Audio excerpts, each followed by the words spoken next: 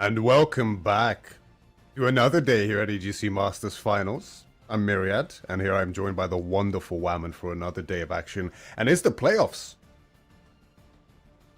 It is, and honestly, after seeing those results from yesterday, this is definitely not going to be an easy one forward. We've seen some fan favorites who are now not moving on in position one, but rather are going to be doing a bit of an upset in these brackets as well. So our first matches today, I'm really excited for. When we got told exactly what we're casting today, I know that Twitch chat would be as excited as we are, because Puppy Ball Louis as a starter match already feels like such a big bang to start today's show off with. And the problem is, that's every single one of them. None of these feel like we're just having your usual seed 1 against seed 8. This is a mix mash, and I feel like we're going to get a lot of crazy plays, especially with the meta still in a really bit of a wonky place where some people feel like, hey, this is a little bit strong, that is a little bit strong. It hasn't been fully addressed. So I feel like there are a lot of room for upsets. But Puppy Ball versus Louis is our starting match, Myriad. I am hyped. You've said it perfectly. It's the cream of the crop now, isn't it? It's the very best of the very best, and we've got some banger names here, haven't we? As you mentioned, Puppy Paw against Louis MT will be our very first set.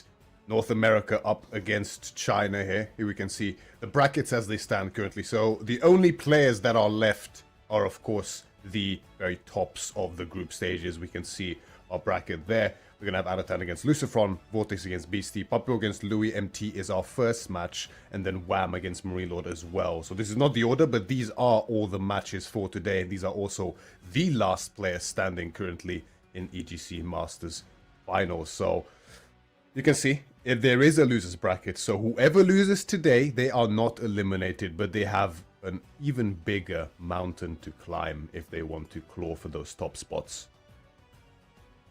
Now, when I am someone like Anatan already clawing through at the top of my group with leaving a lot of marks behind, there's a lot of expectations going into this. But now Puppy Paw and Louis, two very big names. And what I love about this system, this is also the system we used in some of our female tournaments, and that is the sniping system.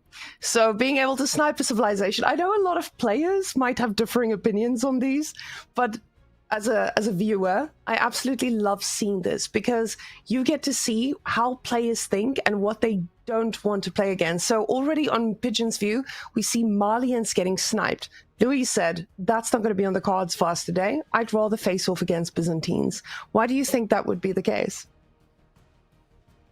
Malians is one of those, let's be honest, it's a cockroach civilization, isn't it?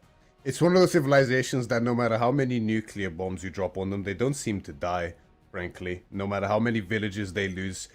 It's just always quite annoying to play against, and the tendency to go cavalry, especially on a map like this, so dominated by stealth forests. If you ever put on a defensive on this kind of a map, it's a horrific position to be in.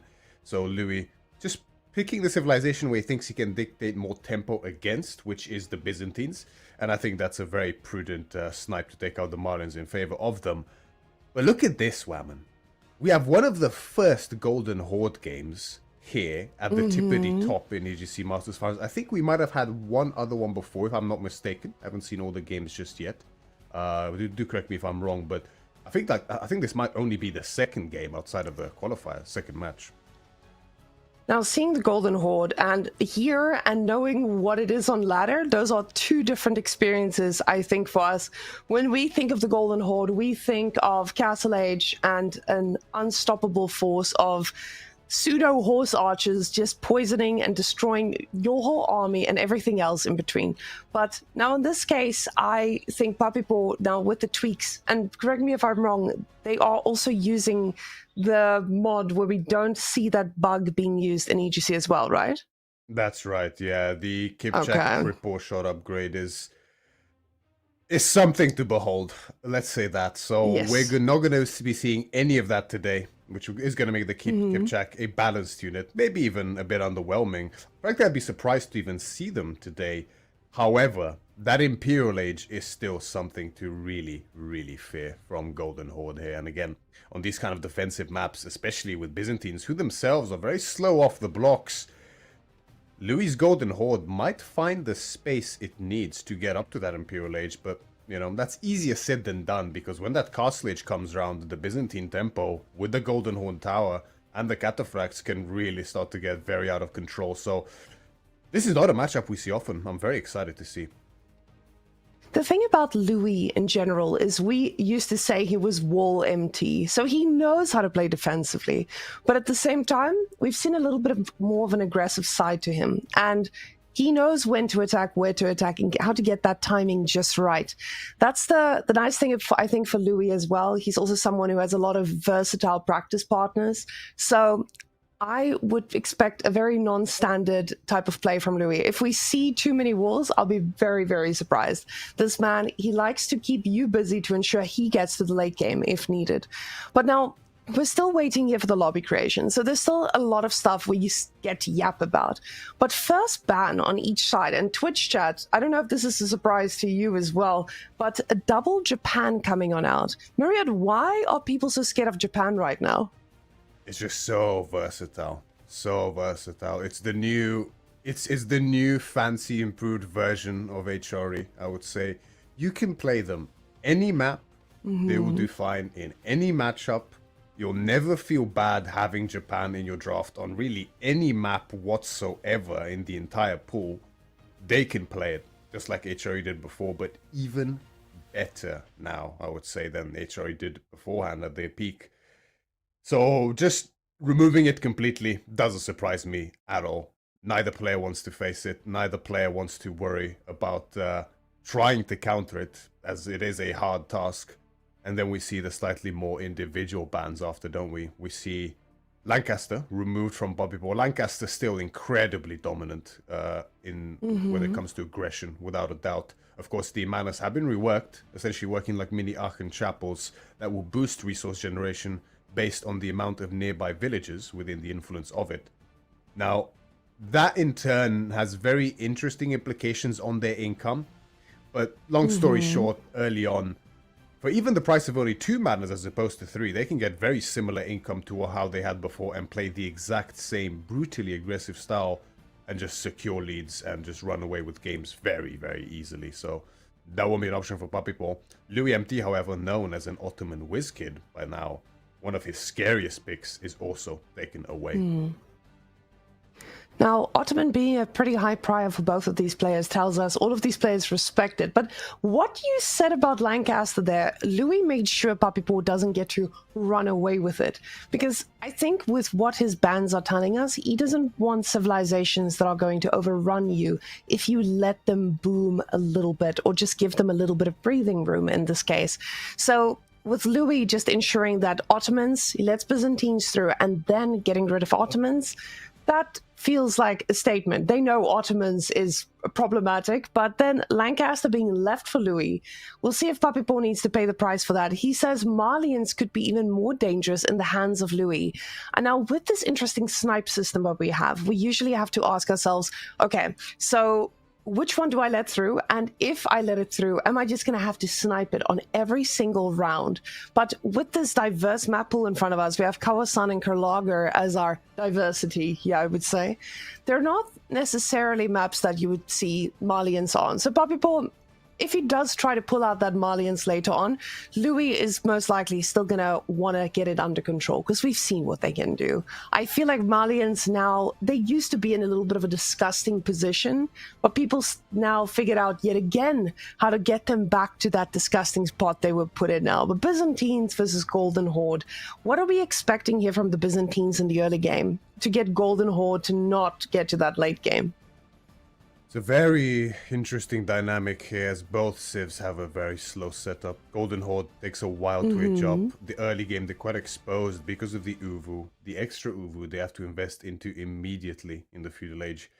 And then just the general design of the civilization. The double batch production. Over time, you know, the numbers build up. However, early on, like your very first units take twice as long to come out as other civilizations. That can really be detrimental. That's one of the reasons Golden Horde is so vulnerable to Dark Age aggression. Even probably the most vulnerable civilization in the game to Dark Age aggression at this point. Used to be Byzantines, not anymore. Golden Horde takes that takes that victimhood away in this case. You know, Byzantines is very similar in that regard, right? We have seen so many system variation builds, 1 on stone, 2 on stone, 3 on stone for that matter. And this is going to be an interesting question mark as to how exactly Byzantine's powerful timings, specifically around that castle age, work out against Golden Horde's timings, because it's very interesting to see due to Golden Horde being technically stronger in the feudal age, having access to the Torgud, to the Keshik, these heavy cavalry units with good buffs from the Khan, that could very well be in their favor.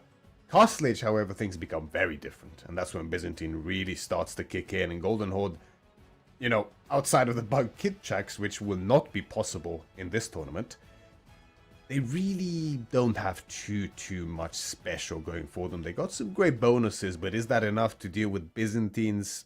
I doubt it, but that is something we're going to have to see as the game is ready, everyone. Louis MT in the color yellow as the Golden Horde, spawning in the south side of Pigeon's View, and his opponent, Papipo, in the color red as the Byzantines. And it is a fight we have on our hands. Yeah, with this type of split, we're already instantly trying to look at exactly what the stone investment is going to be. We already see that 2 on stone. And the big question mark to us is, what does Papipo feel is responsible while still boomy on the Byzantines? Now we see that first system coming out, and that's most likely just going to be a 2 villager on stone for a while, because in a lot of cases, people say it's definitely worth it to go for that level 5 cistern.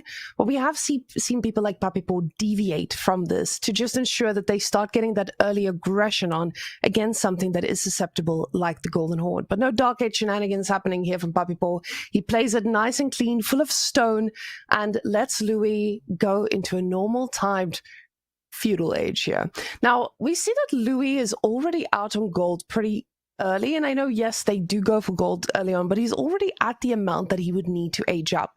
Is this done to preemptively prepare for if something like an early aggression happens, or is this just something that you want to have as the Golden Horde, that little bit of extra gold at the start? It is a little bit unusual, right, seeing such a priority on gold. There might have been a fear of a Dark Age here.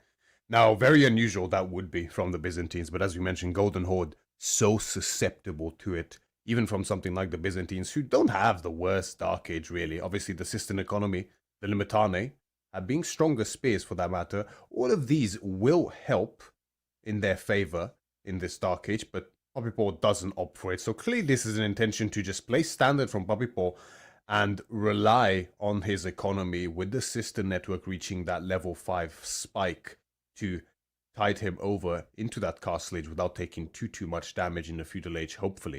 You can see by the berry spawns, they are forward, aren't they? The first and the second. So that is not something he wants to see.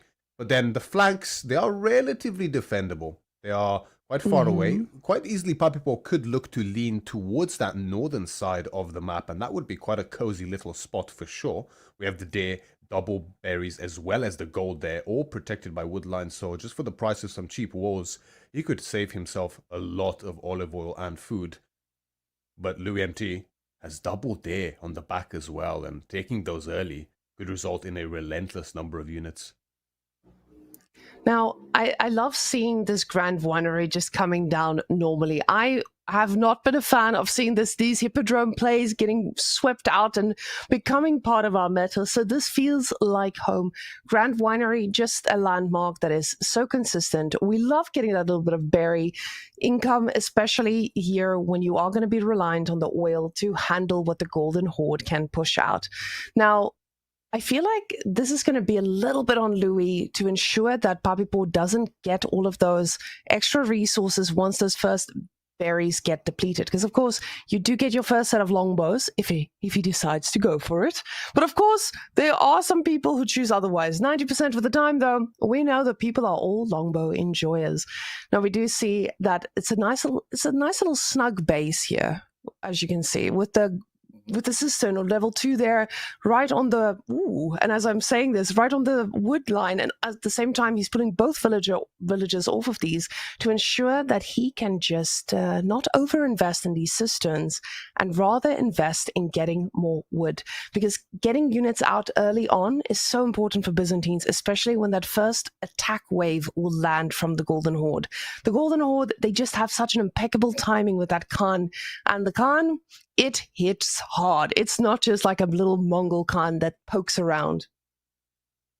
Yes, the Khan, Batu Khan, supported by the Torguds, essentially forms a little army in and of themselves. Of course, the Khan, all damage that Batu Khan takes will be directed and soaked up by the Torguds as long as they are in near vicinity. So the Khan essentially cannot die until the Torguds themselves are die.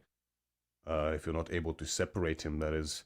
So quite a powerful bonus here for the Golden Horde, especially considering that the Khan, as soon as he hits, extra damage will be granted to all nearby units of no cooldown. So not like the Mongol Khan, there's no abilities to be used here, at least early on for the Golden Horde. That buff will be ever present as long as that Khan can stay alive and keep on fighting. Puppy Paw. We can cast some predictions based on how the cistern layout is prepared in terms of where Puppy Paw will lean with his base. So we did see that network extended towards that secondary berries at the front there. And then the third is pushed towards the gold. The question remains, where will the further cisterns go? Towards the north or towards the left? That is the question here, because either side could give fruit here for Puppy Paw. The Khan has come in. I love to see this little bit of aggression just from the scout as well at the same side. You can see Puppy Paw, he knows what this charge can do and he's prepared for it. When he rushed that barracks up with 4 villagers, he knew the timing was upon him. And getting out those Limitanei as quickly as he can is going to be so, so critical here.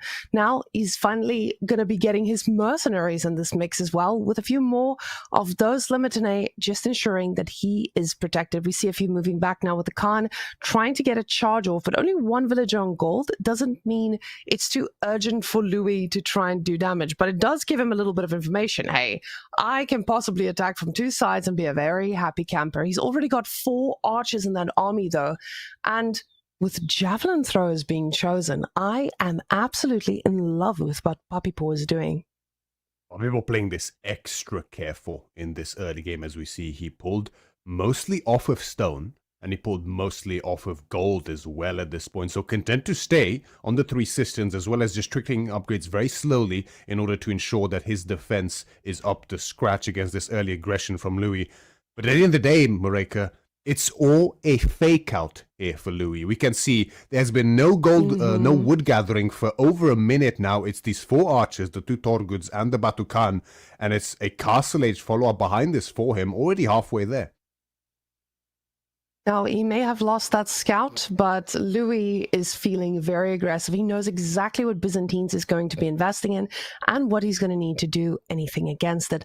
Now, with those 4 archers, he's just poking. Now, if your opponent goes for longbows, if your opponent goes for javelins, the outcome is the same. You don't want to be fighting those with that small of an army. So that fake out timing works out perfectly for him here. Now, going into the Castle Age, though, what does this give Golden Horde without the bug units, of course? What do they now get going to castle that makes them so powerful and will tell Puppy Paw, hey, you need to make a move now?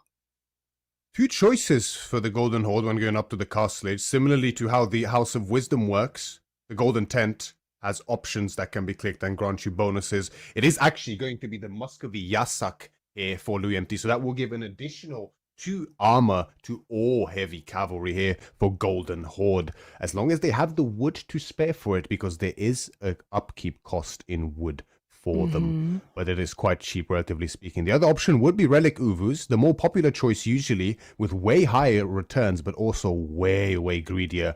And when getting pushed by 8 javelins, 11 Limitane, Louis might be in a tough spot to greet here, as the Torguds and the Khan look for a little raid, but already Puppy's applying the pressure. He understands exactly what is going on here, and the Uvu is the first target for him to punish this timing.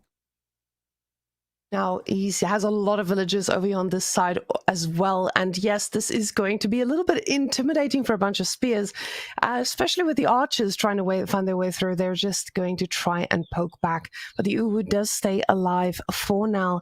And Papipo just investing in more and more Limitane. He wants this to go down because the Golden Horde and their Uwus, they hit very differently from how we know it as the Mongols. Now, we do see these javelins. They are accompanied by another handful of Limitane, and Papipo now floating quite a bit of food here. This could be indicative of him thinking about getting a little bit more into that castle timing, as we do see a lot of red dots over there on the gold, but at the same time, keeping that pressure constant.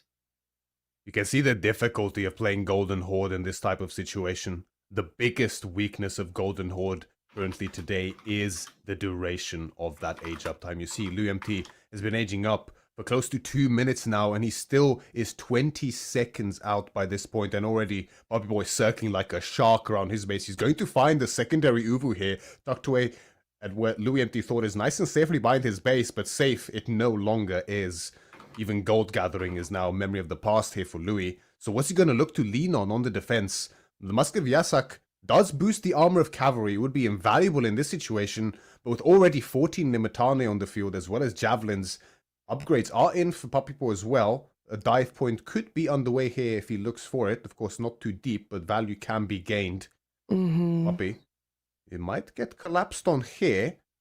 The tributes are also called in for Louis. Very strong units here. They're like men-at-arms in this position, and Papi has to be careful.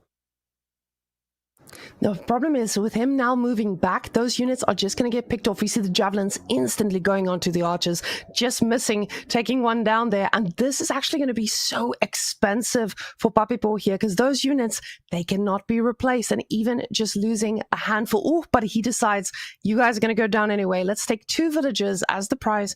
And now trying to do as much as he can, trying to kite backwards. But he's aging up himself, getting the Golden Horn Tower, and keeping in mind, this is now not the crazy Golden Horn we've been seeing recently. This is just the one that produces units. No crazy arrows going to be firing from there.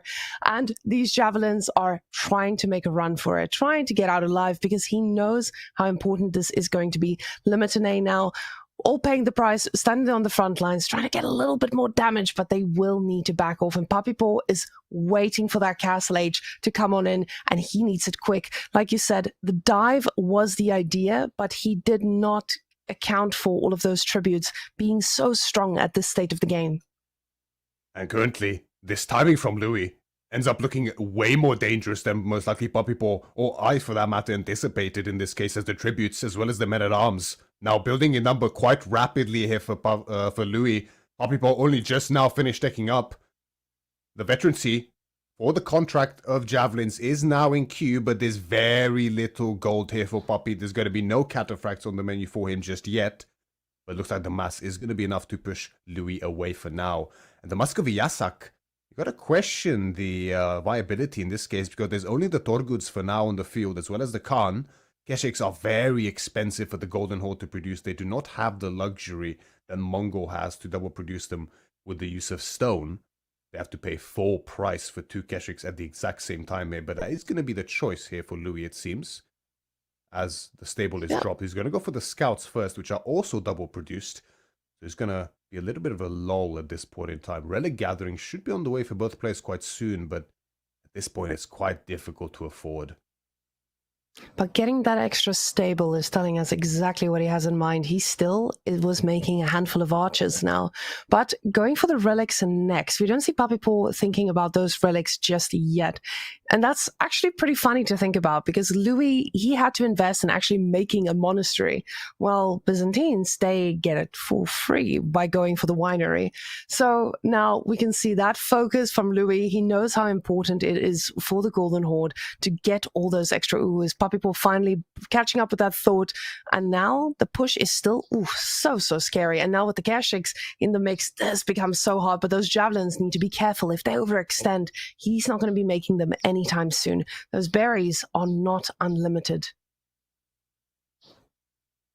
You can see there's more of a lean into the Torguds now. Meridon production has stopped for now. Did make a small mistake earlier. The Yasak does boost the ranged armor of heavy infantry as well. that will apply to the tributes as well as the men-at-arms. So good detail here for Louis. You can see already just this system Byzantine economy is so out of control already.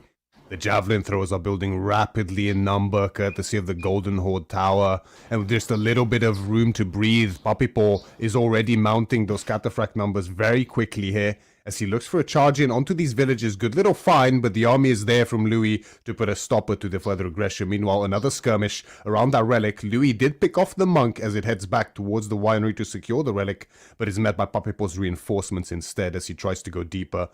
You know, Papipo's raid continues here on the north side. He discovers the gold secured by a fortified outpost here, but no upgrade on it yet. But the units are here to prevent any further damage outside of some idle time. The cataphract itself will lose its life as Papipo discovers Louis MT's relic hole at this point in time. In the stealth forest, he manages to catch it. It can always be difficult with so much stealth forest on Pigeon's View. And another relic picked up by Papipo. He's going to look to secure it again as the Wololo doesn't quite go off. And that's the beauty of the Golden Horde in this position. With Golden Horde, you can see he's just investing in that mobility constantly because he sees this is what Papipo wants to do. Papipo wants to split his army. But the difference is, Papipo's units, they are not that mobile at the moment, especially not with those handful of cataphracts that he's reliant on. He needs to keep these in bigger groups, but he still tries to do the raiding he can. This gives Louis an opening to pick off any stray groups of units, just like these javelin throwers who are standing a bit too far forward. There's no front line to take anything from these units. They're getting on top. He does try to kite them back just a little bit. Oh, and now the cataphract turning around, the Limited making their way through, actually getting there onto the front lines, but those javelins need to be microed perfectly for this to actually give Papipo that edge. He's doing a ton of damage here, but the trades are looking pretty decent here from Louis. He is just absolutely destroying this, and this is the problem with javelin throwers. Javelin throwers, they require so much more to just perfectly execute, and Louis is showing us exactly what that mobility means as he is collapsing there onto the back lines, and Papipo is forced to retreat yet again. Yeah, and the by the way, flank from the Myriad, heavy while cavalry. I just want to say, I know Twitch chat is complaining about the in-game audio, so while you're casting, I'm just going to make a few noises as those javelin throwers are going forward. Twitch chat, this is for you. Yes, bear with us as we attempt to fix the technical issues here. We are sorry about that. We're doing everything in our power to fix them, so just bear with us as we witness the game here. It's getting very, very scrappy at this point in time. We saw the fantastic earlier flank from Louis' cavalry onto Papipo's javelin line. That dealt tremendous damage, but at the same time, Papipo, we saw that in the army count. Most of his army wasn't there, and he was busy dealing damage directly to Louis behind this, gaining himself quite the villager lead at this point in time.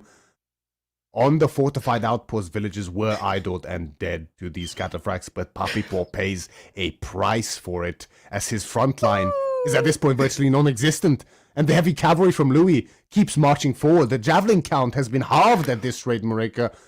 There's little left for Papipo there on the offense. The thing is, this is still Byzantine's right. He's done a bit of damage. The problem is Louis has been able to do it as well. I apologize, guys. Those game sounds, they made me giggle like a little girl here at the back here. So definitely not going to be able to keep those up with all these raids happening. But we do see that he was able to get a lot of idle time here because Louis is out on the map getting all this food. So is Papipo, as we see him snacking all those berries, not just for the berries, but also for the oil. And honestly, this is starting to become a little bit of a safe space for Louis. He's not too worried about these raids. The raids keep coming as we see the camel going on top of yet another villager. But the villagers shall stay alive, and the cataphracts look for more damage elsewhere. He's trying to attack in multiple spots, but he's just not able to find all the damage. And Louis has caught up in those vill kills, and Papipo, he's just not able to find that back. And you see with the groups of units being sent around and then clicked to attack move, they're fighting against other military units. They're not going to be getting the nice juicy villages they were intending to get. But as this is happening, we just see those villager kills going up and up. And the problem is just Papipo, he's going to need to shut down Louis before Golden Horde gets out of control. And we did just miss a very significant raid from Louis MT. Unfortunately, he was there in the north side on the berries, I believe. So many villagers went down there for Papipo. Papipo, only a minute prior, had a 3 or 4 villager lead, and now it's Louis MT in the driver's seat. Over 8 Yeah, almost 8 villages ahead at this point in time. Very significant bonus, of course, as we mentioned. The cistern economy, the olive oil, the golden horde tower. This doesn't mean too much for Byzantines in this position, but the numbers are looking really scary from Louis now. So many Torguds, so many Keshiks. Decent backline as well for him. But Babybor keeps leaning into what is so potent for Byzantines as well. With the cataphracts, the lance, the javelin throwers, as well as the camels now in the mix, applying that debuff towards all of Louis' cavalry. This might be a tougher fight than Louis can handle here, as Babybor looks for the decisive blow here, striking from two sides. His northern army is pushed back by Louis Empty's heavy armored forces, but this opens the way for the flank, as the villages are now exposed and begin dying like flies. But Louis realizes just in time, he turns onto the javelin mass, but then gets surrounded by the northern army in this case, and it's looking like there's little left for Louis in this game, as raids from the north as well. The men-at-arms, as well as the cataphracts, pushing him off of food, and he is now relegated under the TC. Louis, he's got nothing left. Oh, and it looked so good there for him for a second, but with those javelins just flanking all the way through the wood line, he did what he could to turn around, but it just was a little too late. And it just shows you, Byzantines, when you let them get that oil, and when they get all those free units, the economy, it just matters. The fact that Louis was in the darkness, as Twitch chat just needs to imagine 10 villages going down in the north. This was massive, but it didn't have the time to pay off, because with all those cisterns, you still have to keep in mind this economy is boosted. Even if he was behind with a few villages, it is just him being on equal footing at that point. So absolutely much of a distraction from Babybor here. Very good. And Louis, he's now seen what the Byzantines can do. The thing is, I bet you he knew this. He just didn't want to go up against Malians because he thinks that Malians might be even worse for him to handle. So getting Byzantines out of the way, this is not the end of the world for Louis. He still has a lot of dirty tricks up his sleeve with that killer draft of his from the last game. It's one of those cases, right, where quite often the opening game, there's two main strategies to look for it. You either pick a very reliable civilization that doesn't have too many bad matchups from your draft, right? And that way you cover yourself on all bases. You can reliably assume that you'll have a pretty, winnable game no matter what your opponent picks. And then there's the other camp where you kind of hope to bait out one of your opponent's best civilizations for one of your worst. And that way the pressure to win is heavily relieved. You know that you're in for a really tough game anyway. But at the same time, although you might give your opponent a win, they have then used up one of the best civilizations, in this case, the Byzantines for Babybor. So, not exactly the start Louis MT was hoping for. You always want to win, even when you don't have the best civilization for the job. But removing the Byzantine possibility from Babybor is certainly something that is a plus here for Louis. So, although the poor is the law in this first game, as Babybor takes it, with the Byzantines, there's plenty more to come in this match, I'm sure, as Louis is going to now have the map pick. You see the replay here, so many fights in these stealth forests can be always very difficult to gauge which side is winning exactly without the vision. But the fights, now, economy favored him. I love that currently we're sitting here on a sound setup, guys, that brought to you by Whammon's PC, not picking up Discord. So just so you know, if Maria and I talk over one another, this time you guys don't get to blame Cal. You have to blame me for that one. But I saw a few questions in the chat about what is coming up for the rest of the day as well. Guys, after the series we have Wham versus Marine Lord. So just so you know, this matchup that we're seeing right now, it gets even, I don't know if I want to say better, because Babybor and Louis, those are two names that we know is already freaking amazing. But Wham has been on fire, and Marine Lord, he needs to get shut down because there has been a little bit of a dominant streak between these. Now, we do see 5 minutes on the clock. So, ladies and gents, let's look at that draft that we just have here in front of us. I mean, what I'm loving from Babybor here is he went for both of our Delhi flavored civilizations, and Karlager is given to the Mongols. Oof, and I can just imagine a nice little fast Imperial. I know those days are behind us, but French was sniped. We've seen what French can do on this map. I understand, Puppy Paw. I understand why you don't want to play against this. But talk me through the Tukluk snipe, Maria. Why are we sniping Tukluk here?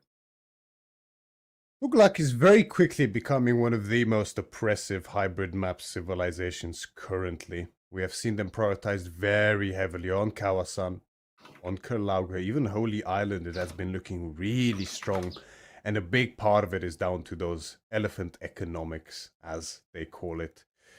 Any resources dropped off at the TC, at the dock, including from fishing ships, on the wood line at the elephants, it is all boosted by 5%. And there's another bonus as well. I think the actual gathering rate, if I'm not mistaken. It's in the upgrade. It's one of the upgrades, because Tukluk essentially has pretty much all their economic upgrades bunched up into one with that elephant economics. Woven baskets, I believe the first one is called, but I'm not completely sure. We can have a look if they do turn up later in this draft, potentially on Kawasan. But combine that, of course, with the shooting fishing ships that Delhi also has access to. The notorious healer elephants, of course. How can we not mention that unit? This creates a perfect storm with Tukluk is looking pretty scary on these types of maps, so no surprise seeing them banned there.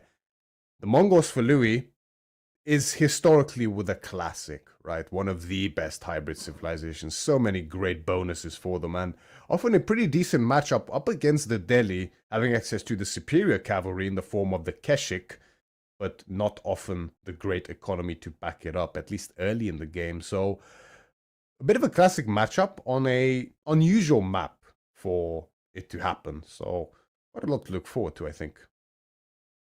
Now, usually the question is asked, so am I supposed to go on water? Am I supposed to do early aggression on this map? And we did see for a long time a lot of spearman rushes on Kalaga itself, because you want to deny your opponent from having that optimal age up timing, even if you just slowed him down a little bit. So what we've been seeing a lot from people is, especially from Mongols, when they want to be a little bit of a greedy civilization, they usually do a little bit of early game shenanigans to just ensure that you have to respond to those shenanigans. And the next moment you open your eyes, they're Imperial. So that's what Mongols has been doing great. The thing is, against Delhi, it doesn't work that way. Delhi, they don't need all the gold the other civilizations need to have a pretty good life here. So I feel the natural encounter between these two just ensures that Mongols, they don't get to be that greedy. And I can see there's a lot of people asking specifically about this pick and ban system that we have in front of us. And I'm just quickly going to show you guys or talk you through it so that you can understand, because for me, also confusing the first time. So we have the normal pick and bans. They're at the top, as you guys can see them. We ban 2 civs, pick 1, ban 1, pick the rest.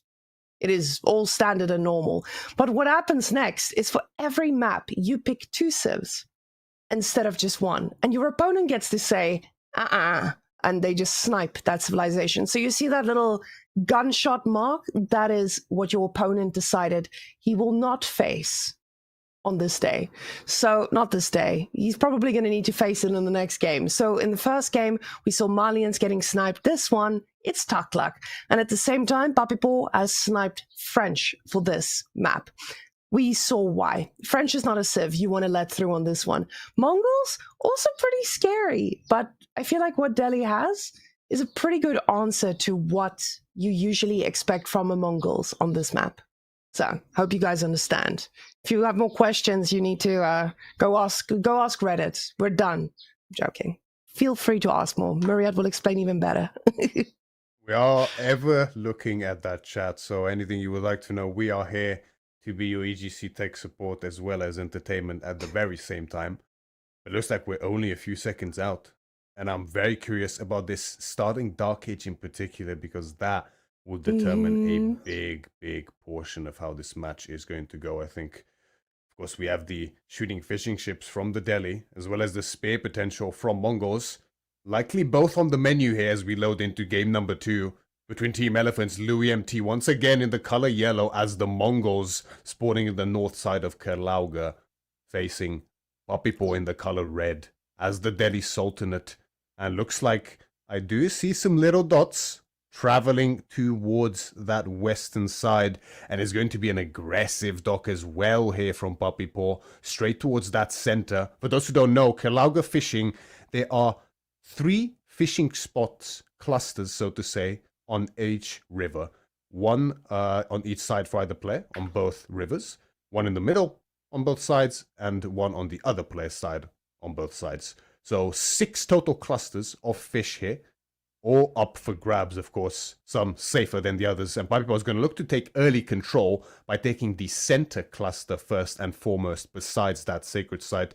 And Delhi's a very intelligent pick here for these reasons, right? You can assure your control over these sites with actual ships if you deem it worthy. There are only 2 sites, but both of them can be very heavily fortified with these docks. So, Louis MT, are we going to see a barracks from him? And considering he already has over 200 gold, I don't think we will. Now, going up against Delhi is also not something we usually see where people say, oh, I'm going to shut down that gold. Because usually, if you see your opponent is going for something like an early aggression, you just grab a few villages, you go get the gold you need, and you're ready for your age up while responding to the rest of the rush. Now, the thing is, when we go and think about those spears in this scenario, they most likely want to be looking straight at the dock. Now, as the Mongols, for those of you who know, which I assume everyone knows because Twitch chat, YouTube chat, I know you guys are all Conk 3 right there. You're making up the whole Conk 3 ladder. So you guys know that Mongols gets resources for burning stuff. So they don't mind if you make a little dock because it gives them a little bit of initiative to go and respond to this right after. Now, Louis is going to be aging up a bit faster than Papipo here, as he just did not invest onto the water. So the water is going to slow Delhi down. But after that, things will get a little hairy. Now, we'll see what Louis decides to go for after this, because what we see from the Mongols here is we can look for that little bit of mobility to shut down multiple spots by going for the Keshiks or just going for those plain old spearmen to try and burn stuff down. But the thing is, when you're up against a dock and you know they can just make an archer ship, it just doesn't feel as good to invest in all those spears. But we do see 4 villagers on wood there already. He is chopping his way through all the way to his first production building.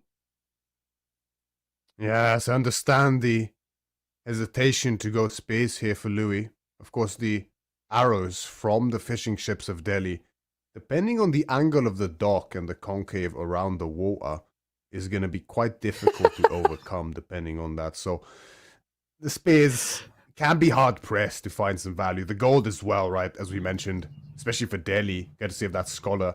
It's not like you're really going to push them off before they get enough for the age up. They even have access to that secondary back gold, which they could even long-distance mine if it is necessary for him. But that's not going to be the case.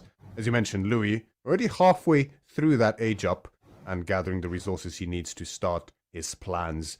And I'm quite curious about the plans because there's no dock drop yet. That is a classic move as the Mongols here. Of course, you can get that arrow slit so easily on the dock. But again, the issue is these fishing ships. How are we ever going to secure this as Louis here? Now, 5 fishing ships are so scary to play against already because they are just cleaning up those patches of fish. And it's going to be fast. Guys, we just got a note that we will not be able to restore the game sound just yet, but we are going to be trying to get that back up soon. So in the meantime, we will be hearing Whammon's as the Khan is attacking every villager he can, just getting a little bit of a shot off, because you guys know what's next. A good little Keshik follow-up could mean that that villager who just got fired down is going to be cooked when there's one good charge on top of his head. But that's what Papipo knows, and he's pulling back. He knows, I cannot let you guys stand out too far, because once the pressure arrives, there's no stopping it. Now, I would love to see what Louis went for first here with those production buildings, as we do see a dock on his top side as well, securing that river, making sure that he gets a little bit of fishing going himself. And an archery range is the choice here. And I am so ready, but I don't know if Papi is ready for the Mangadai, but this is going to be a lovely time for anyone who wants to shut down those external food sources. Yes, the mango dye timing in this position is when it can yield the most fruit here for Louis. Of course, Papipo's age up is heavily delayed by that investment into the docks as well as the fishing ship, so So, his Ghazi raiders in turn will be delayed. So, and when you have more mango dye than enemy horsemen, it can get very tricky indeed, especially because horsemen already struggle to catch up to them, especially if the Khan's signal arrow is also in play due to the Mangodai being able to constantly shoot on the move. Very potent bonus for them. And especially on this kind of a map, you can see already Papipo understands the grave danger of those Mangodai and wastes no time in setting up walls. Now a tower being rushed up as well, even before the Mangodai actually hit the field. It's going to be looks like Khan's Hunters in queue as well for Louis here. App choice, of course, the Khan's Hunter giving an extra little range. I believe it's half a range or even less than that in the feudal age to the Mangodai, if I'm not wrong. But every little counts when it comes to harassing these woodlines. Now the stable is being rushed up. Ghazis are on the menu here for Papipo, and you will need both Ghazis and archers to deal with these units effectively. now, we do see a little prelate there, or prelate, I call him, that he is healing up everyone he can as that Khan is firing away at the villagers. He knows the value of this. These scholars need to heal everything and anything as the Khan is standing there at the woodline, and we've played against this. Twitch Dad, you've played this on ladder. When Mongols just circles your little woodline, he gets a nice little vision across from it and snipes down your villagers one by one. Now, Papipo responding with the Ghazi Raiders, this is a pretty good move here. This is the most logical move you could make, especially when you're dealing with a greedy goose Mongol player, because this is usually where you see the Mongols living their best life and going in any direction they feel, and usually that direction is upwards. But Louis says, I will be going for Keshiks instead. Now, going for the Keshiks just means that Papipo is going to need to find more than just Ghazis to deal with this. Louis already has such a decent economy on water, but it doesn't just match what Papipo has up until now. And these Mangadai, they are annoying, but we have to keep in mind, there are still scholars here at the back that will be able to heal them up if given the time. The thing is, I just don't know if he's going to have enough time to do so. The delay in fishing can be very costly here for the player that is delayed. We can see that manifested in the food income already. Papipo, a firm 200 ahead, quite consistently at this point in time. Louis, it does still have a little bit to go until he actually matches the fishing ship numbers, but that can be offset with the use of a highly mobile composition like Louis is employing right now. The Keshiks with the Mangodai and the Khan's Hunters are going to do great on the offense in harassment. But speaking of, Poppy looks to flip the script and finds himself a villager on those deer that Louis had went for to supplement his food income. Very nice pickup, and of course, they will easily outrun this Keshik who, although stronger 1v1, that's not the case 1v3, and Poppy actually finds the mass from Louis MT a little bit overextended, but there's too much here for him to actually contain, and loses a Ghazi for it. Another Ghazi is very low on health, and that's also going to get sniped. The extra range coming in so useful here for Louis. Maybe another Ghazi is going to go down as well, but is met by the charge, so he will get away. Great pickups here for Louis. Usually at this point of the game, the question is who runs out of food first. We saw Louis out there on the deer because this man, he needs the food right now. Everyone needs the food right now. Papipo with those extra fishing ships, he is going to be okay replenishing these, but at the same time, this is not something you have infinite amounts of. He's now getting that 13th Ghazi into his army, and at the same time, getting a few blacksmith upgrades as this is going on. Getting the +1 ranged armor against the Mangadai is going to be so important. But now, with an extra stable now coming on in, this is going to mean that those Keshiks are going to become plentiful. And yes, Ghazis, they do extra damage against Keshiks because they're armored units. It doesn't mean you want to be fighting them, because the battle of mobility is in the hands of the Mongols, especially with him moving his landmark this far out. Those Keshiks might catch up now, but once it's placed down yet again, this is going to be a fun time for Louis to micro. Papipo, though, he knows he still has the food advantage with this. He knows he needs to be aggressive and shut down what his opponent can't handle. And he's doing a pretty good job at this, with those Keshiks just chasing around, wasting their time. But Papipo has found a little bit of different damage here in form of a boat. Papipo is going to look to try to leverage his own mobility with the sheer investment into Ghazi here.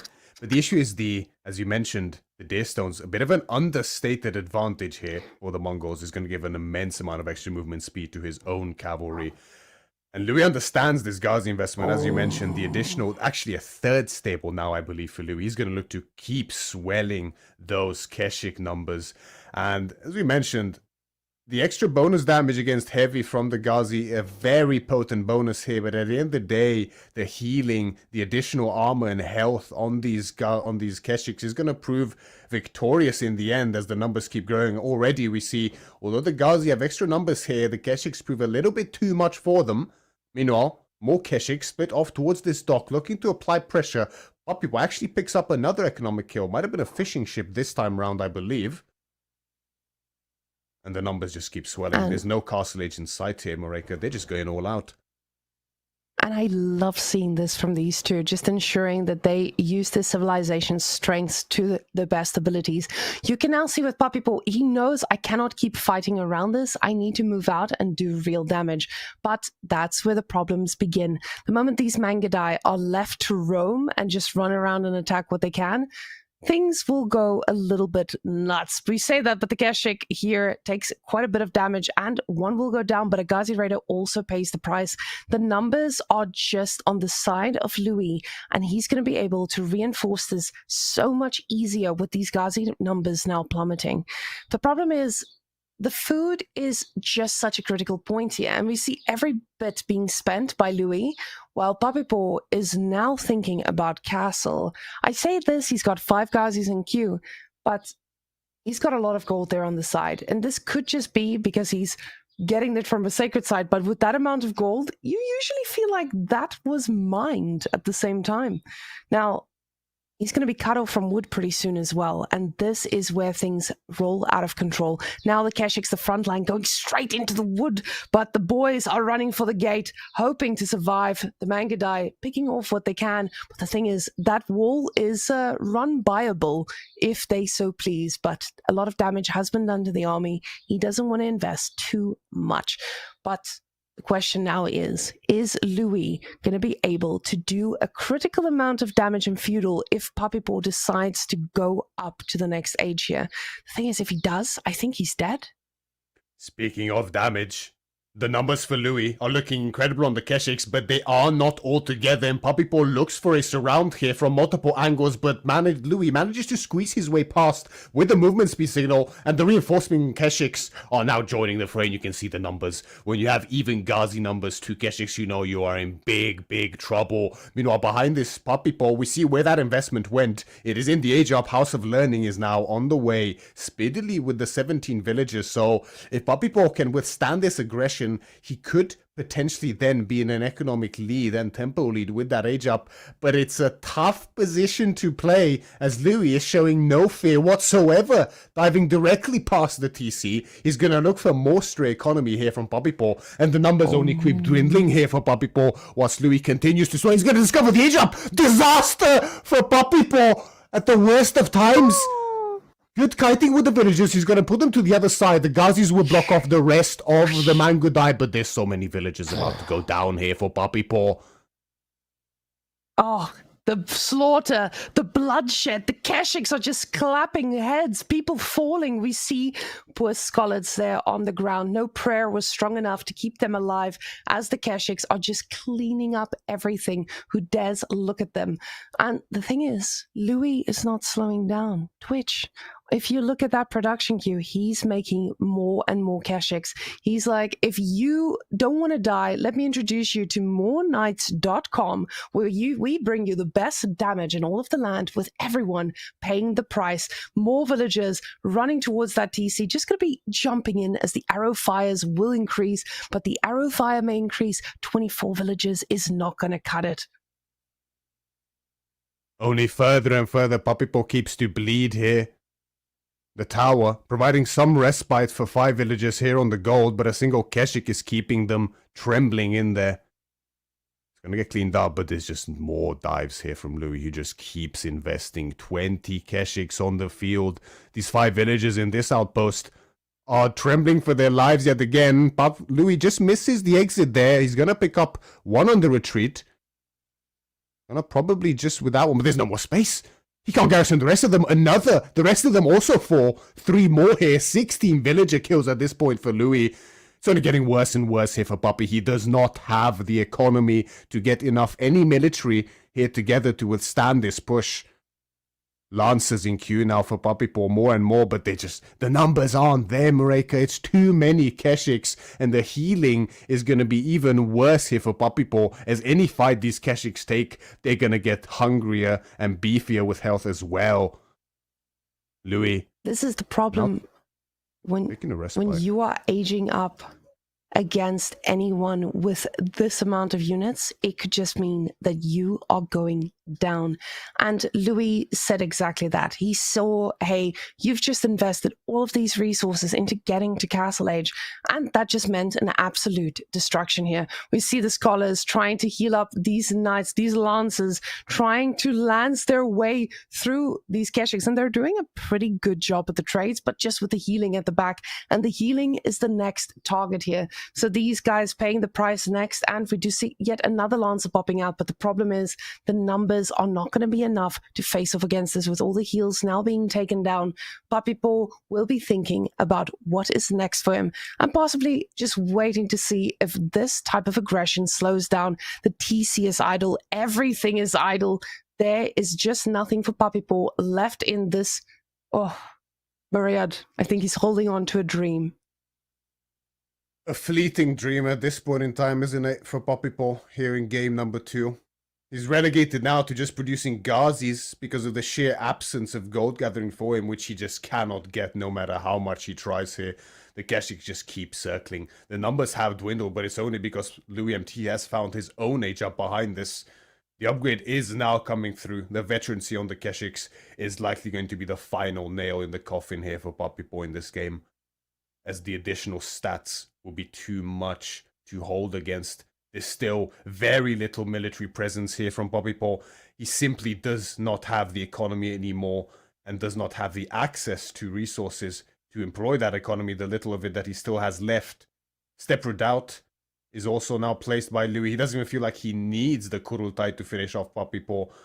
He's looking very cozy in this game number 2 here. Villages again running desperately to find some respite, but they're only going to be met by more Keshiks and more running, as Louis just keeps ever diving here, and Puppy Paw is just on his last legs in here. Puppy Paw might be thinking that there's a way out of this, as we see him still producing Ghazis, and with him still queuing up all the upgrades, he's not giving up. And I don't know if this is just to ensure that Louis gets tired and worn out, but the question is, what is his plan here? These guys, the Keshiks, now absolutely destroying even more, with now another scholar going down between all of this, and it feels like Puppy Paw is hanging on. He not probably knowing exactly what damage was done, feeling like the damage he had done was going to be enough, as we see Puppy Paw doing a counterattack at this exact moment on the side of Louis' base. So this is a constant aggression on every side, but Louis has the same idea, and Puppy Paw, he realizes this is enough. I will go to the next one and see what we can do about that. GG is called, as Louis strikes back in game number 2 to tie up the series 1-1 here as the opening set of Sunday here at EGC Masters Finals. Good little attempt there by Puppy Paw at the end. This is when you want to raid the most, when you are under pressure yourself. It can easily take the opponent off guard, but by that point it was too little, too late. Too much damage has been dealt. Too many villages have been lost. Poor Puppy. There was just nothing left for him to actually fight with at that point. And Louis closes out the game quite decisively here near the end. Very tumultuous feudal age there between these two players. And, you know, eventually you want to find that age up, especially as the Delhi in this position, because the massive Keshiks will just keep building. And it's not really something you can contest at some point later in that feudal age with the Delhi, unless you have the exact composition necessary. But Puppy was already stretched thin, investing so much into those Ghazis. And when that age up gets discovered on the dive, you can see what follows. So when we get into these spots, I think a lot of the players remember, we have God Vision Twitch chat and Myriad. We have every bit of insight we need. But Papipo, it feels like he had to know what was in this. And at this point, I think Papipo may be just using that last bit of the game to think about, what do I do next? What map do I pick next? And his answer is Kawasan. The thing is, this is a funny statistic that we did a while ago. We asked the players what maps they wanted in tournaments. And we asked people to vote for the maps that they wanted and didn't want. And Louis was one of the people who likes his maps nice and dry. So Papipo, being one of the players who likes his map of all variety, I can see why Papipo would feel comfortable picking something like Kawasan. So Kawasan is not a map where you go in and you haven't practiced this a significant amount of time. Papipo, he's played this map. We've seen him do some insane things on this map as well. He knows his civilizations, he knows the boundaries, and him getting Zushi on this map already tells us that this could be a nice spicy game. Maria, do you remember the days of Zushi in the early game and what they do here? It's a bit of an oppressive strategy, Wellman, isn't it? Mm-hmm. Kawasan, for those who are unaware, quite a nice little hybrid map, one of my personal favorites as well here. And there's 2 ponds, both with 4 deep sea fish and plenty of shoreline fish up for grabs for either side, of course. Normally equidistant, depending on the way the map spawns. There can be some funky spawns here in terms of the way the players are positioned relative to each other. But the center there, if you look closely, you will be able to see a sprawling field of those berries. And, well, we know the meditation gardens, don't we? We know the amount of resources that can be generated with a good spawn. And quite often, Jushi can leverage it on this map for a very severe injection of food early game, which is all they need to contest the enemy dock. Quite often, Jushi will skip docks altogether for that fast age up in the center, get the food needed whilst gathering wood behind, and they can afford to produce villages as well as ships without having access to any fishing yet. Mm-hmm. But Knights Templar on the other side is no slouch whatsoever. It's no slouch, and they used to be undefeated on water for a very long time, but we know that's not the case anymore. I've heard a few birdies talking about the abilities of Knight Templar, and it's not the scary civilization we faced before. So a lot of me is surprised seeing that Knights Templar was the pick here for Louis. Now, Louis might still be feeling confident in this. The problem is, when you're practicing this many matchups, there's so much to practice for. I think most players, they try to practice for everything, but there's no way you get to practice on every single map, every single matchup, to know how it plays out like it did before.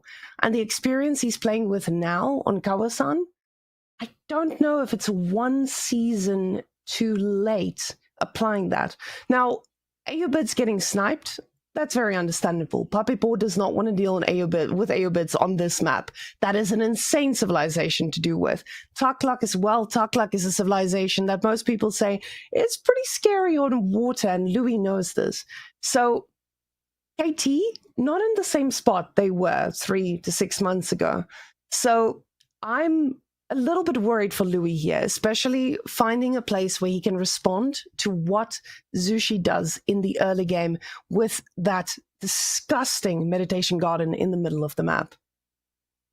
I think there are a few tricks that KT can pull out of their sleeve here, having played this map and matchup a couple of times recently. Most notably with KT. We can go through the changes a little bit here as we prepare to get into the game. We'll just get through that first, but there's some spicy things going on here for KT that I'm very excited to see Louis utilize if it does come to it. Part of the reason I'm surprised that Aeobid was sniped first, I'm not sure if Popov, obviously an incredible player, he might be aware of exactly the potential of KT here and just doesn't believe in it compared to Aeobid's potentially. Or he might feel more comfortable against KT for that matter, despite knowing their strength. I think we'll have to see. But KT, of course, they've received a couple of changes. Notably, the wood gathering has been shaved a little bit. Okay, so it is worse than before by a slight margin. The bigger change, however, is the docks, which are now harbors, actually. And they cost an additional 100 wood, a very significant investment here, even for Knights Templar. In combination with the lower wood, that's quite big for them. But you get some nice extra perks for that increased price. We're going to look at that very soon here, as we witness game number 3 here between Papipo and Louis MT. Louis MT in the color yellow, once again, as the Knights Templar here on Kawasan, spawning in the north, facing Papipo, who spawns in the southwest here, in the color red as the Jushi. And this is one of the spawns I was referring to. This is not your typical mirrored Age of Empires 4 spawn that you see on virtually every map almost, except outside of a few exceptions. Here we have a direct opposite spawn towards this northern side, so that center pond between them is the main one that's going to be up for contention, and that secondary one will likely not be as important, at least initially, unless a player looks to sneak there early and give up on the northern one. But Knights Templar, what do you pay for with that extra wood? Well, you have way more health on these docks. You potentially have access to a Springald emplacement in the feudal age for the price of 150 stone, and I think it's 50 wood or 50 gold, one of the two. Now that's going to be very potent, even more than a regular arrow stitch, which is already a big help on water. But on top of that, Whammon, we have an additional, what is it, plus 15 or 20 or 25? It's one of those three. Plus that percentage extra health on all nearby military ships. And on a pond this small, Whammon, that is going to make a very big difference. So with Knights Templar, you already have a little bit of an advantage when it comes to the age up timing that you can do. But with him investing into ships, we need to see how deep he goes before the age up thoughts start happening. Now, Louis, on this hand, as we can see now, he's already going onto the gold. Papipo is very close to that age up. And against the normal civilization, this would mean that he could possibly not match, but be close to that age up timing. The problem is, this is Zushi, and they can age up pretty quickly. And especially with this position, he is going to do a really nice little bit of income for himself. Now, we do see our observer pointing out where he could have put it to get a little bit more there. Now, I don't know exactly if those would capture all the side berries as well, but at the same time, it does feel like that spawn could have been a little bit stronger. Still a pretty sturdy income there for Papipo. And from the previous times that we played this map, we know that some civilizations like to block that meditation garden in the juicy spot. In this case, just no blocking happening. Now, Louis is steadily thinking about that age up himself as we see him putting more villagers onto the food to try and get this done as quickly as possible. Because now, Papipo, he's getting the age up, but what happens next? Does he decide, okay, I'm going to contest water? Am I just going to go for a fast castle and try to overwhelm you? But Papipo, he's not irresponsible. We do see that wood going up really fast. So the dock is inevitable as we see those villagers moving into position to place it down there on the side. A little bit surprised not to see a barracks thrown up here in the Dark Age for Louis. That's one of the ways that for the price of only 3 spares, you can delay the Jushi way more than you delay yourself with them and get yourself that age up timing to contest the Jushi dock in good timing. But that's not going to be the case here for Louis. Instead, he's going to go for a slightly faster age up, but with no delay on Papipo whatsoever. And you can see the strength of that timing already manifest. The KT age up is still 30 seconds out at this point, and the galley is soon to finish already here for Papipo. And although the garrison slots are there for the dock, that will completely halt the fishing here for Louis. Now, we do see Papipo getting in a pretty good spot. And what I love about these top-tier players is they always move into a really nice position before attacking this. Now, the 4 slots here, this helps immensely, especially in this little bit of a weak timing that we see here for him. But Louis, he doesn't have the wood in the bank to be able to make something instantly. So this does still give a few extra seconds of idle time as the wood is ticking in slowly, and he's finally queued up that ship. This is going to mean that Papipo's follow-up needs to be potent and he needs to keep it in a good position here, because very quickly this can snowball back to the Knights Templar as we do see what they can do on the side of water usually. But Papipo at the same time, he's going to dock that other lake as well, feeling pretty confident in just winning the war on water while going for the other water himself. And the thing is, he doesn't even need to win this war. He just needs to slow down Louis so that Louis doesn't get any of the advantages he usually would in a position like this, having the water for that extra bit of time.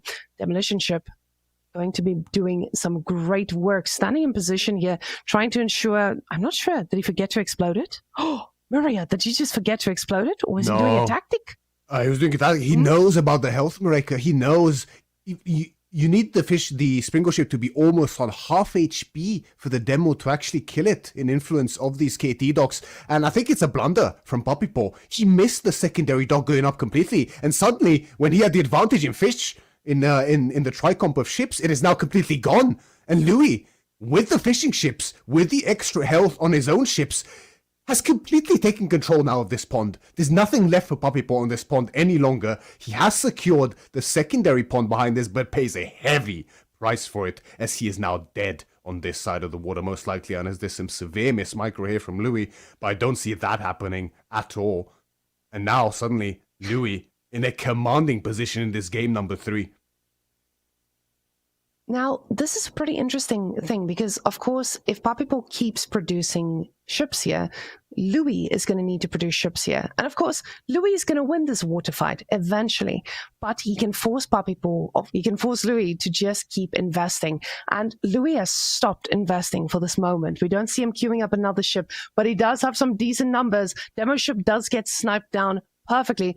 Fishing ships on next, and all of a sudden this move from Papipo, he's just forcing Louis to invest more, but Louis says, I'm not planning to invest more here just yet. I say that and he queues up the Springold ship. Maybe pausing that bit of a investment just stopped him from being able to get this pond back completely.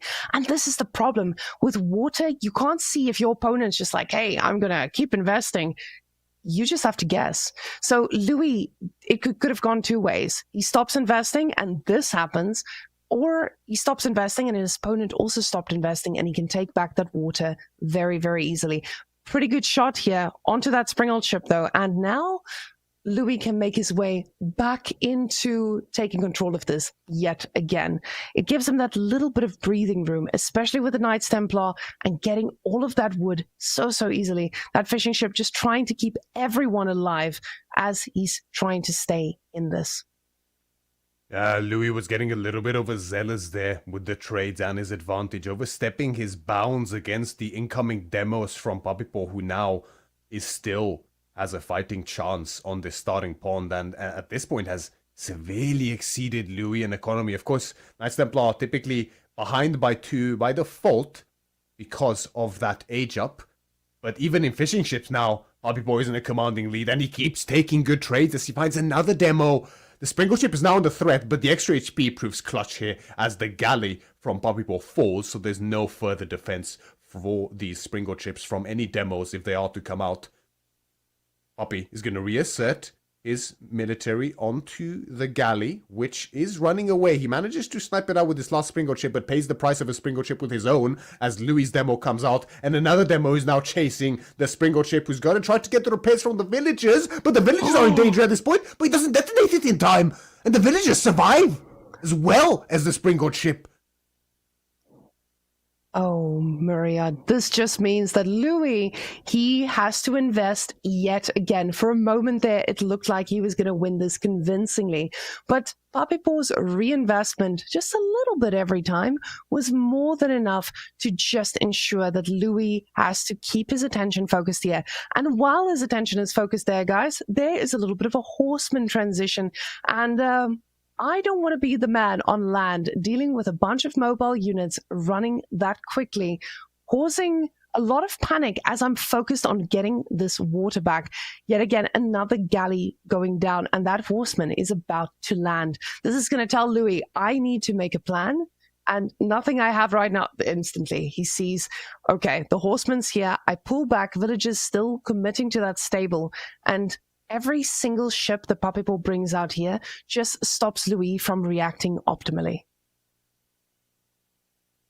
We can see here Louis historically known for not really enjoying water micro or water fights that much, and in a way you can almost see it manifested here. It appears like Papipol is fighting with just a little bit more hunger on this pond here. Seems like he really wants to take control. Of course, Louis is doing his best to fight here, but a couple of slip-ups there, which shouldn't have really happened, cost him quite dearly and mean that that pond is still up for contention, which should not be the case here for Louis. And now with the horseman on his gold, his position is only looking a little bit more dire. Pushed off of gold now, Louis has. We have that first Chevalier Confrère out of the stable. But the horseman numbers keep building here from Papipol. The pond, however, investment has slowed down to a crawl, and we can see exactly why. Only one galley is left here on this pond. Papipol is willing to finally concede it after having really supplemented his fishing on the secondary pond. But the follow-up is there. Castle Age, only moments away from Papipol at this point in time. This is where the extra investment went. And with Louis so heavily delayed, I feel like he's in big trouble. Now, Louis did a pretty good job at shutting down these horsemen on his gold, but he's up against Zushi. And guys, a normal civilization going Castle Age, it does not feel that scary. Zushi, on the other hand, with a full sack pond there at the bottom, he is going to be producing units at the speed of light. The stable is already up as he's been producing horsemen non-stop. But this just means that the Mount Lu Academy gets followed up with a bunch of spicy extra horses that don't have an answer, especially not in the base of Louis. Louis, now pushed off of gold, even just for a little while, is just not in the spot where he can make anything that can handle what Papipol is about to put on offer. And this is the problem when you're playing in Zushi, that age up timing is so fast with even just 7 villages. He's trying to get a third dock up too. Louis wants that lake and he needs it. But now we see Louis not producing anything. And is this just going to mean that he tries to go for castle himself? I say that, and more Chevalier are queued up. He realizes, I'm going to need to make units because the pain train is about to come. And that pain train, as we can see, is going to be in the form of lancers. The wall MT is back, and he doesn't want to fight against lancers. Wall MT has been engaged. They do say some men starve and some men drown, and that is the case here in game number 3 for Louis. As he finishes his dock, Papipol finishes his Castle Age landmark, and the pressure is about to really mount up here as the lancers start coming in queue. Dali horses will undoubtedly be on the cards later on for that increased attack speed, which is going to be even more painful for Louis in this position. He understands the threat. As we mentioned, the walls are coming up in multiple angles. Spearmen are already on the field and being actively produced, and he will need plenty of them in order to survive this timing. Tower, priority on the gold here for Louis. The spearmen are there, however, to contest this, and the mass is good here from Papipol within Louis' base. The Chevalier Confrère are going to connect from the north side. They'll look to contest this as well, and they should be able to clean up this forward army here from Papipol. But this is only the stragglers. The first Lancer has arrived, and even taking down one Lancer in this position is easier said than done for Louis MT. He's going to look to desperately secure that tower, but he's going to need way more gold than what that tower can give him in order to age up here, whilst having to produce units at the same time. And Papipol still way ahead in fishing ships here. We can see the food economy is more than double, close to triple now for Papipol.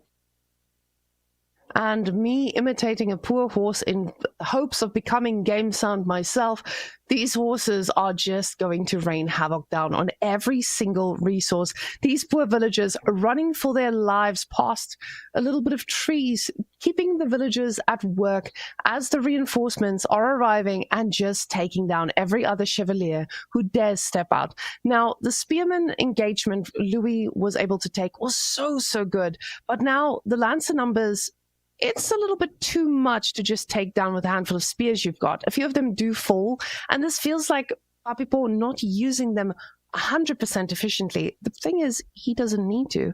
Louis is in so much danger. We do see him getting textiles as well. He's desperate to keep these villagers alive, but he doesn't have the gold to do anything else. And yet another set of lancers are going to idle out morevillagers.com.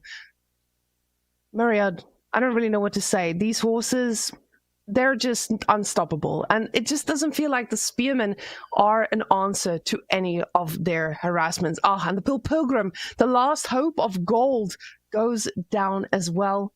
Disgusting. Papipo just now switching to Palace Guards too. This makes it even harder because those spears, now all of a sudden, they're not going to do anything. Yep.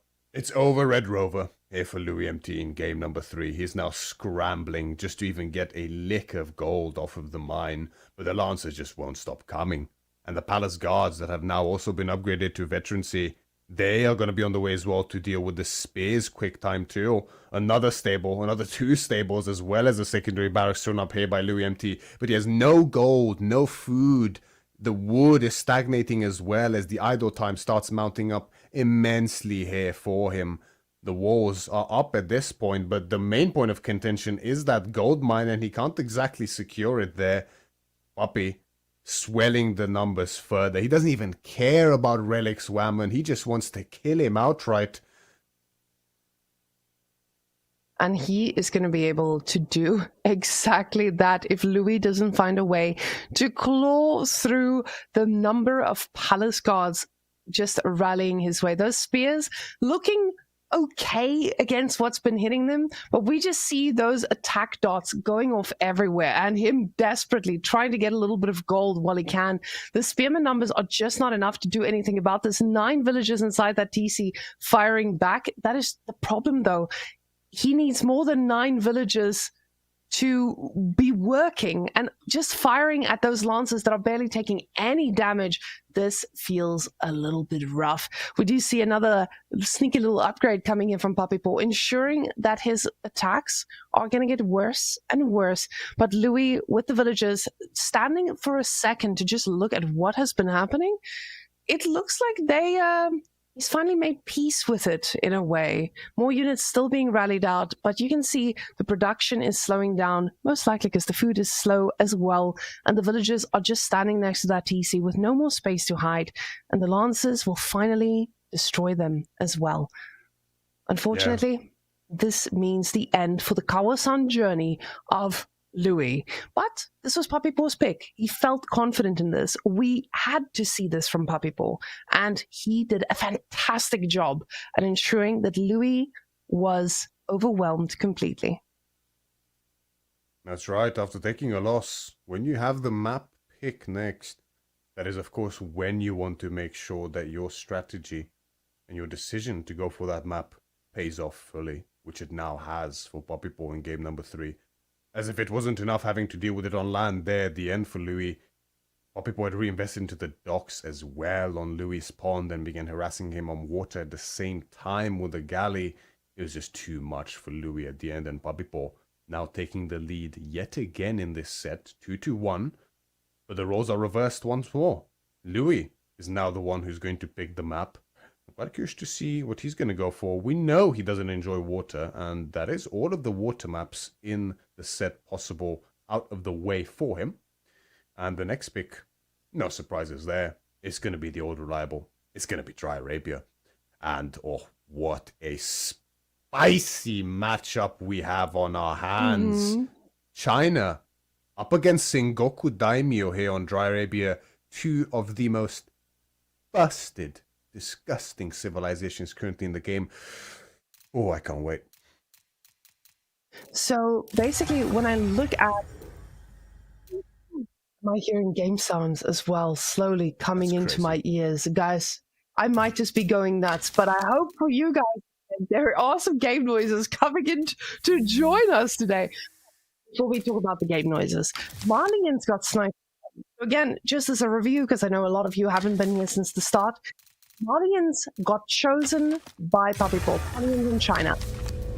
No Malians, this being the second time. So he stands by this. He doesn't want Malians in his games. But on the other hand, Papipo, he did get rid of Sengoku earlier. This time, he said French is going to be way worse to handle. So Sengoku, the choice for him to play against. And I'm honestly excited to see what Louis does with Sengoku. Sengoku being one of my favorite civilizations, they are quite a handful, but once you can shut them down, it feels okay. You just need to not let them get far enough ahead. The problem with China, they give you a little bit of time, especially now. That's the issue, right? The sniping of French in favor of Sengoku here, I find frankly insane from Papipo. The balls of sheer aluminium steel on this man is a bit insane to me, but we'll see how that works out. The thing is, Louis Empty's French is just a real force to be reckoned with. We've seen it time and time again. Louis just knows how to squeeze this civilization to its maximal value, and Papipo wants none of it, especially on the China. China economy is an absolute powerhouse, and their timings are severely strong. But French can take advantage of that, and they are often forced into a defensive position, which we know Papipo despises, being a very aggressive player nowadays. Against the Sengoku, Shinobi. I don't know what to say. I really hope the Twitch chat can hear these noises that we're hearing, Myriad, because this feels hopeful and very, very loud as the scout is running around looking for sheep already. Guys, are you ready for a game with sound? I just hope I can hear myself as this is going in. So guys, we are ready to roll in. Let's go on to Dry Arabia. Dry Arabia is going to be maybe not. Oh, not quite yet. We're going to give it just a couple of extra minutes, most likely. Okay. We're gonna need to be yapping for a little bit more as the sound gods are figuring out exactly what they're gonna be doing. But a little bit about the Chinese Sengoku matchup. Myriad, what do you feel we might be on the lookout here for? We've seen professional scouts still be the choice for China in the vast majority of games, and it makes perfect sense. The timing is just really good for them. They will lose food compared to before the decay change on the deer, of course. So they will not have as much as they would like, and we know that they love spending that food. So I wouldn't be too surprised to see the very same here from Papipo. Now, Papipo's China is known historically as being truly scary. Quite often we've seen Barbican rushes employed as well, and honestly, it's not the craziest idea up against something like Sengoku. We know how oppressive they can be if allowed to sit back. But that might be on the menu for us here today, as we are now present in game number 4 between Papipo in the color red as his signature Chinese on Dry Arabia, facing Louis MT on one of the new kids on the block of Sengoku in the color yellow.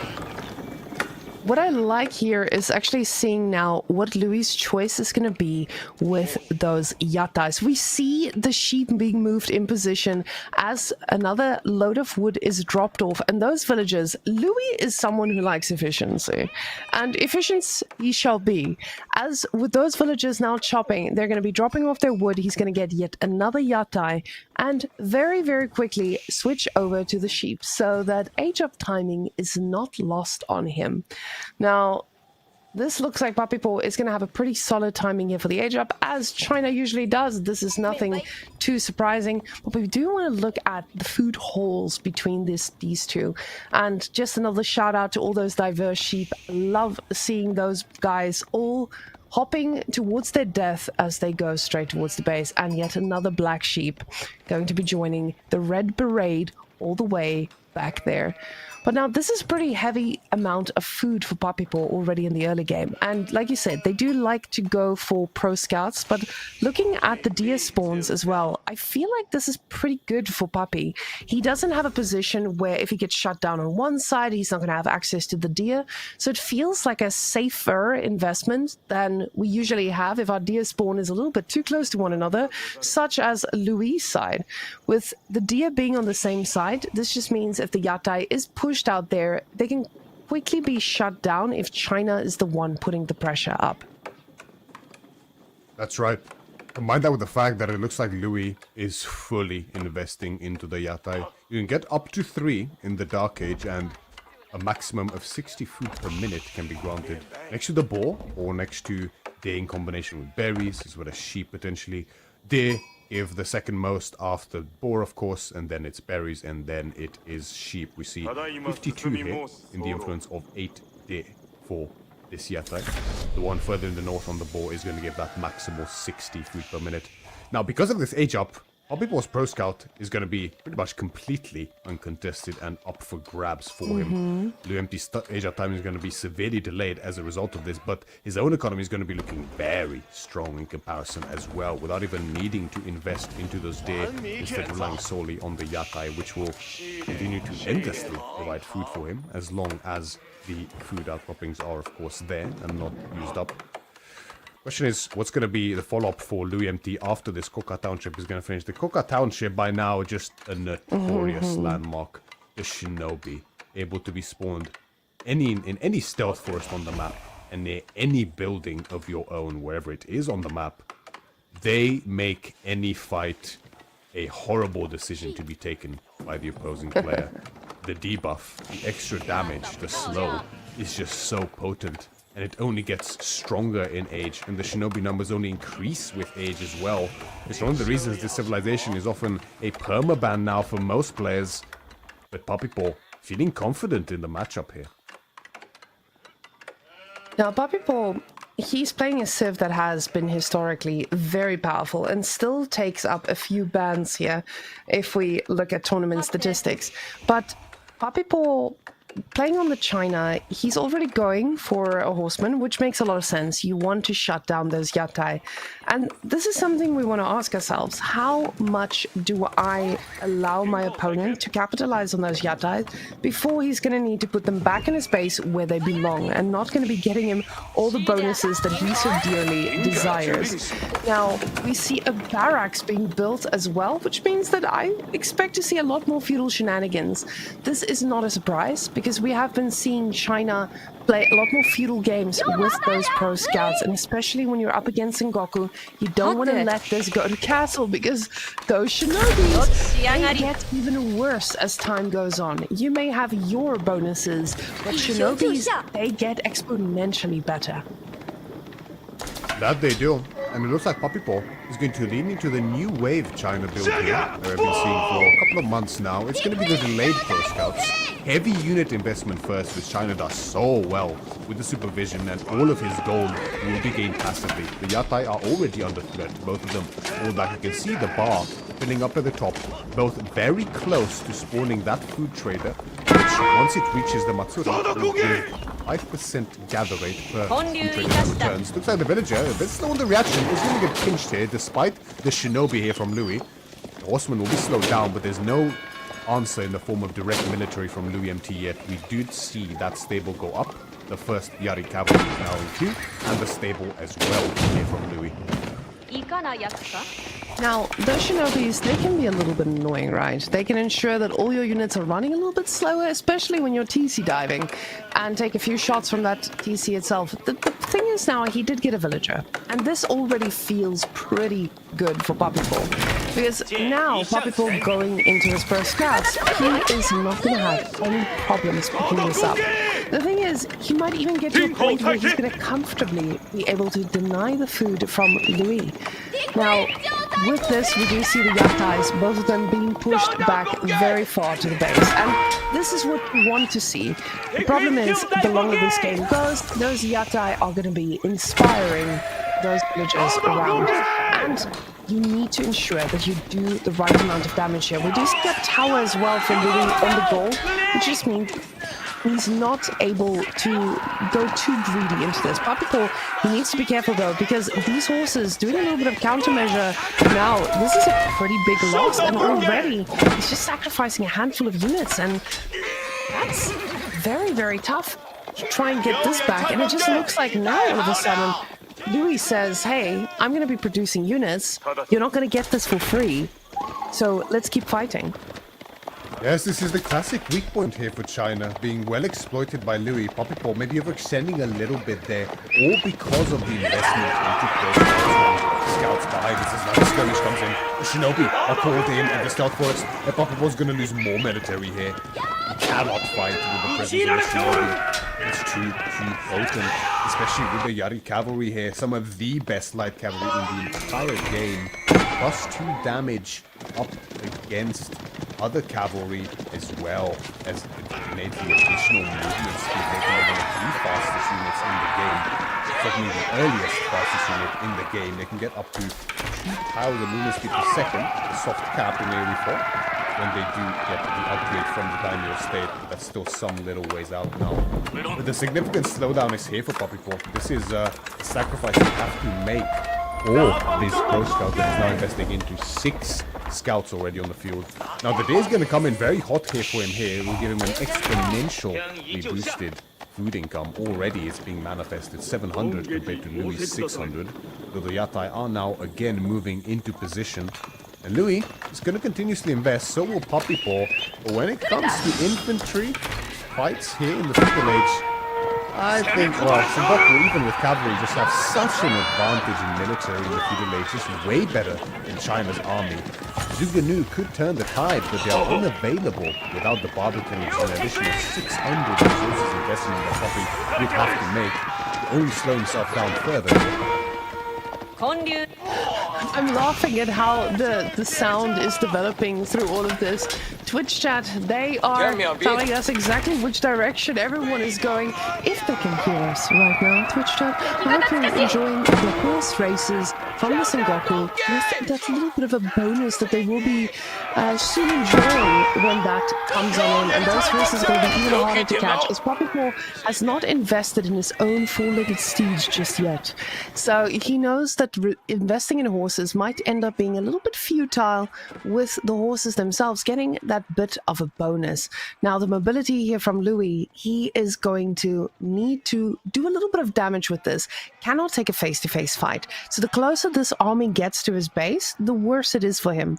He needs to ensure that these guys are chasing him around everywhere. The Yumi priority is there now for Louis MT. I'm curious to see if we have a Daimyo estate just yet, but looking at the stone count, I don't think that is the case for this point in time. Very good choices available to Louis on the Sengoku. He could go for the Oda clan to boost his archers.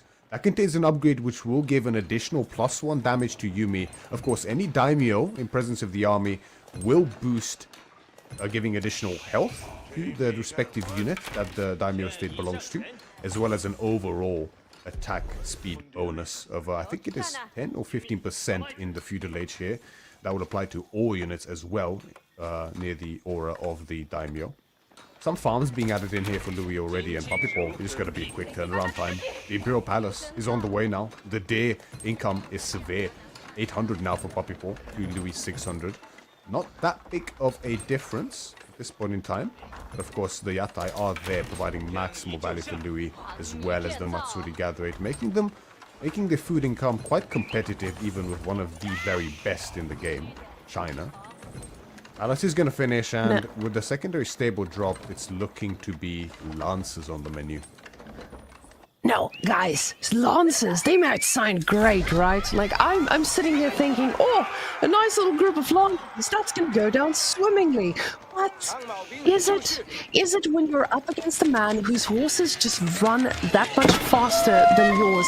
And Louis, looking at Castle Age himself, he's noticing, okay, the pressure has gone down significantly. What does this mean for me? This means Castle Age, which means I go Castle Age. Now, both of these guys are going to be kind of ready for this. And Poppypaw, when I say kind of, he's the one moving out on the map because he knows that Louis did not invest in the right units to shut those Lancers down just yet. And with Louis being this far out on the map as well, trying to get that bit of food, he's not clicking age up until now he didn't click up age up. But now these villagers are going to need to pull back, and the problem is all of his resources are quite a bit exposed here, Myriad. I think the man is in a little bit of danger. Yes, the China timing, as oppressive as it always has been here. Poppypaw making it look really scary for Louis. The front gold being a thorn in Louis' side at this point in time, as he's cut off completely. And the age up is barely even halfway through. Very nice reinforcement cut off here from Louis, though. The Shinobi are going to catch 3 Lancers on the pursuit there, and they will take heavy damage. Meanwhile, Poppypaw, distracted with dealing with that cut off, now dives the TC and loses plenty of archers in turn before the veterans even comes in. Great defensive effort here by Louis, stopping Poppypaw's tempo completely in its tracks, as the Sake Brewery is about to finish 5 plots of gold infinitely for the rest of the game for him. Most likely underneath that Matsuri. And gold should be potentially back on the menu here for Louis, at least from the Sake Brewery, but the front gold is still a bit under contention, we can see. The Pro Scouts Whammon, 11 Lancers on the field, more than double the food income. Oppipo's China is looking disgusting right now. Now, he might be looking disgusting in your eyes. We have to keep in mind, he's just lost a handful of archers to that TC. He sacrificed a lot of his own units, and this gave Louis a bit of that breathing room. Now going for... I say this, I'm busy talking and yapping, and all of a sudden the units are out of position. The Lancers are getting right on top of them, destroying whatever they can. They're trying to attack, move, fire backwards, but these horses can do a significant amount of damage, and that they will do. We see the Lancers just destroying everything in their path. They will ultimately probably a lot of losses here, but luckily a few of them will go out. The Shinobi slowing them down, but yet another attack because Puppy Paw is no mere pup. He is a hound, an absolute dog on any outside resources, taking down anyone who dares touch it. These Lancers just killing everything in front of them. The multiple attack groups, they were just a little bit too much for our Sengoku player here. Puppy Paw has got that dog in him in this game. As the Lancers from every single side of Louis' base catching the villagers, 10 die within seconds, and at the same time the gold directly contested by a secondary raid of Lancers, losing even more. Within 1 minute, Louis is down 23 villages, half his economy. There's virtually nothing left for him in this game, as Puppy Paw looking to show again why China is still to be feared, even against the new whiz kids on the block in the form of Sengoku. Louis is angling for a miracle right now. And the thing is, Louis had to know this. Louis, one of our best Chinese players out there, was playing against his own home civilization. He had to know what these people can be cooking, and what they were cooking was a lot of raiding and a lot of destruction. The thing is, he's now moved out towards the eastern corner for a little bit of gold, but the armies facing off here is not going to go too well for him. The horses and everything else pulling back, the Shinobis firing out, and to be fair, these Shinobis could save his butt quite a bit here, as the army is forced backwards, and it gives him a bit of time. But what do you see up there, ladies and gentlemen? I see a red dot, and that red dot is going straight for more villages up top. And while this fight is happening, another set of Lancers is going to be landing in the base of Louis. There's a tiny little lull here in Popular's military production as he reasserts control of food. We did see him moving out onto those boards. That is why there has been no significant dive yet. But as I say that, the Lancers, of course, that you mentioned, Reika, were in position there to hit the wood line, but they were spotted by Louis. No further villages have went down for a little while now. Louis clearly doing his utmost here in the defense, and throwing the Shinobi at this time as well. But the economy is just absolutely anemic from Louis. The income is looking, oh god, it tells a very horrifying tale. Almost food alone, Puppy Paw is ahead in nearly every resource here for Louis. And now, he's trying to pick him apart bit by bit, drawing the forces to the north. More idle time on this wood line. These farms are just completely useless, as there's no villages to even work them safely at this point in time. Just to add insult to injury, the Yatai food trader is going to get caught now, which will reveal the location of the Yatai, and that in turn will show the villages on the berries as well here. And Louis knows there is nothing left for him in this set.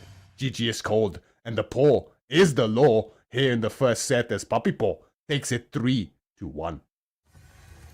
And now, guys, we have had all the issues. And that's okay, because we're back and the issues are resolved. We have sound, we have casters, and we have great gameplay in front of us. So this set was an absolute banger already. I absolutely love the fact that Puppy Paw is showing us exactly how to shut down the civilizations that people have been struggling to play against. And the set that follows this one is something quite big. Wham versus Marine Lord.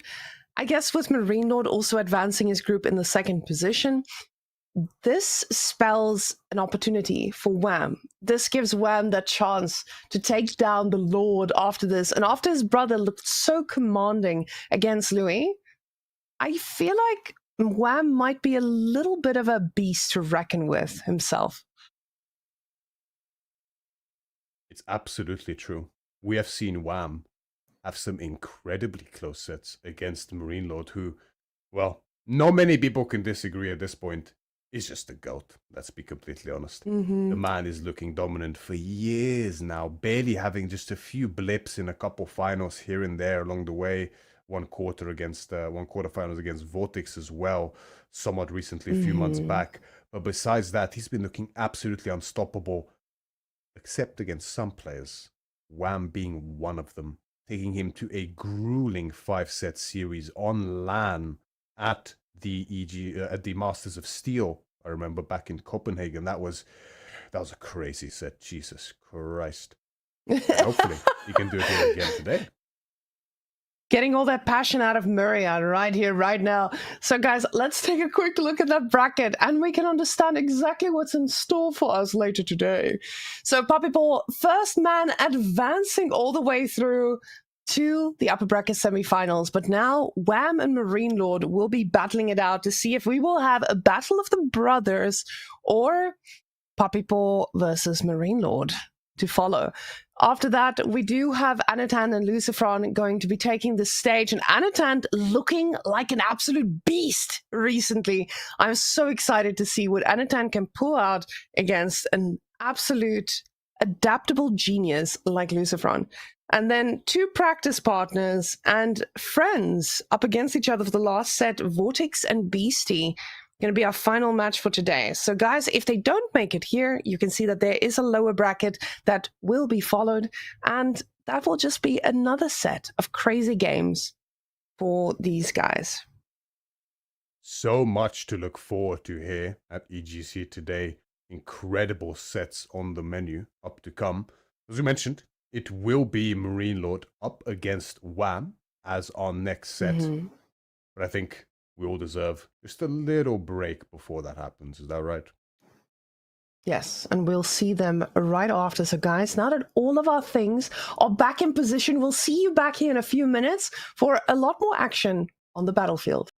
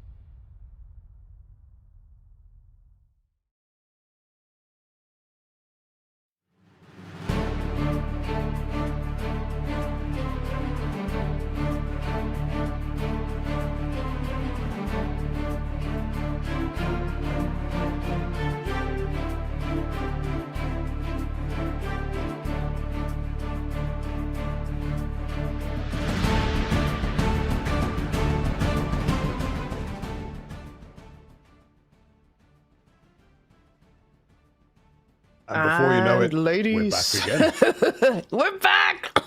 Exactly. And Myriad, we're finally getting a civilization that's not sniped compared to the previous sets. Malians gets to see the field here. Yeah, it looks like, and I've heard him talking about this before.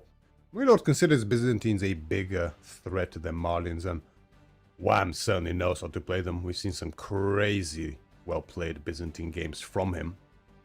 But Reload instead opts to go up against the Malians here, and has Delhi to do it. And this has been such a back-and-forth matchup historically. It feels like every patch it favors one side over the other. There's some really fine margins to consider here when it comes to fights, timings, age-up timings especially. So very excited to see how this one will go. I mean, there's so many avenues that it can go down. Both civs have plenty of options. We've seen all-ins from Delhi, we've seen Castle Age timings, we've seen Imp timings. Marlins as well, we've seen heavy feudal play with Sofa, Archer, with Donzo, Javelin, mixing those two together. My prediction's as good as anyone's here. Depends on the season, but also we've seen Marine Lord make most things work, whether the decision is one way or the other. I just remember those death balls of 60 plus archers on Delhi, Tower of Victory, and I realized I'm okay with the Dome of the Faith recently and the playstyle that Delhi has.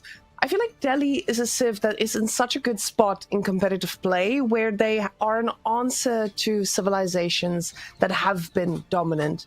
So we'll see if the Malians do get shut down, because a lot of players right now, they're saying that Malians is just a bit too strong and the answers they have are just too versatile, at least for the first 25 minutes of the game. So we'll see if Delhi is able to actually shut down the type of aggression that we do see coming out of Malians, especially in the early game. Now, usually they want to be greedy and go for a little bit of a cow boom, but only if they are allowed to. And Delhi, they have the ability to say, no, no, no. So let's see if Marine Lord is the man who's going to be able to shut down this Malian player, Wham, and take his brother then in the next round. So, ladies and gentlemen, the most standard of all the maps, Dry Arabia. Here we are indeed, seeing two exquisite players about to battle it out. For everything on the line almost.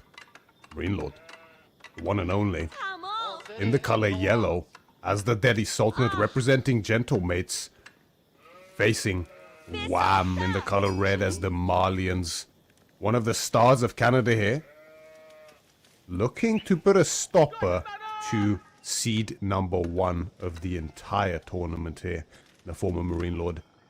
Standard openings here from both sides so far. Nothing too crazy to be expected in this matchup right at the beginning. Of course, Malians can often be susceptible to Dark Age, but Delhi typically is something that is not a strategy they ever really go towards. Extremely rarely have we seen that, and it's been a long time since we have seen it for that matter.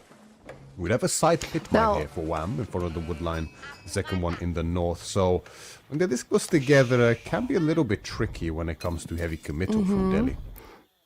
That's exactly what I was about to ask about. We see, usually with the spawns being so close to one another, you know exactly the type of pressure you need to do to shut this down. Wham's backup gold is pretty far. We also see that he goes for a little bit of that extra wood to get that 7th house of wood to come on in, and that feels good for Malians. We've seen a few openings where Malians eventually invests into those early cows to just stay on top of whatever the opponent has on offer. But what usually dictates Malians' freedom in the early game is how much food they get, because of course this is a civilization that is very hungry in response to anything that the opponent is doing, especially not in the early game when you want to be spending your gold on, you know, getting upgrades, etc. But Malians, they eat through those sheep pretty quickly, especially when the sofa production starts coming in as well. So I'd love to take a little look at the sheep. Looking pretty decent here. Gonna be a even enough split between the two, which means the Marine Lord is going to be able to stay in his base when the raining begins from Malians themselves. Dome of the Faith is chosen, and Dome of the Faith just means lots of scholars all the time. Mansa Quarry, pretty standard A-drop here for Malians as well. He is going to be just enjoying a good old early game Malians that gets gold for free, even when those pit mines get shut down. Yes, the heavier investment into that one additional house around the bit mine will give plentiful early gold here for WAM. We can see already 100 per minute completely passively here for WAM's Malians. Plenty of ways to use that gold, like you mentioned. Early upgrades, historically a very common choice. Nowadays, though, an early ranch with 3 cows can give a great food buffer to sustain early sulfur production. Now, is few civilizations better able to answer that than Delhi with their early Ghazi Raider pump and the additional +2 damage against heavy units, which so far indeed are, is going to prove very useful here for Marine Lord. However, the Sofa still armored cavalry at the end of the day, which the Ghazi are not. They will always win the 1v1. And they have an additional +2 damage themselves, but up against infantry, so that can often mean that spears, although a direct counter to sofas, of course, end up dying a bit faster than you would expect in a lot of situations. So Marino will have to be very careful with that one. Of course, that applies to his archers as well, which will most likely be needed at some point too. It is going to be an early wheelbarrow actually here for WAM. Now, getting that early wheelbarrow feels great as the Malians, especially when you're up against the Delhi that just loves having Ghazis everywhere and ensuring that you do not get to go out. It just ensures that your units are a little bit more survivable as they can run a little bit further away. With the one villager being out there on berries, he's usually a pretty easy target to get a little bit of a donk here and there on the head. So WAM now spending that gold just means that he's not going to be able to get those early cows, but with the amount of sheep he got, he doesn't need that. Double broadaxe also getting chosen, which it means he just wants to get every upgrade he can and stay onto the sheep for a little while. Yes, this is the classic Malian opening we see here. Normally the lean into the javelins and the donzos is a great segue from this early economic investment. Asset gold is so useful for the Malians in this position, and that seems to be on the cards as the barracks is the first production building of choice. As I say that though, he decides to place it a couple of inches more towards the left. Surprising really, because this means that there's actually no space for a ranch behind that Mansa quarry, but might not have wanted to block the space for the mining camp or an additional house for that matter. That's definitely the case. Meanwhile, the stable is already out for Marino. Archery range follow-up for him as well. Now, interestingly, there's no scholars garrison inside the production building, so that improved military production is not going to be on the cards for Marino just yet. Of course, it can be hard to keep up the Ghazi pump initially with a scholar. Marino knowing this and instead wants to get a faster timing on his upgrades instead. As the first Ghazi raid, however, does arrive and pushes the villager away before the second pit mine can be fully completed here. The archers are soon to follow as well. So with the archer follow-up, this means that WAM needs to respond and he doesn't get to just go out and send those villagers out as he pleases. He needs to get those javelins out pretty quickly. Now the Donzos are quite nice because, of course, they do get to throw a spear every now and again. The problem is just with the amount of scholars coming out of Delhi, usually this just means temporary damage. Now, aside from that, with that one villager being pushed off, it means the houses don't all get up. And you want to get every bit of gold you can, but luckily this just means his cows are going to get delayed, luckily for Marine Lord at least. He's got one cow already out, and that is okay, especially with the food he's got for now, but he needs to start ramping that up, especially with sofas being added to the mix too. He needs a lot more gold, and I don't know how long he's going to be having access to this. Exactly, because the pressure from Marino is mounting very quickly here, and Sanctity exactly at this very moment has finished, and already we see Marino, of course, missing no opportunity. The site capture is already underway. The pit mine, the second one, now already halfway dead towards burning. Second and third sacred site now being captured. There is a scout, probably a warrior scout by now, on that southern sacred side. He's going to start pushing away that scholar. Sofa as well as Donzo's on the center side, looking to cut off reinforcements and block the capture at the same time. Sofa's and Donzo's is going to be the composition of choice initially here for Wham. A great choice up against the deli here. The food might become an issue sooner than Wham thinks. Reinforcements are met as the archer one falls. The Donzo is just going to barely get away, but the archers meet them. The Donzos are falling fast. Now, those Donzos, they're expensive. And not just because they're dying to archers, right? But also, just to keep that production going, he needs the food that he does not have. They're such an expensive unit to constantly be making when you are already struggling. 3 cows in the pen, that's great, but that's not going to be able to sustain Donzo production. And again, he's got that pressure everywhere. Marine Lord is still pushing out with those Ghazis. He's able to be out on the map, and the gold is, again, just limited. He's got 6 Donzos, and if he invests more, they are just going to fall to all those archers in the army of Marine Lord. But the Sofa numbers, that is something I'm very excited about. You guys, you have played against Sofas. Everyone has struggled against a little Sofa raid there on the back line.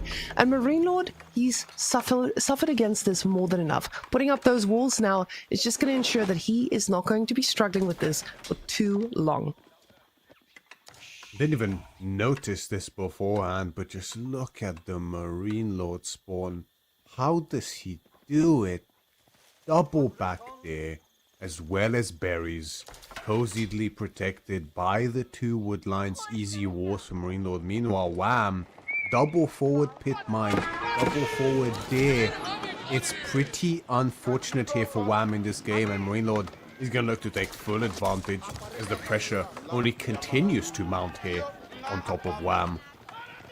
Village is now pushed away from the gold mine. Wham just can't get any respite. Now looking to continue to set up the pit mine, but it's met by Marine Lord's military yet again.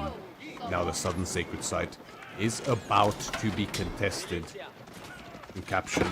There's no units there for Wham. He might look to peel off. Yeah, looks like 1 dot. Sofa is running there. Might get there in time to block it. At the same time, the northern side is also now being contested. And the raid did seep through, with no damage to be found. And these Sofas are trapped. They are, and the problem is they don't actually get to do any damage on their way out. They're just going to get taken down. With these Ghazis, they're doing such a good job against this, and you just see them falling like flies. So the units from Wham, he's right now he looks a little bit cooked here. We can see with those spawn differences, it is an easy shutdown for Marine Lord, and he knows how to capitalize on this. He knows every bit of an opening he needs, and he understands his weaknesses as well, ensuring that it does not get exploited. With those walls, it is putting him in such a good spot. And now, even while producing non-stop, we can see that he is ready to almost think about castle, with the food starting to float and the gold also adding up with all those sacrifice sites just not being able to get shut down. Now, we have to keep in mind Wham has only 7 cows in the pens by now, and this is just not enough to deal with a soon-to-be Castle-Age Delhi. And sure, Delhi, they need a lot of time to get their upgrades once they do hit the Castle-Age, but you can see how hungry Wham is. That is a man with a bunch of villagers on a very limited amount of berries that he's trying to consume. Very rarely do we see Marlins being so behind in food income as in this game number 1 here between Wham and Marine Lord. Of course, it is feudal age. There is no Fulani Corral to lean on just yet for Wham. A bit of a distant possibility here for him at this point in time, being forced to watch all of his fronts as he has to spread himself so thin with his military and his economy just to get what he needs to keep pumping units to contest in this feudal age. Behind his Marine Lord, looks like the pro scouts actually for him is not on the cards. There's still only 1 scout. I haven't seen it being queued up. It must have been finished by now, but there's no investment into it. It looks like he's just going to move out onto the day manually. A bit unusual nowadays, but he saves some food on those scouts, and every little counts at this point in time as the age up is creeping ever closer. Now it can be a dangerous time for Marine Lord here if he takes a bad fight. Of course, that's not something he does often, but Wham's mass is still just not there, is it? the investment into the sofa heavily slowed down the production on these archers and these donzos, and he's just not in a position to actually regain the mid-map control. Now, getting into a spot where your opponent is going for castle and you know that you need to do damage, and this is going to be it for Wham. Wham needs to find a way to actually just pick off a few units, because the moment these upgrades are really going to hit, we know that it's going to be critical, but what's most important is it's going to force Wham to feel like, hey, I need to go for castle. And we've seen what happens to Malians the moment they go castle. It's always a little bit of a flood, because their opponent, being in castle himself already, he's just going to feel that confidence to engage on these very, very squishy units that he has. There are no sofas to act as a front line when those castle age units do hit, but now Marine Lord does make it all the way through, and we instantly see those upgrades being queued up. They will take a while, and Marine Lord is backing off in this moment. No more production coming out for Wham as he's going for Castle Age himself, and honestly, I think this was maybe the best timing for Wham to hit that himself, because his opponent is not going to be able to do enough or even get his upgrades landed by the time that he is going to be the vulnerable one. Yes, it's a very impressive turnaround time here from Wham. Beautifully done, and very good read on Marine Lord's position in this game. Wham to go for this age up. The Deer, of course, helping out immensely. He was able to secure it with that outpost. He saw plenty of villages go there, and of course, with the Deer comes great food, and is able to match the flying pretty quickly here. Relics are being picked up very aggressively, though, by Marine Lord already. 2 on the way, going to be home by now. Donzos were there to intercept that southern relic, but the extra health on the Scholar, the Warlord, means that he'll be able to get out scot-free. Wham, the upgrades are coming in. Veterancy on the Javelins, veterancy on the Donzos. Meanwhile, on Marine Lord's side... Wait a second, was that... Compound of the Defender? That was Compound of the Defender, yes. What am I seeing right now? We haven't seen this landmark in so long from Delhi here at the top level.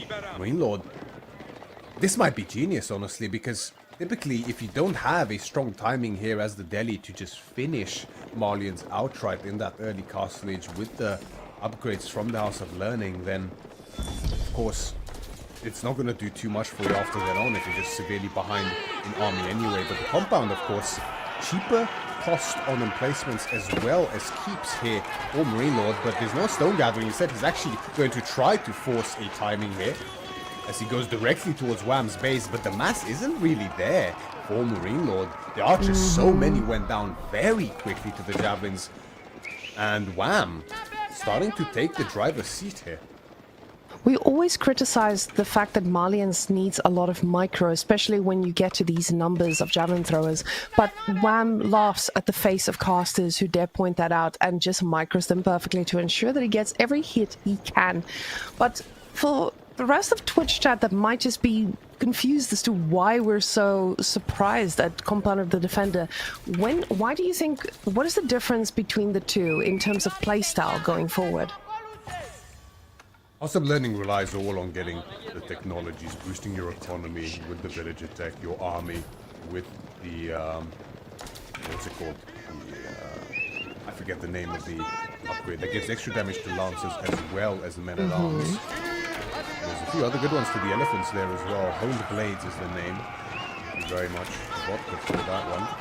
But the compound, on the other hand, with the keeps, is going to lean heavily to a defensive playstyle, but it seems like Raynor just doesn't care about the intended use of his landmark, as he's going to look to attack directly.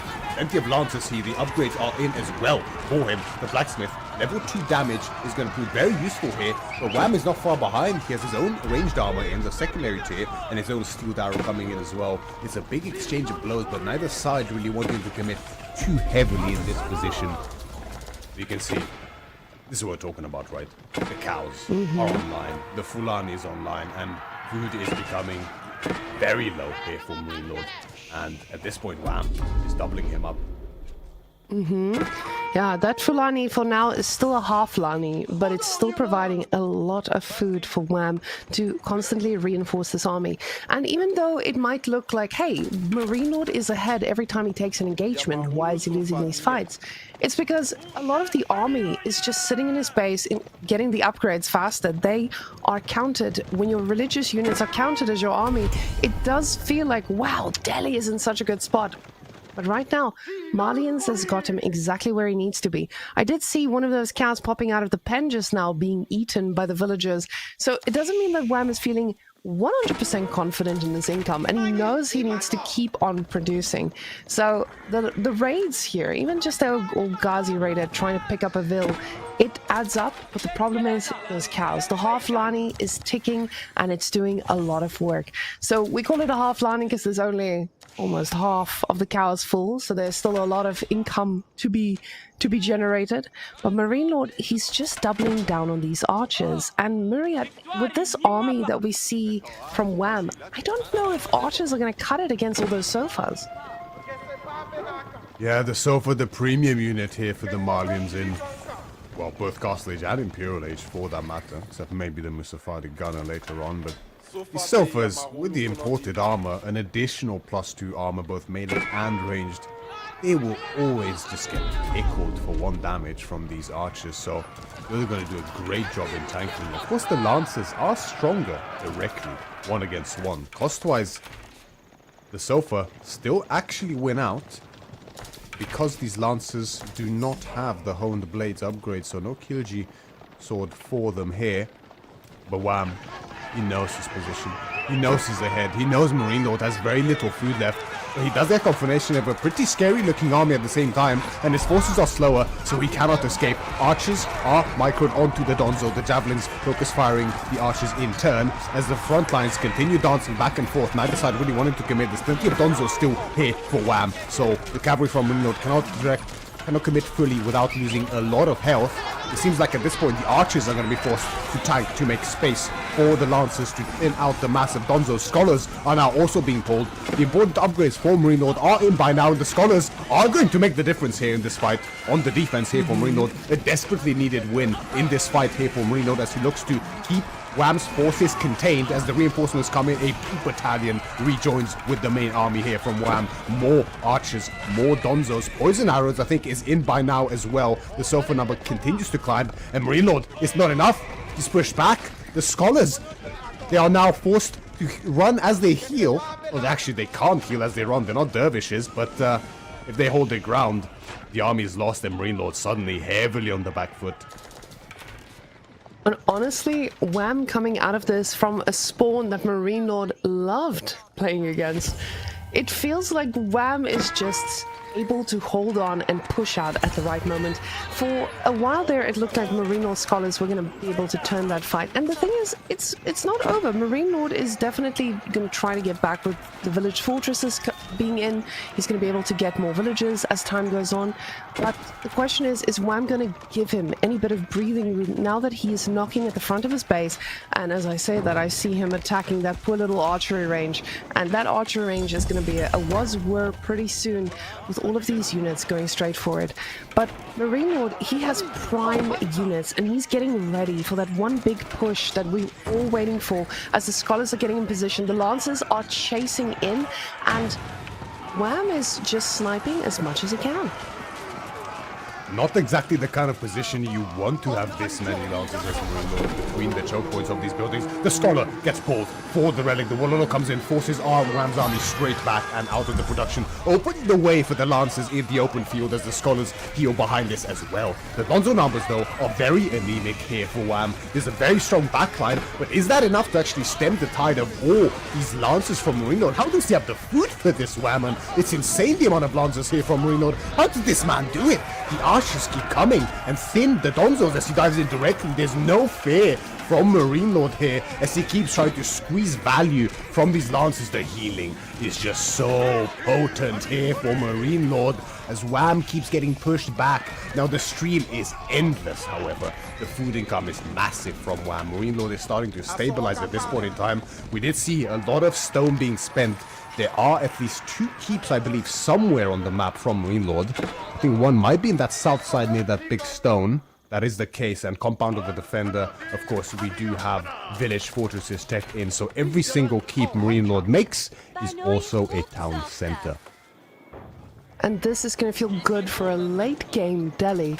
Question is just, is this going to be able to be a late game Delhi? As Wham has certainly learned his lesson with this archer heavy composition and just adding more sofas.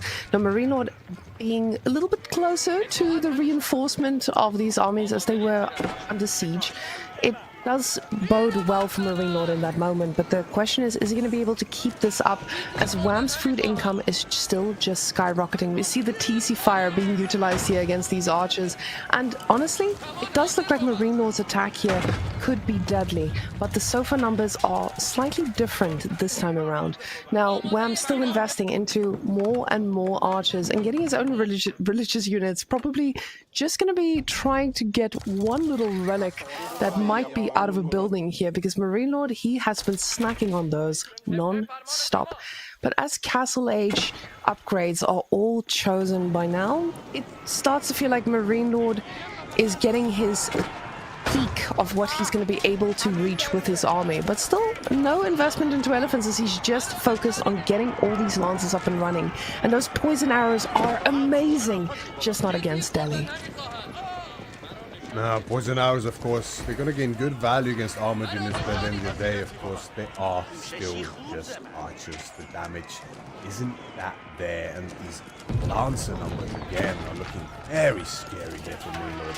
The archer count is a bit low in comparison to Wham's, and the Donzos, although they are even to Lancers, you need more Donzos than Lancers normally for the fight to be good. Triple relic on the Dome of the Faithful Marine Lord as he pushes away Wham's army yet again, opening the way for the Lancers this time around as well. He's gonna look to retreat. He sees the mass. It's just way too much. It's way too much for his army to handle as he looks to dive behind the TC for additional protection. More relics are being pulled for additional warlords if need be, as this is the stash from Marine Lord as he makes to look his last stand in this game potentially. Wham smells blood in the water as he goes deeper. The Lancers are pinned down on the sofas and the Donzos. They cannot get a wrap around onto the immense backline here from Wham as the Scholars provide endless value with that healing. But the frontline holds. Marine Lord is still somehow in this. The train from Wham just keeps ever pumping. We can see reinforcements streaming across the map endlessly. The Lancer numbers are now starting to dwindle quite severely. The food income from Marine Lord is also suffering despite the heavy farm transition behind this. The position is too entrenched here for Marine Lord. Wham can't seem to break through, and it's just a stalemate here underneath the TC, and Wham is forced back yet again. And this feels like Wham for the second has felt desperate to do this. Wham didn't need to take this fight under the TC. Wham didn't need to try and kill him in that moment, but he felt he needed to. So investing this much under that TC definitely was Marine Lord's opportunity to do well here.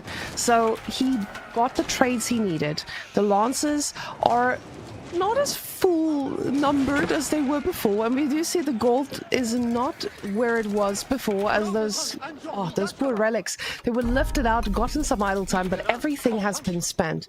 Wham, though, he's not going to be slowing down, but he needs to be careful not to keep taking these, I would not say unfavorable trades, but risky trades in that. So pretty even trade here all around, but Marine Lord's villager numbers are slowly starting to catch up, and with the amount of keeps he's got, this can snowball out of control eventually. But Wham, I feel like he will know exactly how careful he needs to be, and I say that as he's building a siege workshop all the way in Marine Lord's base, knowing that, hey, I don't need to dive big buildings, I can just take them down from a distance. It's a tricky spot really for Wham, right? I understand his sort of bloodthirstiness here, trying to kill Marine Lord. At the end of the day, it is 5 relics in favor for the Delhi, and when it comes to Imperial Age, they are one of the boogeymen of late game, of course. With the ability to have so many keeps, especially with the compound all around the map, not only as drop-off buildings, but town centers for that matter, it means that raiding becomes very difficult against them. Similarly, it's up against the French with the Red Palace as well.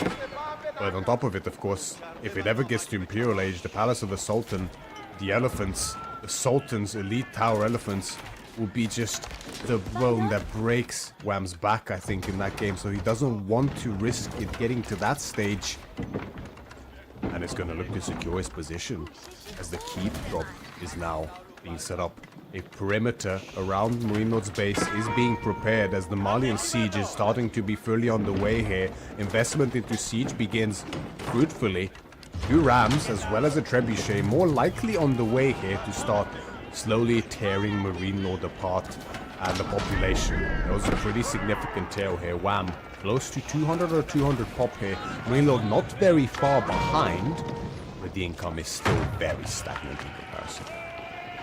Do you see the crossbow numbers significantly increasing now, but those archers are going to be able to deal with them pretty well. The question is just if that mangonel is going to be able to stay alive to get a deadly shot on this back line, but Wham has regained every bit of confidence he's needed to take any fight under this TC, with those 2 rams taking quite a bit of fire, and a counter trebuchet from Marine Lord firing back. Now he does need to find a way to take these rams down, so the units will come out a little bit further, and the Sofas capitalize on every single step they take. The archer numbers, they're scary, but those crossbows are even scarier when we consider that these Sofas are going to melt under them. If given the chance, the TC is repaired by all the villagers, and Marine Lord's village indeed is being utilized to keep this TC alive. The last ram will go down pretty soon, but the fight is about to happen, and the mangonels, they do need to move back, and it doesn't look like TC is ready to go down just yet. The sheer army population here from Wham is just astounding. They are, of course, Malian units, typically, statistically, because of raw stats, weaker than other civilizations units, but the mass is there. The food income is there as well. Marine Lord is looking to make a desperate defense here with the mangonels in perfect entrenched position to shut off these archers from having free reign and carrying the fight for Wham. Plenty of cavalry beside this as well. Now, with the presence of these crossbows, this does make the fights quite a bit trickier for Wham. His Sofa frontline will melt way faster than he had seen before, and I'm sure this is something he recognizes. But with 4 trebuchets now in the field, the very main TC here for Marine Lord is under threat, and the landmarks are very close together. The Dome of the Faith is already a ruin. The TC is next to fall, and then the Compound of Defender is undoubtedly the next target here for Wham. And that's going to look to be under heavy threat too, because this TC is not getting repaired. It's going to die any moment now. And Wham, at this point, being 200 or 200 pop means that his bank will start slowly building. Now, Wham, he learned from this. In the next fight he took under that TC, felt like, hey, I still am losing things. Let's just make more trebuchets. As a 5th one is coming out now, realizing he needs to make this happen. Marine Lord is looking for a bit of an opening. Mangonels going to be firing at those trebuchets under the keep. They do get a decent shot off, but the problem is now the Sofas are in position to do something about this as well. They overstep just a little bit, but the trebuchets have their eyes set on one goal and one goal only, with the mangonels again moving forward, but this is just moving them into a little bit of a squishy position here. Mangonels trying to get a few decent shots, they get a few archers, but it is not going to be enough to make them feel worth it. So the Mangonels trying to get a deadly shot finally on that group, but Marine Lord cannot keep up the numbers that Wham is able to do so. With that keep helping with that bit of firing as well, another Mangonel going down, and we see one left.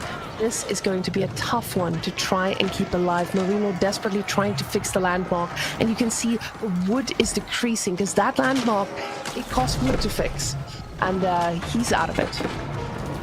Yes, I mean, the compound was the last landmark here for Marine Lord, right? But now all of a sudden, just gets Imperial Age just like that. Alison the Sultan is now up and running. Upgrades now in queue. Wham! You can see, he realizes maybe I need to step up the gas here just a little bit. The Mangonels have done tremendous work here for Marine Lord on the defense, keeping their Archer Master in check. He did overextend them earlier, however. 2 have gone down, and now the last one has fallen as well. Another one hits the field for him. The first tower Elite Sultan Elephant is now in queue. It's going to take a little while for him to produce, even with 4 scholars garrisoned inside of it. But now the compound has fallen as well. Landmark victory is no longer really an option here for Wham. He's gonna most likely look to try to get his own Imperial Age as the food income starts to build further and his bank also builds. Definitely gonna need it, I think, now to actually finish Marine Lord, because this position is so entrenched here from Marine Lord. He's not looking to give any further inches of his base away. He's making a stand, and he now has all the tools needed to do so. This is what we're talking about, right? Going to the Imperial Age here for Marine Lord with these 5 relics is starting to get very scary here for Wham. He still has complete and total map control and the military presence to keep Marine Lord in his base, at least until the upgrades finish. He needs his own age up. That is now on the way, as the Fort of the Huntress is placed towards that southern sacred side, will deny the decap, as well as secure that stone, maybe a little bit further from the side than it needs to be. Now, getting control of that is going to be important, and Marine Lord knew that, trying to decap it at around minute 8.5 to ensure that this doesn't become an actual win condition, as we've seen so many times in these games, where pro players are just like, hey, this is not a problem right now. Marine Lord knew it was possible, and he tried, but quickly got shut down, because Wham was also fully prepared for this. Those trebuchets doing such an amazing amount of work, but Marine Lord, he's waiting for those upgrades, as we can see them slowly coming in. The thing is, he's queued up those Imperial upgrades minutes ago, and they are taking forever, especially with all the scholars that he had before. They're just not that plentiful anymore, so these upgrades are going to take a while. He doesn't want to take a fight before this, but the problem is, Wham is Imperial. His upgrades are going to be following suit pretty soon, and Marine Lord is going to have a very narrow timing here to really try and win a fight. Yes, that's the price you pay for using your scholars there on the main fight. It means that if you lose plenty, when it comes to this Imperial Age especially, the upgrade timings will take so long for you as Delhi. And Marine Lord is feeling that forehand, but and uses 2 trebs, make that 3 here, and his siege has crawled to a complete halt. Oh, he's pissed. Wham. As the upgrades begin. Actually still some ways out at this point in time, the elite or the archers, as well as for the sofa, quite some way out still for him now. But the keep is up full. Marine Lord looking to regain control of his base now. His upgrades are not far out at all. The crossbow upgrade is mere seconds from finishing. Even double university tech is now underway for him. Incendiary arrows as well as biology, absolute essentials for him, will be on the way.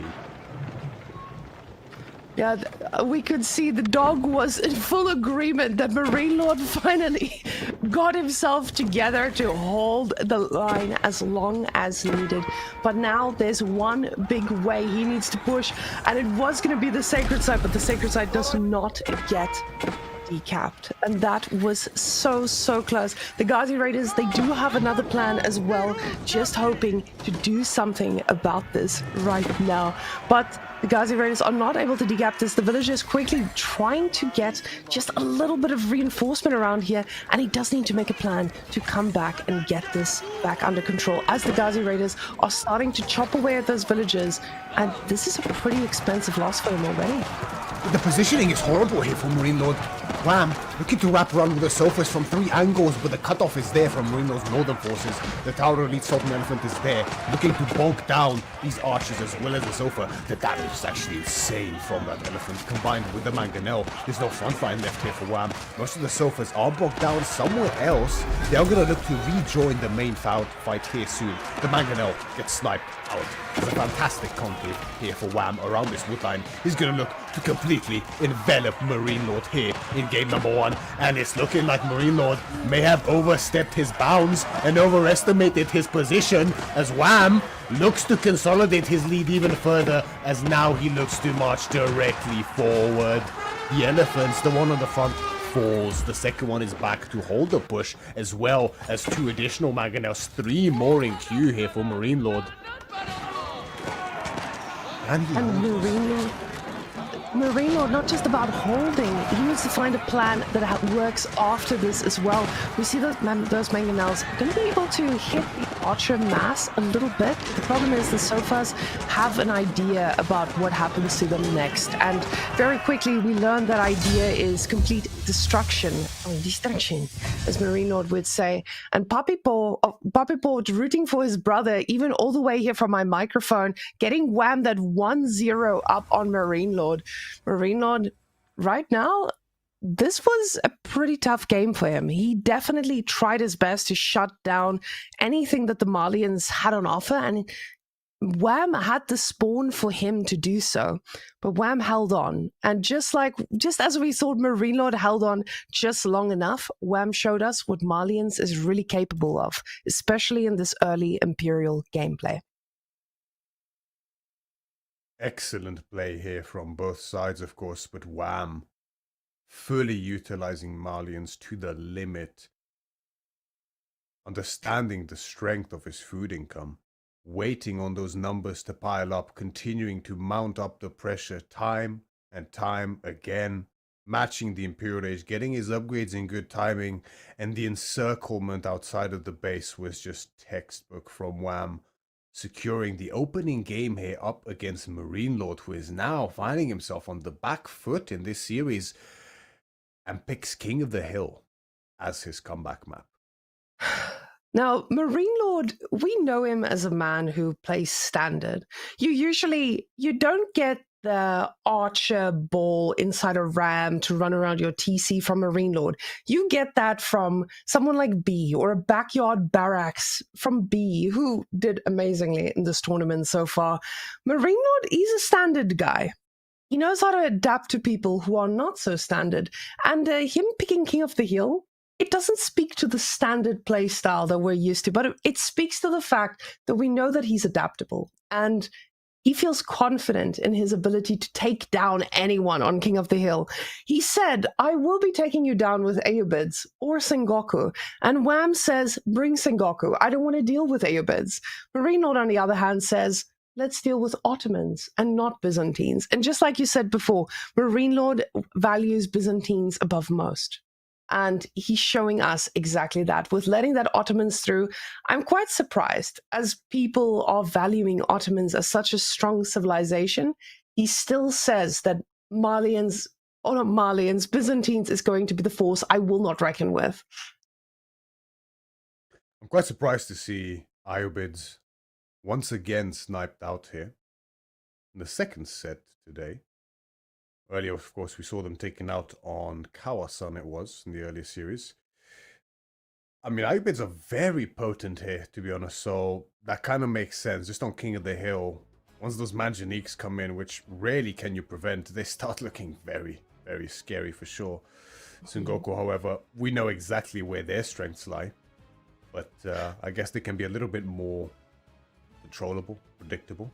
I'm not sure what Wham's thinking is.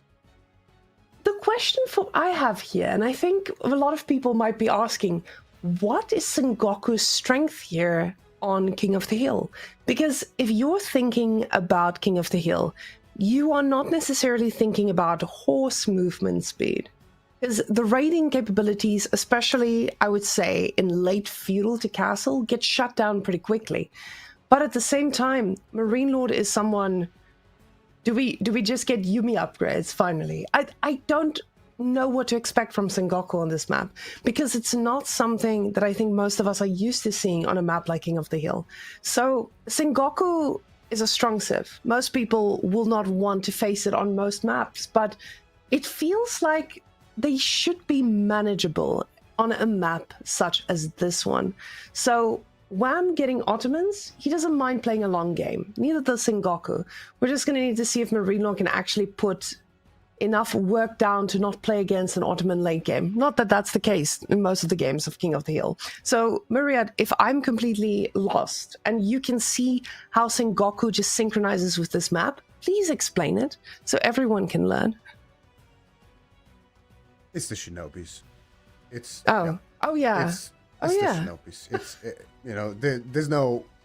I'm not gonna pretend like there's too much more here to consider when it comes to why Sengoku is good on any map, really. It's the Shinobis. It's the Shinobis, and just the fact they can spawn them in any stealth forest, which admittedly I don't think there's any on this map, actually. But you can spawn them to friendly buildings as well. So, creeping up with buildings towards the top of the hill, pretty easy thing to do as the game goes on, without a doubt. Especially against a slightly slower civilization like the Ottomans. Of course, Sengoku themselves can be pretty slow indeed. I'm quite excited to see, I already see chat mentioning it, Sipahi up against Yari. I just want to see a game of nothing but Sipahi and nothing but Yari. And let's see who wins. Honestly, Myriad, that is not something I think we can show live on stream, because that it would be a slaughter. Absolute slaughter. No, not necessarily. No. A slaughter does not mean one way. A slaughter just means a lot of dead things and a lot of blood everywhere. And I feel like that's exactly what we'll see. Because Sipahi's arguably the best horse in the game, right? Yari, though, with the is that the argument that people are making? Sipahi's it's the best unit in the game. I know not everyone agrees with me. I know many do. Sipahi. The best unit in the game, bar none. Except the bug Kipchaks, but those don't count. So yeah, Twitch chat agrees, and when Twitch chat says something, you guys, you know it's true. So guys, let's go see what Ottomans and Sengoku has on offer here. And honestly, Marine Lord's starting point here, I love it. I knew it was coming, but seeing it in action, it feels good. Guys, imagine those farms later in the game. It is just such a big range of inspiration with non-stop wood for everyone. And Twitch, I know you're thirsty. You will enjoy any amount of wood gathering that this man has on offer for us. But Wham, going for that normal military school opening, he's going to be the one who sends that spearman out to start making life hard again and actually force your opponent to make units to handle it. Yeah, the wood priority is there for Marine Lord. Of course, not as great of a spawn this time round. The gold is forward, the berries are forward, so the only thing underneath that Matsuri is going to be, of course, the outer edge wood line, which encapsulates the entirety of the map. Now, ideally, in a perfect world, you would have the gold as well as the wood right next to each other with the Sengoku, which would allow you the optimal opening with the Matsuri to go and trade gold for wood, which is going to give you the fastest triple Yatai timing in combination with the age up, but that's pretty difficult to do when you don't have them together like this. You don't quite have the wood necessary for it. So it's going to be the slower version of the opening here for Marine Lord, which begs the question whether he's actually going to fully commit to all of the Yatai. We know he's going to at least make 2, as the wood gathering is still underway. Second one has now been queued up. Meanwhile, as you mentioned, very standard here for Wham, the military school opening. It's going to mean that he can slowly apply a little bit of pressure onto those Yatai. It's going to be somewhat delayed. Of course, the first spear still some way out from actually coming out to be able to do damage. It's going to be about 30 seconds now, I believe, until he hits the field. Now, with the scouting coming out, we do know exactly what these men have on offer. You can see, hey, I've taken enough sheep back home. Ottomans, not really a civilization that struggles with this, though. They've got a lot of cards they get to play Sengoku as well. So even if you do lose that battle earlier, it doesn't feel like the end of the world. Now, with the food spawns to the top and the bottom usually, you also have a little bit more of a reach when it comes to putting your Yatai out and collecting the food before the Sipahis become a problem. Now, Sipahis are a very natural transition, as we saw today, horsemen being made against the Yatai pretty early on. So Sipahis were going to be made anyway. It feels like the natural investment. It's not something that you're wasting resources on just to respond to the Yatai, because you can use them for anything and everything. Now, those spears, or soon-to-be spears, will need to find a little bit of work to at least force Marine Lord to make something that he doesn't want to make, such as getting those Yumis out when you don't really want to be investing in them when you're going to be dealing with those Sipahis, who are going to be absolutely everywhere, especially considering your wood line is so far away from the TC, and there's no safe place for the villagers to just hop in once they get on out there. So Yatai just snacking away on every bit of food that he can in the environment. And we'll see if this is going to be an easy one for Marine Lord to defend once it starts coming in. Now, the age up for Wham coming in pretty quickly, and that's just going to mean a little bit more time needed.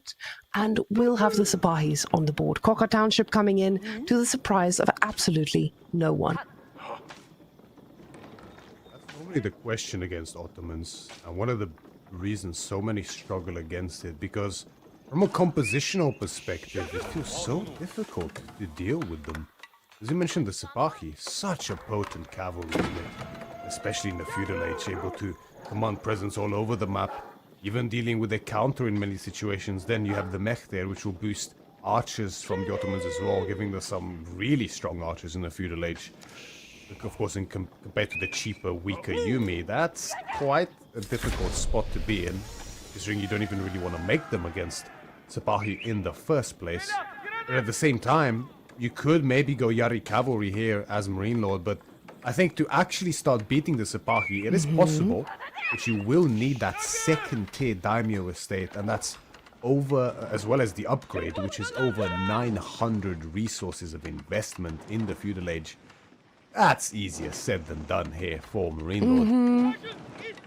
That's a significant investment, and I don't see Marine Lord having the ability to even think about that, at least for the first while here. We do see that first Abahi already being produced there by the military school, and stable to follow suit as we expect those numbers to just increase exponentially. The Yatai trying to get as much outside resources while he can, and the villagers just pushed off of gold, so they're not going to be able to get all the gold they need to make this a little bit easier for them as the time goes on. Now, the Cocker Township being up, that means this is great. He can finally think about, what can I do against this? But let's take a look at those production buildings that he's opted for. We see the Shinobis making their way out towards that Yatai at the top, but the problem is there's going to be Sapahis coming towards the base pretty soon, and you want to have those Shinobis to actually keep your units safe. A barracks and a stable being the weapon of choice, with the first spearman now coming out. It's going to be melee composition for Marine Lord so far as the Sengoku. Similar to what Wham is doing, we have the free spearmen from the military school. Sipahi are now also on the way.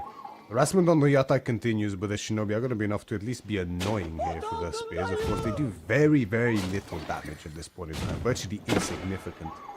It's more about that debuff and the slow that we see applying now. We can see the purple aura surrounding the spearmen. That is the debuff on the way.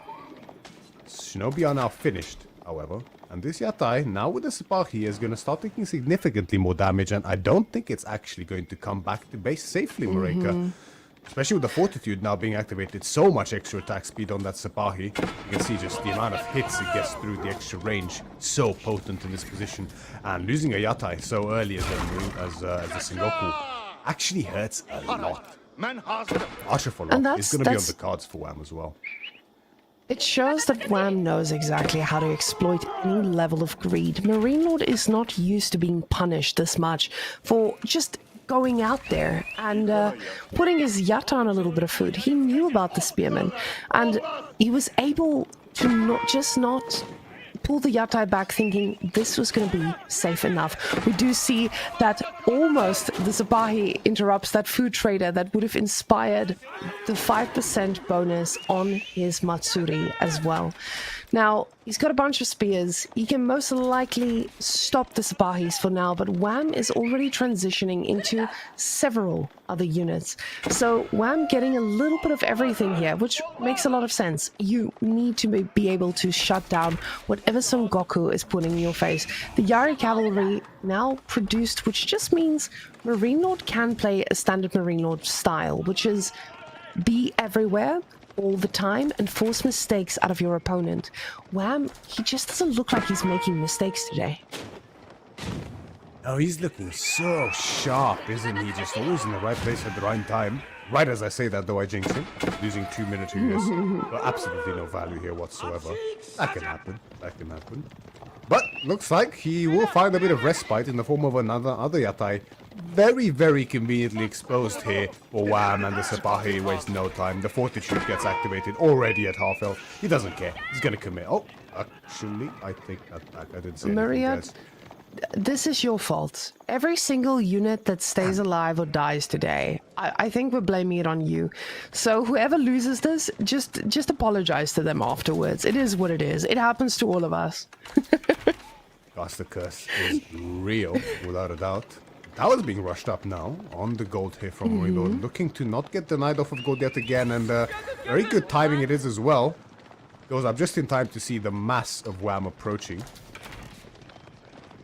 Now, Wham's mass, it doesn't feel like there's pause pressed on this mass just yet, because this mass wants to shut down what Marine Lord needs, and that's gold. Now, we do see in making a few archers now, the Yuumi numbers are going to feel great once they get there. The problem is just Wham looks like he's out for blood again. He's just going on every single angle he can try and find a little bit of damage. We do see over there on the bottom deer, there's a bunch of red dots, possibly some Sabahis, yes, are looking for a bit of damage. Now they're going to be able to run to the stone, see that there's nothing in sight, and the army quickly rotating behind them. But as they're rotating, we see another bunch of red dots there at the top, trying to go out and find damage themselves, even if it's just a stray little Yatai. And Yatai at this point in time, 2.5 times the price of a villager. Losing this hurts so much for Sengoku. And Marino's gonna lose a second one now, but finds a raid at the same time. Takes out 2 of Wham's villagers on that wood line and idles the entirety of it at the same time. Gonna met by the reinforcements. Just a couple of Yari going out on the exit. You know, Wham, the Sipahi, they're in position. Quick reactions by Marine Lord, though. He's going to pull away from the berries. The Yatai also pulled back, so no damage outside of idle time found there. Now, the force in the north is going to get chased by the Shinobi and a few of Marine Lord's forces here, but Wham turns around and realizes, hang on, I have triple your army, so now I can fight.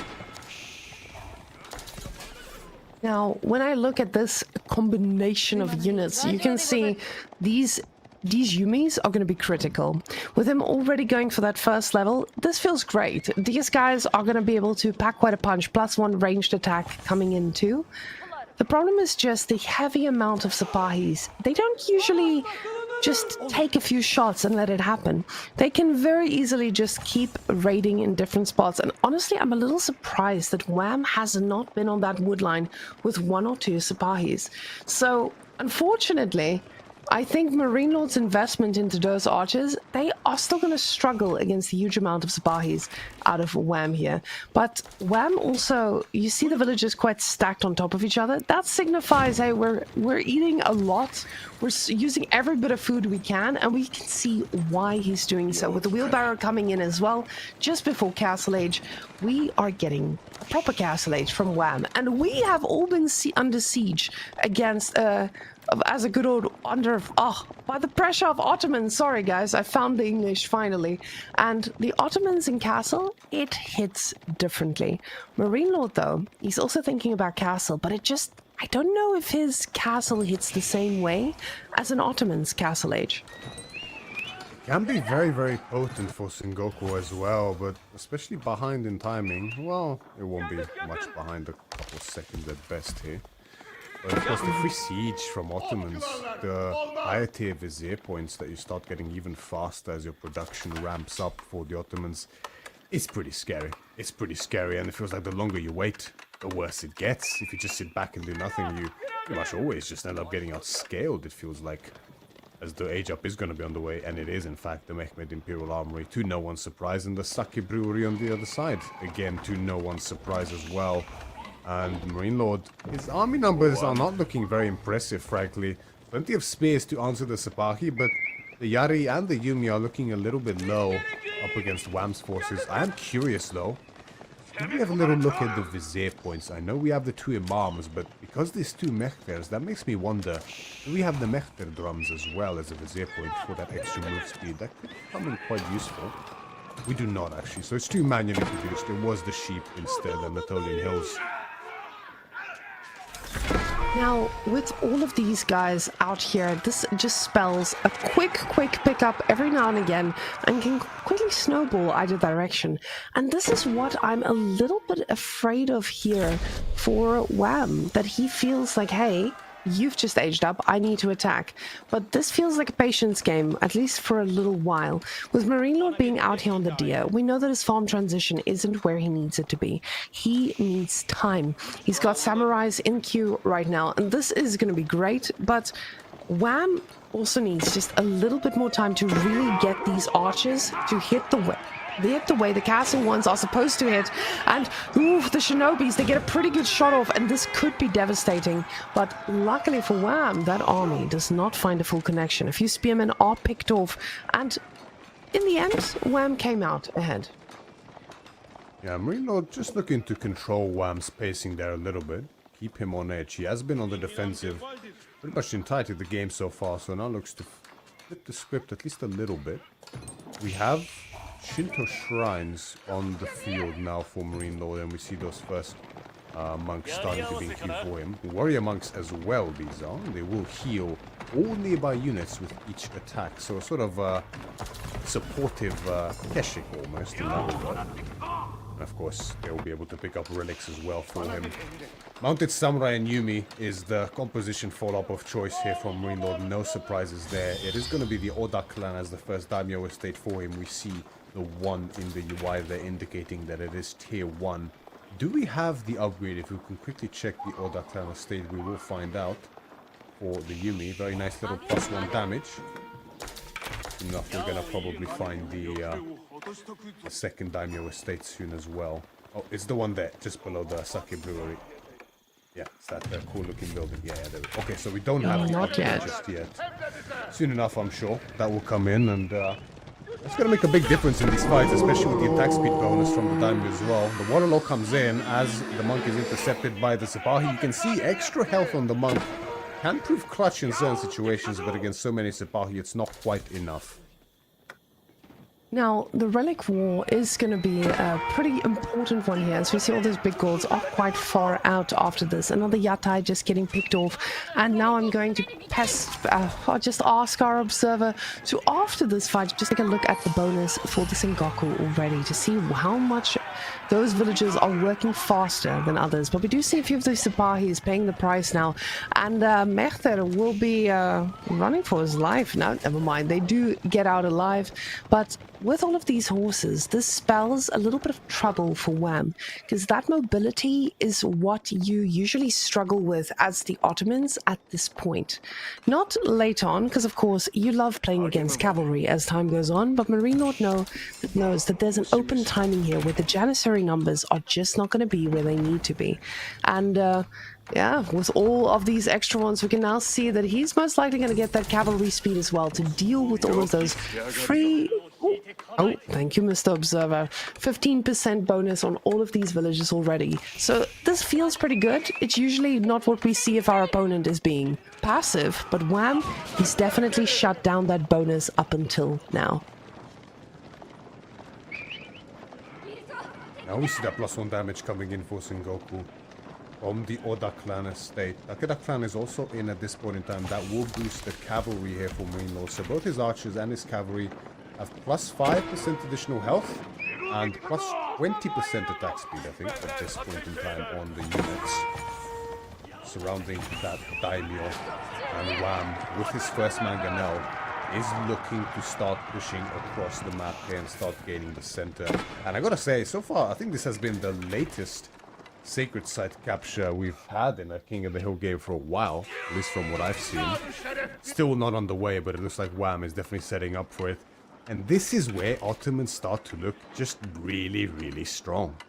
When you get this entrenched position on the hill, with the free siege coming in, the Mehmed has been switched over to Springles at this point in time.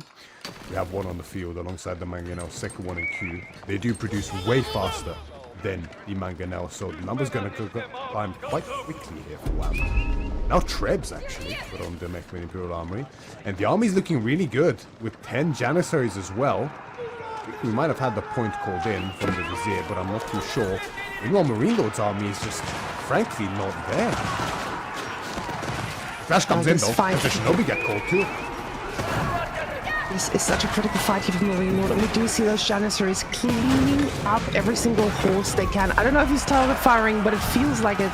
This has been a pretty good fight initially for Wham, but it just feels like the numbers are on the side of Marine Lord as the time goes on. But the siege are now met, and you can see very quickly that Mangonel hits the heads of the Yumis, but these samurai are still trying to make their way on top of these archers, and they're doing an okay job. But can Marine Lord actually replace this? And the question, well, the answer is probably going to be no. He doesn't have the farming transition there. He is definitely not going to be able to just reinforce quickly through this.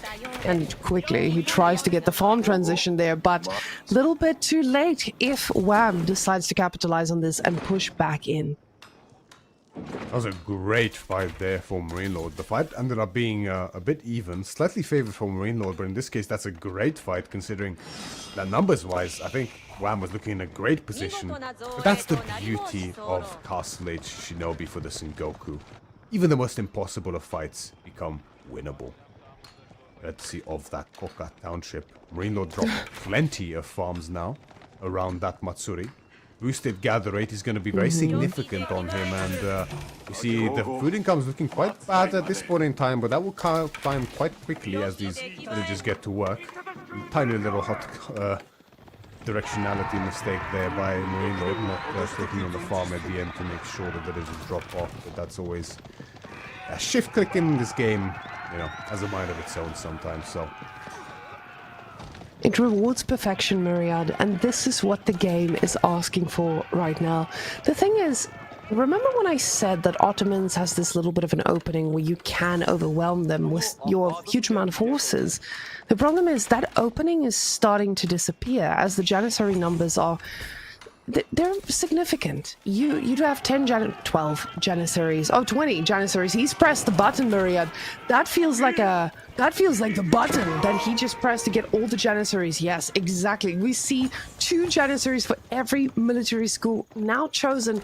This just means Wham is not looking for more time. He is looking for damage and defense and just a little bit of a distraction, as Marine Lord would again say, but this time being on the receiving side of it. Now, Marine Lord, he's got the farm set up, but this needs time. We see a few more horses in queue, 1 scout, 1 Yari. This is not going to be enough, especially with those Janissary numbers looking a little bit too scary.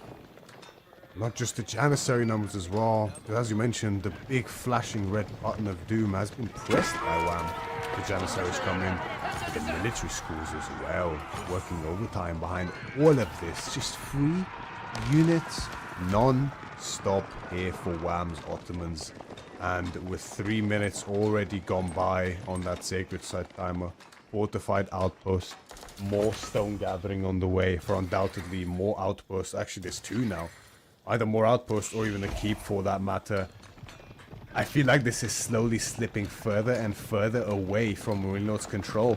Not words I often find myself saying, yet here we are. Marine Lord is definitely on the back foot in this game. And I feel like with this matchup, it's actually only going to get worse and worse. Despite his superior food income, the military schools just keep working. Maybe we can have a quick look at the Vizier point, see if we do have the improved production.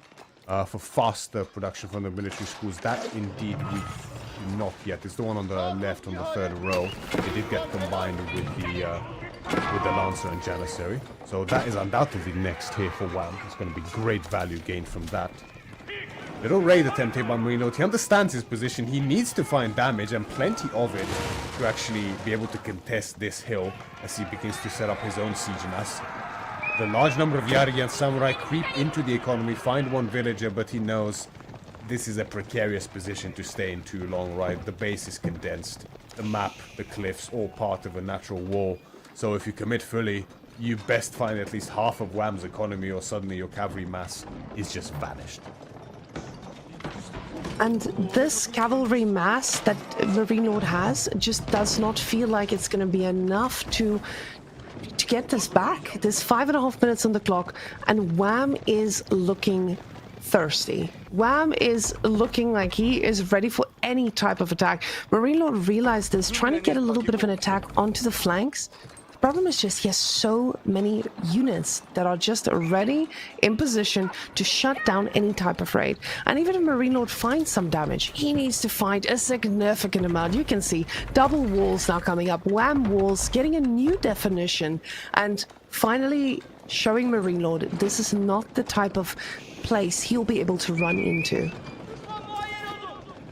It's great effort by Wham here with his map movements. Wham's looking so sharp up here against Marine Lord in this series so far. Again in a pretty good position in this second game. Now, I was saying earlier the position is getting worse and worse for Marine Lord, but for a brief second there, I forgot about the existence of Shinobi. So frankly, we have no idea how behind he is or how ahead he is because of that unit. We're going to find out soon enough. The first keep is now being constructed just behind the sacred site, as Marine Lord has his own trebs in position. 2 of them are going to start working down those towers quite effectively at that. He's going to be needing a lot of repairs around world to actually keep them alive, more than he can really afford efficiently at this point in time. Army-wise, there's a huge amount of mounted samurai, but the Janissary count. The thing is, I'm wondering what Marine Lord's plan is here with the age up. Is he going to go for an age up himself before this? Because he's floating a lot of gold. He's building as many units as he possibly can while getting the stone at the ready as well. And this feels like something Marine Lord is cooking that none of us are ready for. Because 1,800 gold in the bank already, it feels like something is up. He's producing every single bit he can. If he just had a split second more time to be able to get to that imp as well, because I feel like with the amount of resources we have here, that could be a pretty strong move here. But at the same time, he's got the replaceability of the units, so even if he loses a bit of siege, he'll be able to replace them. The problem is just he doesn't have the time to replace them. So now this is going to be one big fight, determining so much. We see the Mangonel stepping quite far forward and the bell going off for the 3-minute mark. Those trebuchets are doing work against the tower, but I don't know if this is going to be enough because there's so much more he needs to work through. So I don't know. Marine Lord, he's stuck between a rock and a hard place, and Wham is almost ready to make that move forward. He needs to be careful with those Janissaries at the back, and they are pretty much stacked. He moves them back. Good shots at the back, but not good enough, and the fight Myriad. Take it away. The Janissaries are just completely melting the samurai at this point in time. The count has been halved at this point in time for Marine Lord, and the Sabahi, known for their oppressiveness with siege, the extra range. Marine Lord has nothing to protect the siege anymore, and he never did in the first place because the extra range from the Sabahi is too much, and the front line, as we mentioned, is just gone. This fight was over before it really began, it felt like, as Wham loses virtually nothing and now takes the lead decisively in this game number 2. Now putting Marine Lord one game away from being brought down to the losers bracket here at EGC Masters Final. And Wham is looking monstrous. Wham definitely did not come in here to mess around. Marine Lord has his work cut out for him. Wham looking absolutely dominating. Amazing performance here by him.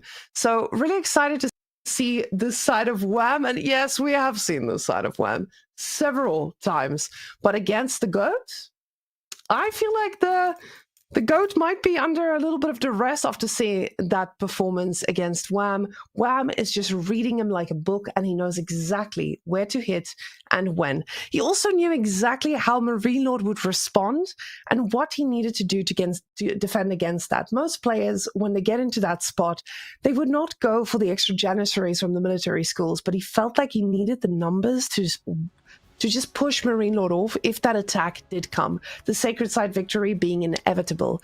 But we do have our next map, guys, and our next map is Pigeon's View. Pretty standard here among the drafts, people feeling it is a quite comfortable one at that, and Marine Lord echoing the same message he's been messaging or saying the whole time: no Byzantines in my games. And Wham for the second time in a row saying no Ayyubids either. It's interesting, right? This is what happens with the snipe system we have in place, which I think leads to some really interesting situations, as we see here, which is great. Wham as Byzantines, very strong civilization. Is he ever gonna get to play them though? I don't think so. I don't think Marino's gonna allow it.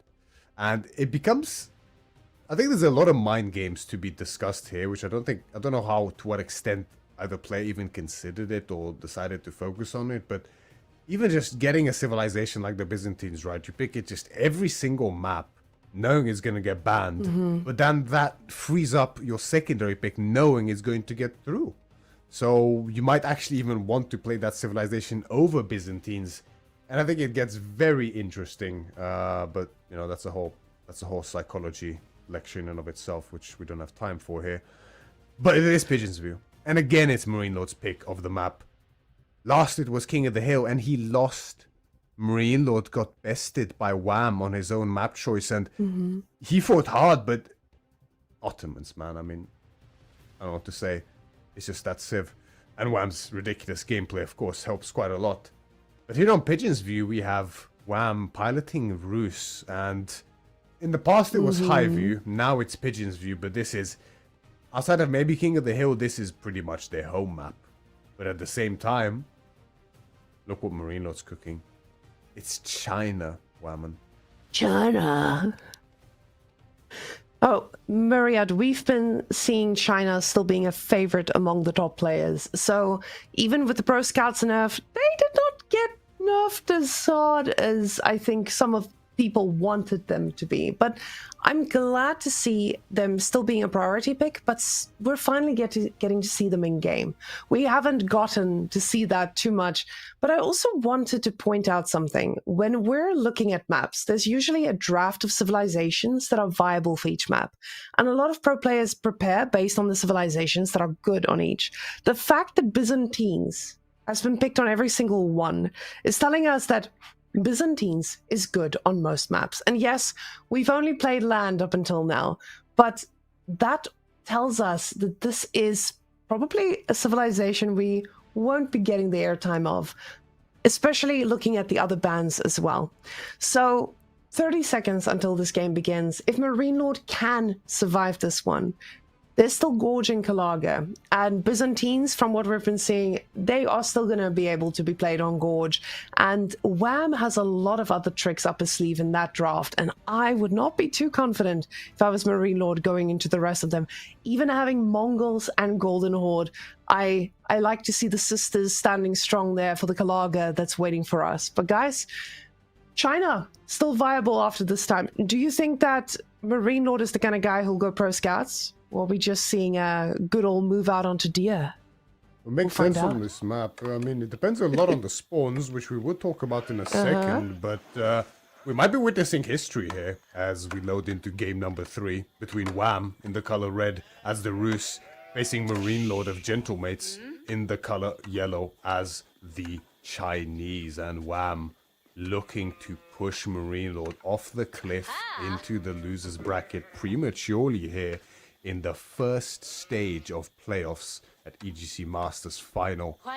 And it's quite the game where he could do it here, because Rus historically, at their peak, I think they were quite the stopper to China, even though China was incredibly potent back then as well. But a lot has changed since then. Not only with the Pro Scout, but for Rus in particular. I don't know about you, Ammon, but I don't think I've seen a single horse archer since the change. And, you know, without it, we're having a bit of an identity crisis here for Rus. We've seen so much out of them since. We've seen feudal all-in plays, we've seen 2 TCs, we've seen everything, and nothing has seemed to really stick yet. We've still seen Pro Scouts, but very rarely followed by horse archers. China, also in a bit of an identity crisis at the same time, so quite a matchup in that regards. Likely to see Pro Scouts. That's still been the most popular choice in most games for China, either straight away, but more commonly on a delay after some military investment, courtesy of those free taxes. They can still get a great timing on it. So, we'll see which one of those it is. Knowing Marine Lord, considering he's against the Rus, he might just opt for it straight away. I could be wrong, because that is a double forward wood line there from Wham, and that's always a good place to hit. It feels good, but at the same time, we want to question ourselves. Marianne, if you were sitting in this game as a player, which spawn would you like? Between these two guys, Wow. I would say Marine Lord didn't get his Marine Lord spawn like he usually would. See, that's why I have a bit of a love-hate relationship with this map in particular. Because the spawn you see Wham having, which, I mean, let's not beat about the bush. It actually might be one of the best spawns I've ever seen in my entire time playing Age of Empires spawn. Let's be completely honest here. This is absolutely ludicrous what I'm seeing right now. Double back there, back berries, back gold. The double forward wood line can be rough, but frankly, Roos doesn't care. They have the wooden fortress, so that's not really an issue. Side berries, other berries behind as well. Second and third gold behind, stone behind, large stone behind. It's actually insane. Now, Marine Lord is no slouch either. Back there with side there, as well as plenty of back food, back stone as well, and natural wall with the wood lines too. And Pigeon's view is just radical in terms of this, I find. Like, sometimes you have insane spawns to both sides like this. Sometimes your deer is virtually on top of the board. So, I don't know, honestly. But Wham spawn is frankly just unfair with how good it is. And I'm all here for it. Now, getting into a position like this, I feel like the poetic justice of the Marine Lord spawn being on the side of Wham means that Marine Lord needs to deserve this one. He needs to earn his way through into that reverse sweep if he wants it. So, I love seeing this because I'm a huge Marine Lord fan, and I think Marine Lord, he has his title for a reason. To also consider the Marine Lord spawns, he needs to face up against those to really conquer them. And Wham, even with previous games where his spawns were less than favorable, he managed to come out victorious. So I'm excited to see what Wham could be doing in this situation as well. But Marine Lord, he's going to have to be the playmaker. But with 5 scouts already on the board, Wham is going to be a very happy pro scouting camper. And I would love to see a little bit of play towards the deer of his opponent. Because the whole point of pro scouts now is not just about pro scouting, it's about denying your opponent of food. And now Wham is in a position to do so, especially, ooh, he cancelled one of his scouts, by the way. He realized double back deer, I don't need to worry about this. So with that, he's making Marine Lord's life a little bit harder already. And I like to see this because he realizes, I've got the power here. I can be the one who makes his life just a little bit harder. That was my question initially as well. With this kind of spawn, do you even bother investing into that technology? Wham doesn't care. He's still going to do it. So, Pro Scout is on the way here with 5 scouts on the field already. And Marine Lord is going to look to follow suit. He's actually going to finish way before Wham, despite Wham starting his upgrade first. That's, of course, thanks to the supervision here from Marine Lord's Chinese. And typically, even in the past, we've seen just a handshake, right? Both sides get their day. Contesting is too expensive, and you can never really contest in time with either Civ here, most of the time at least, unless China skips Pro Scouts early and gets it later, but that's not the case in this case. So, glad to see I was able to actually predict the play from Marine Lord here. Give myself some stars for that one. We do have the forgotten outposts, or abandoned outposts rather, captured in the center there by Wham. Easy to do with the scouts, of course. That's a great advantage he has, and he's going to look to employ now. Marine Lord is going to be an Archer follow-up. No surprise, Archer Lord is unleashed here in his final form for the potentially decider game of this set.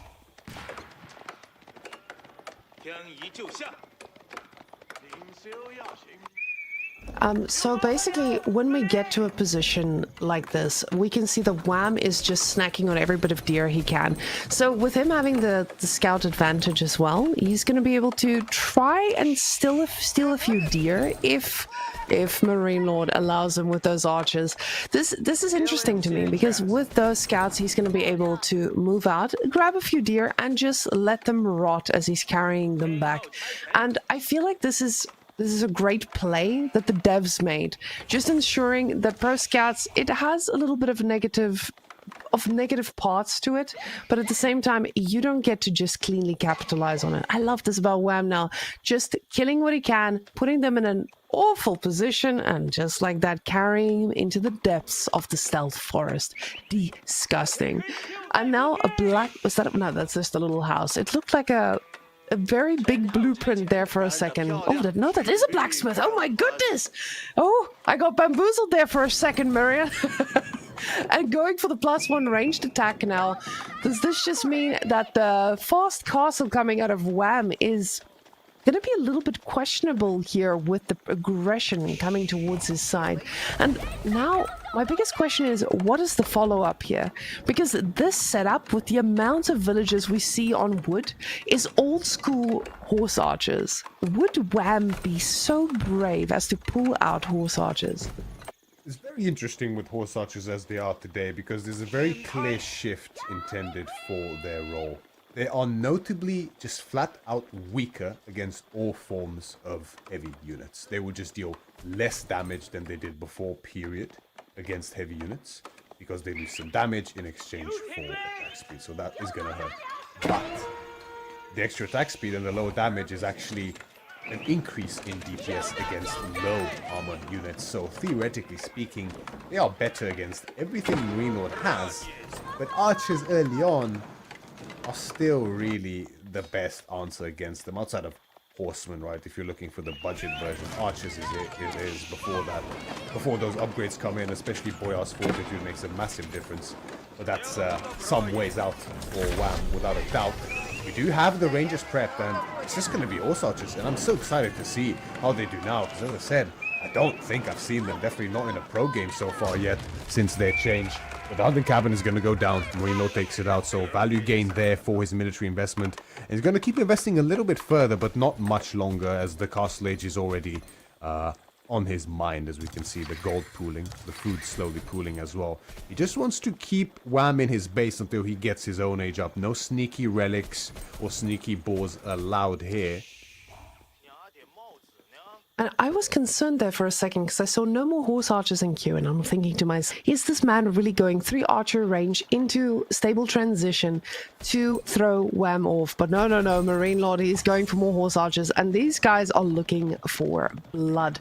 Now, with these scouts accompanying our horse archer army of 3, they are going to be able to quickly find a little bit of damage. That tower is going to provide refuge for quite a bit of vills, and all of a sudden, Marine Lord's little attack is just not landing, because that Marine Lord spawn has got him by the spears. The spears are just not going to be strong enough to carry him through all of the safety of the wood lines. And we can see these horse archers, they are looking for blood. The scouts just running around with them.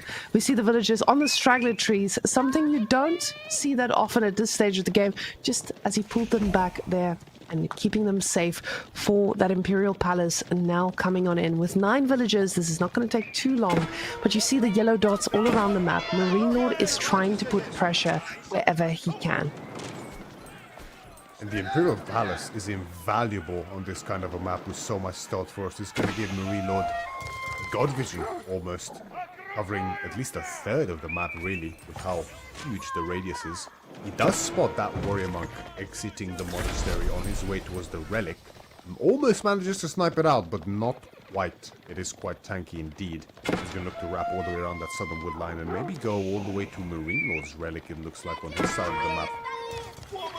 Reinforcements here with the horse archers are still wrapping around that northern side, being pulled in the base as well. And Wham is looking to cut off Marine Lord's reinforcements, but the castle age is in by now. Veterancy for the archers is now finished with that supervision. And Marine Lord can just keep making archers here, and he's going to kind of be fine. He does still have the blacksmith advantage as well. He's going to look to trade directly against these horse archers. Not a fight they really want to take yet. And that's kind of the problem with horse archers. When you're over-investing in horse archers, you need something to transition into. And Wham is doubling down on this. He believes in the way of the horse archer, but the archers are an okay answer, at least for now. We can see the horse archers just trying to get a few cheap shots off, and a few villages under that TC is already standing idle. This means that our food is not looking the way that Wham needed it to look. So a few more deer carcasses under there, but them being stacked on top of off each other just means there is not an unlimited amount up for grabs here.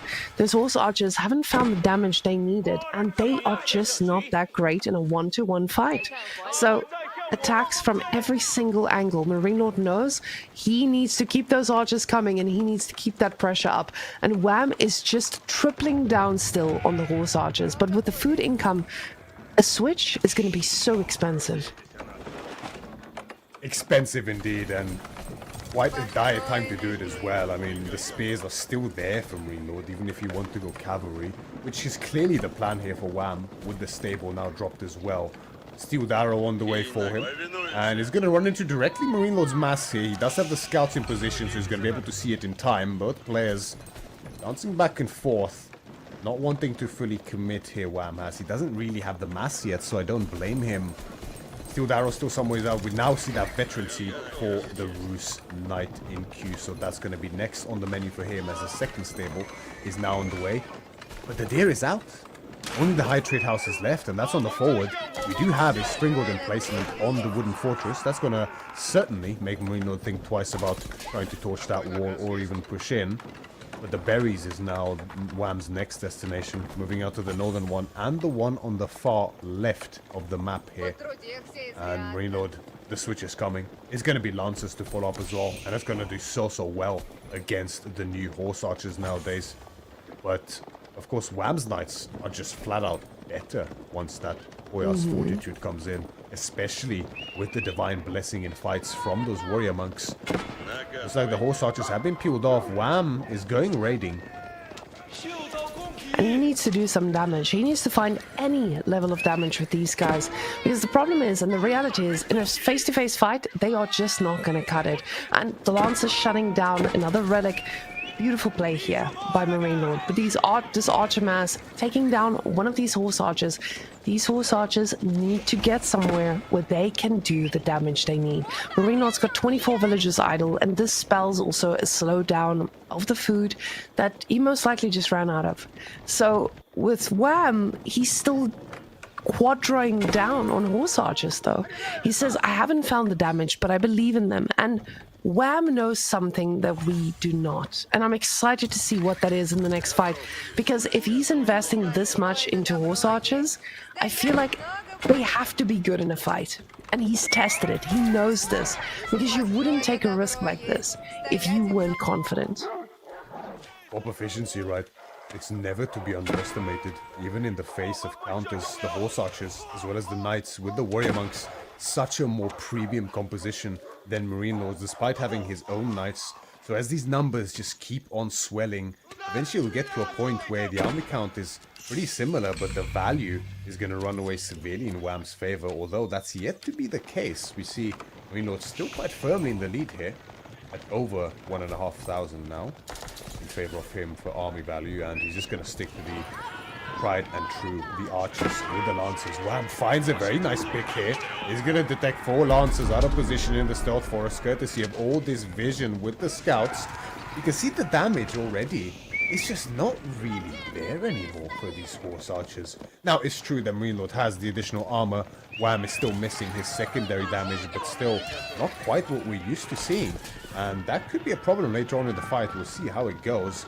But Marine Lord does discover these berries and the wooden fortress. Villagers are running for their lives. There's spots in the wooden fortress, but he knows the wooden fortress is not long for this world. As the villagers are running, now Marine Lord shifts his focus on the fortress instead, but at the same time Wham wants to do his own damage, finds a villager, idles the wood line, but is met by plenty of Marine Lord's reinforces, so he's going to be forced to back off for now. But Marine Lord is still on the hunt. Marine Lord not just hunting, but also just getting complete map control here. Now, it might not feel like map control for some of you when you see all the red dots running around, but he's forcing Wham into such an awful spot, because Wham right here, he doesn't have the same level of freedom as you do with China. China, they easily expand with the Barbican, with the vision that they usually have at age 3. So this is not a position that Marine Lord feels uncomfortable in. He knows exactly where these attacks are landing. He knows where he needs to attack. And the Lancers to this army, 18 of them, is just going to be impossible to take down this quickly. We see a lot of villagers being pulled onto the boar, and this is just spelling more and more problems, as Marine Lord is not scared of moving out on this map. We saw him with his one single archer doing so much work and quickly trying to reinforce these towers as well. Wham wanted to attack them for a second, but pulls off instead and gets a few kills here at the back, but we can see that villager kill count, and it's in the favor of Marine Lord. Marine Lord has killed so many villagers with these raids. He is in control of this, and Wham just does not have an answer right now. It makes sense that when it matters most, Marine Lord would pull out the Chinese and show exactly how oppressive of a pick they can be. And he is executing a beautiful Chinese game here for us. Watching all angles. The Imperial Palace giving immense vision in the center. And now the flanks are also covered. The double outpost, like you mentioned, now fortified. And the forgotten outpost, the abandoned outpost in the north rather, on the boar is also in control, but there's quite a lot of cavalry there, and Marine Lord not gonna underestimate that. He's gonna pull away from the outpost, which is getting fortified as we speak. Actually, it's a Springald emplacement instead, and it's actually quite a blessing in disguise that this stays up here at this point in time, because now he can repair and just it. picks off. He tries to do a little cheeky Wololo, not going to be interrupted there at all, and he will get the relic there to safety. And as a Rus player who hit castle first, this feels a little unusual to not have all the relics on your side. With all the resources per minute as well, we see that Wham, he is in the lead, at least for now, with the food per minute.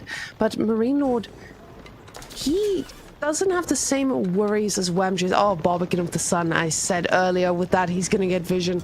We have to think about the fact that Wham is out there on the board. This will run out eventually. He does have a pretty strong army here, at least for now. The problem is just the amount of units on Marine Lord's side. I still think Marine Lord takes this, even with a bunch of knights here in between. The Lancer now getting more villager kills, already 10 going down. Luckily for them, the Stealth Forest keeps them alive as the Lancer does not see into the darkness. But Marine Lord, again, he's up against the Horse Archer army, and Wham is still making Horse Archers. He believes in this, and we need to find out why. Now, Marine Lord has been in the driver's seat so far and controlling the movement around the map, and now discovers the boar as well. We were speaking about the efficacy of these horse archers and the cavalry army from Wham, and we are about to witness it firsthand, it looks like. Now, the value has closed a little bit, but it's still in favor of Marine Lord at this point in time. The main issue here is that frontline count. Marine Lord has just so many more Lancers than Wham, and Wham desperately needs to consolidate those numbers when it comes to a fight. Now, if he manages to mirror the Lancer count, I would say in a fight he's undoubtedly favored. But now, with the crossbows being added in as well from Marine Lord, that window might slowly closing for Wham at this point in time. Considering we have Song as well, passive additional villager production is going to start. Increased production rate on those villages, I mean, and it's already starting to slip away. Of course, the 4 officials count towards that, but Marine Lord is already more than 10 ahead. Now, with Marine Lord having Song Dynasty, he's getting all those extra vills as time progresses as well. And even though when you look at the army value, they might look even, pound for pound, Marine Lord's army is just going to be able to take this a little bit better than on the side of Wham. Now, I would say that, but again, if Wham is getting more archers, there's something he knows that we do not. And I'm so excited to find that out. But he does run into the Barbican. He understands, okay, you are getting that villager advantage. You killed a ton of mine as well. I probably need to find some kills. And just like that, he gets villagers into safety. Marine Lord is not planning on losing any villager, and he's not letting any spawn give his opponent an advantage. Really amazing play here by Marine Lord, ensuring that he takes control of this. Now, with him having the top side controlled with the Barbican and the army here on the south, Wham's food income is not going to be what it used to be. But at the same time, Marine Lord, he's also not in the same position he was a while ago. So he needs to be careful. This army is not replaceable as easily. And Wham, he still has that thing we haven't seen, we haven't discovered what the Horse Archers are about to do. So Twitch chat, I hope for all of our sakes, those horse archers are going to shoot rockets, because at this point, I am very worried. Now with the Boyar's fortitude in though, I mean, this army from Wham is about as strong as it can possibly be outside of Imperial Age, that is. Warrior Monk numbers are a little low, only 2, so those get sniped out quickly by Marine Lord. The Boyar's blessing is going to be completely nullified.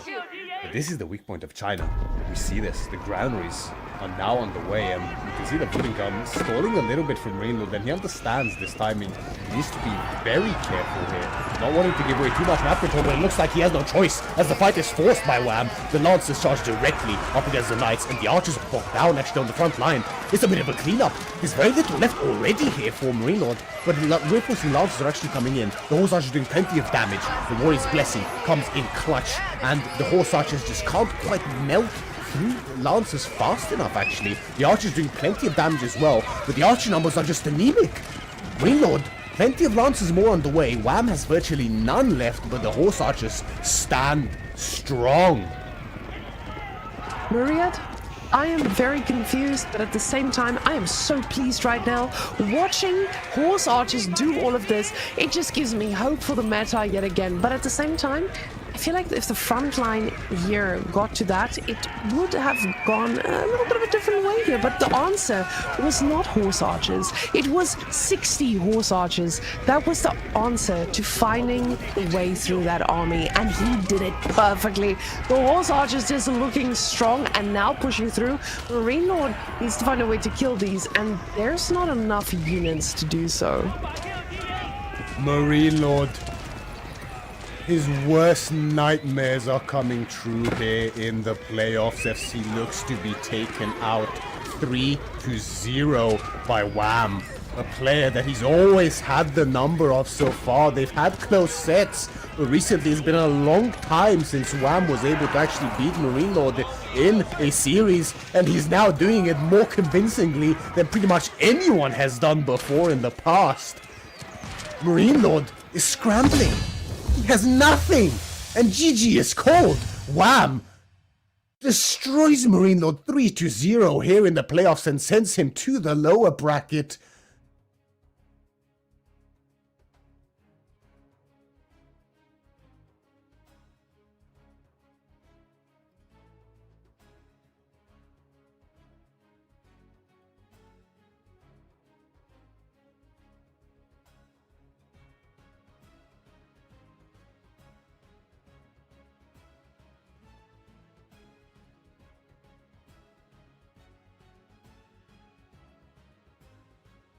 Oh. It appears like we have no sound, I think, on Whammon's side. Do let me know, chat, if you can hear me. I'm not sure. I pressed the wrong button, guys. I'm sorry. I'm an animal. I just pressed the wrong button. We're back. So these two going to be fighting off next weekend against one another is an absolute destruction waiting to happen. Marine Lord being shot down to the loser bracket. I don't think anyone had this on their bingo card, Myriad. I have nothing to say. If I speak, I'm in trouble. It's absolutely remarkable play here from Wham. Honestly, I mean, Wham, this is the best I have ever seen Wham play in my life, and he destroyed me plenty of times. It's very impressive. It's very, very impressive, and Marine Lord has felt the wrath here. Now, it's worth noting, of course, not to take away from Wham's victory. Naturally, he did amazingly here. You know, this is not over yet, of course. The lower brackets are there for a reason. Marine Lord is still in. He's not out yet, and, you know, quite often he does better when it matters most than when he has a chance, which is a weird dynamic, but it can make sense. But absolutely stellar games here from Wham, and he can be... I bet he's shaking right now, because I didn't even play, and I am. Myriad says, after that game, after watching that, I need a smoke. Well, definitely looking forward to seeing what he has to say about this. So guys, let's hop over to that interview and see what Mr. Wham has in store for us. Wham, you did it! How does that feel? Taking on Marine Lord so convincingly. Oh. Oh, maybe Wham can't hear me. The killer silent, as always. Maybe that's the whole play. The deadly look. The thinking about the next game, not knowing what's happening on our side. Oh, Okay, Wham, can you hear me? me? No. Who's narrating your silence? Can you hear me? I can, Oh. but I don't know if... Oh, yeah. Oh, can he? Okay. Okay. Wham. So, you took down Marine Lord 3-0. Was that the expected outcome? you can hear me, right? No. I'm having. I don't know. I can't like, hear. I can't hear Wham. Like, I can hear him. you can hear me? Wait. Oh, Maria? you guys can? Oh, I'm the problem. Then that's a problem. Wham.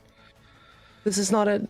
I have no idea why I can't hear you, unfortunately. But it's okay. I will ask the questions, and then we'll figure it out afterwards.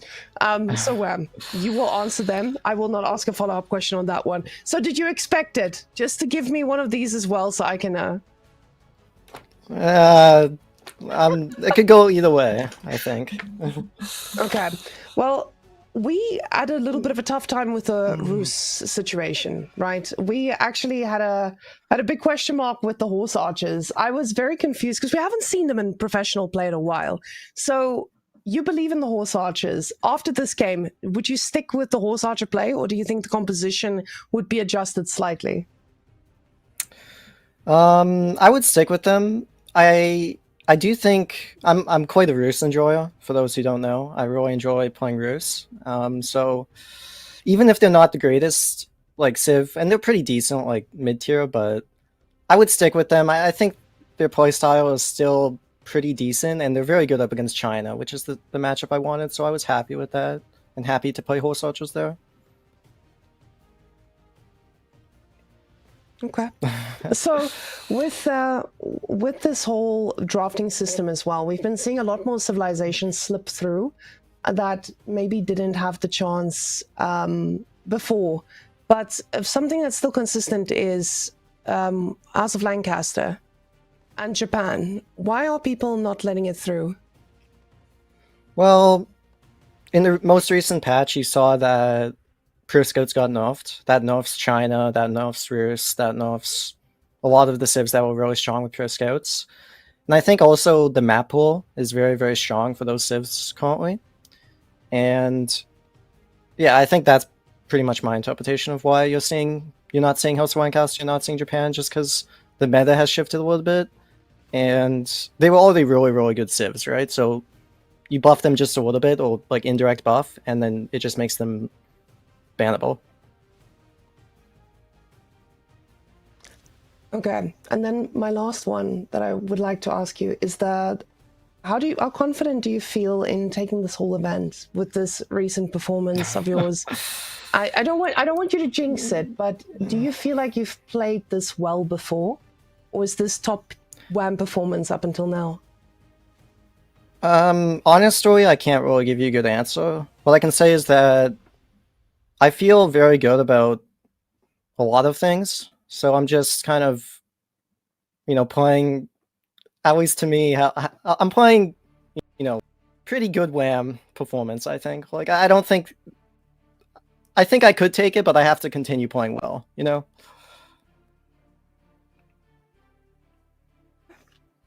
And then I just wanted to ask Myriad, if you have anything you wanted to ask Wham, go ahead. I believe Wham can hear you as well, even though your beautiful face is not on camera. So yes, I do have a question for you, Wham. Are you the next GOAT? No, Anatan does. Anatan, Puppy Paw, I think it is interesting. I think it's cool that you are seeing, some more upsets and stuff like that. I think in general, the Age of Empires scene is just becoming so competitive. And there was a long time where it's like, oh, like these top 8 players are kind of, everyone says they're making it through, but they're not really, like. And I think now you're starting to see, like, oh, the cracks are kind of starting to appear, Like, there is a lot more competition than people think. Beautiful. okay. Well, guys, that was Wham, the new next goat, maybe. And we'll be heading into the break and then into our next set, so don't go anywhere. We'll be right back. See you guys in a second.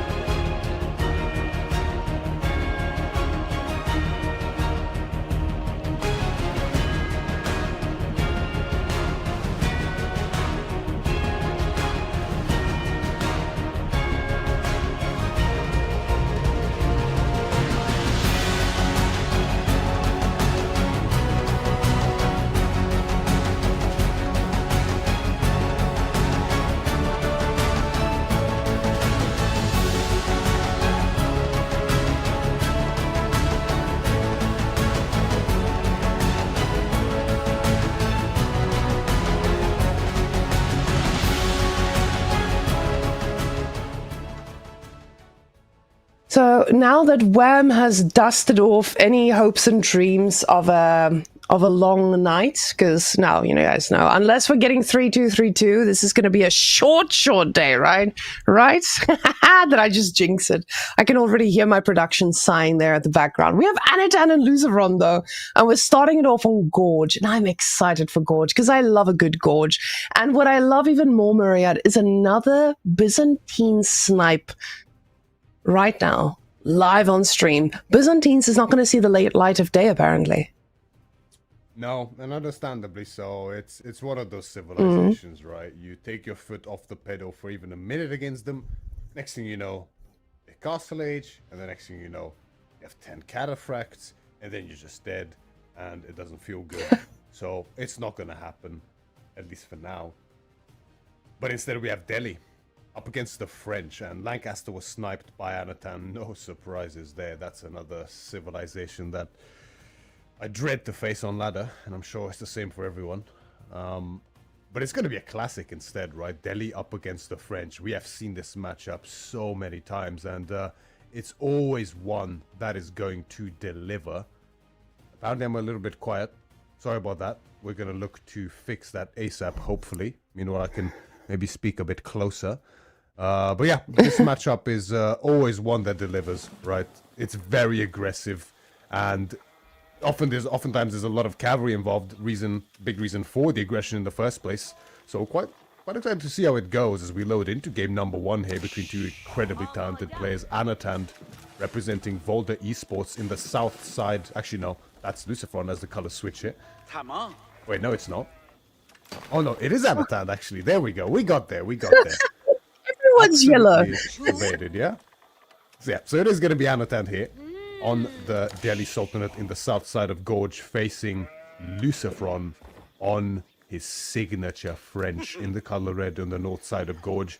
And what a map for both of these civilizations. They feel at home here. And honestly, seeing Luciferon and Myriad, I am already scared for Anatan. I know when people think of Delhi, they're like, oh yes, of course, this civilization does great against armored units. No, French, they are pretty much okay against Delhi, especially with the mobility that they can match and the fact that knights are just made of steel. So it absolutely feels wonderful for Luciferon to get this civilization in this matchup. Now, one thing that we always ask ourselves, how am I going to do damage? And the answer is, well, it's all about that food. So that early game food, we need to see what the sheep count is looking like, but with Anatan only having a handful, I feel like Luciferon might be the one who's snacking tonight. Now, it's still very early game, and we'll see what the man has in his on his scout from here on out, but it's going to be easy enough for Luciferon if he can just sustain those first few nights and ensure that he keeps Anatan in his base. Yes, there's always plenty of mind games going on this map in particular when it comes to scouting.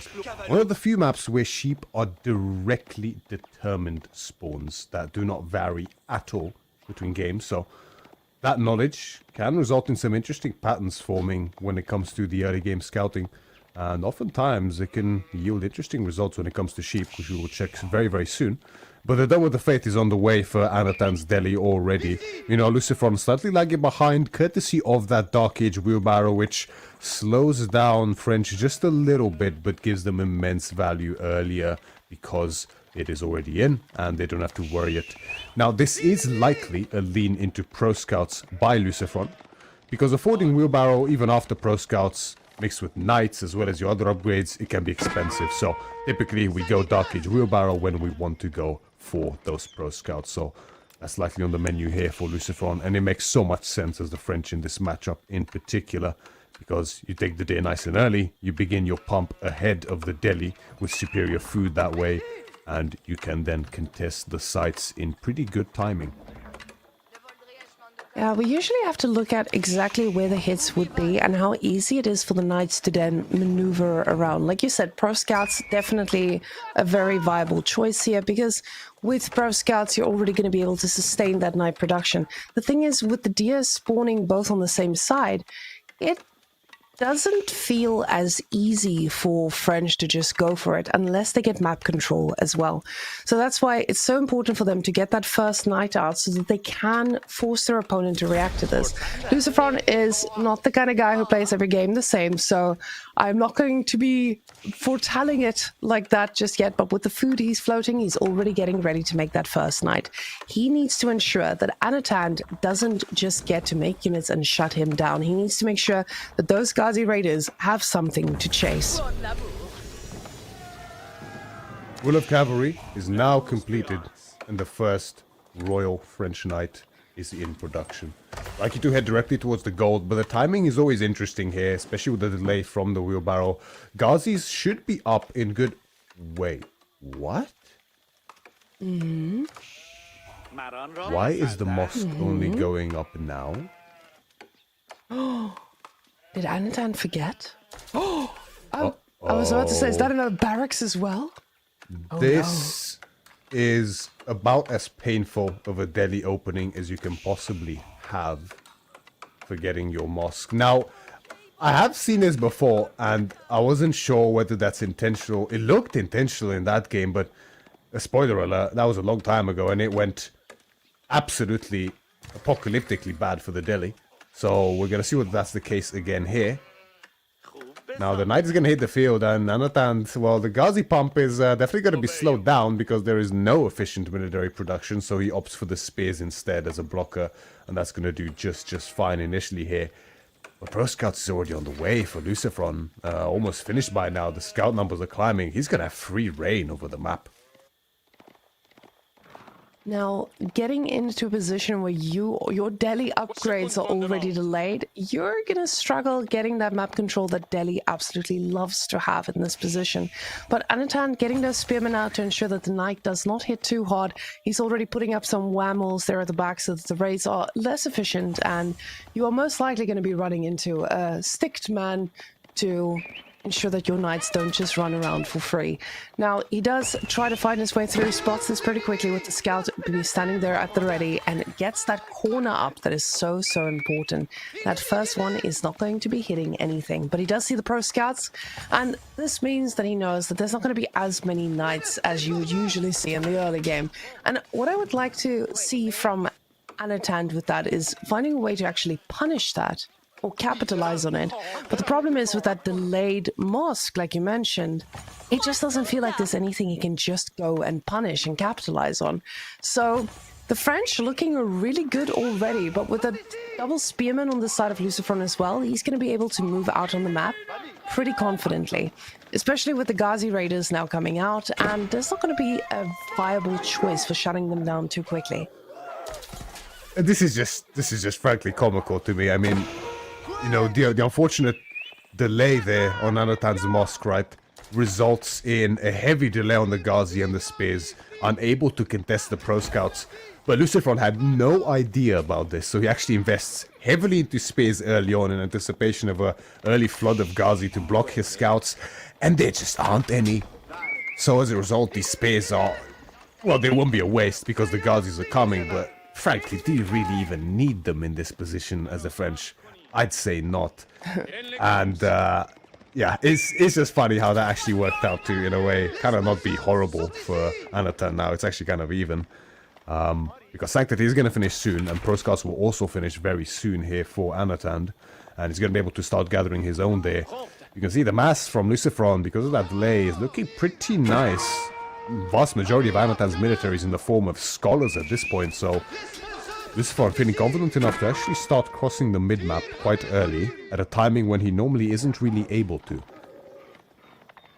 Now, usually with Delhi's timing, they just force your opponent to actually be in multiple places at the same time, and usually you don't have the units to do so. Lucifron, on the other hand, he's got the units. He can be in all three places if he needs to be to shut those down.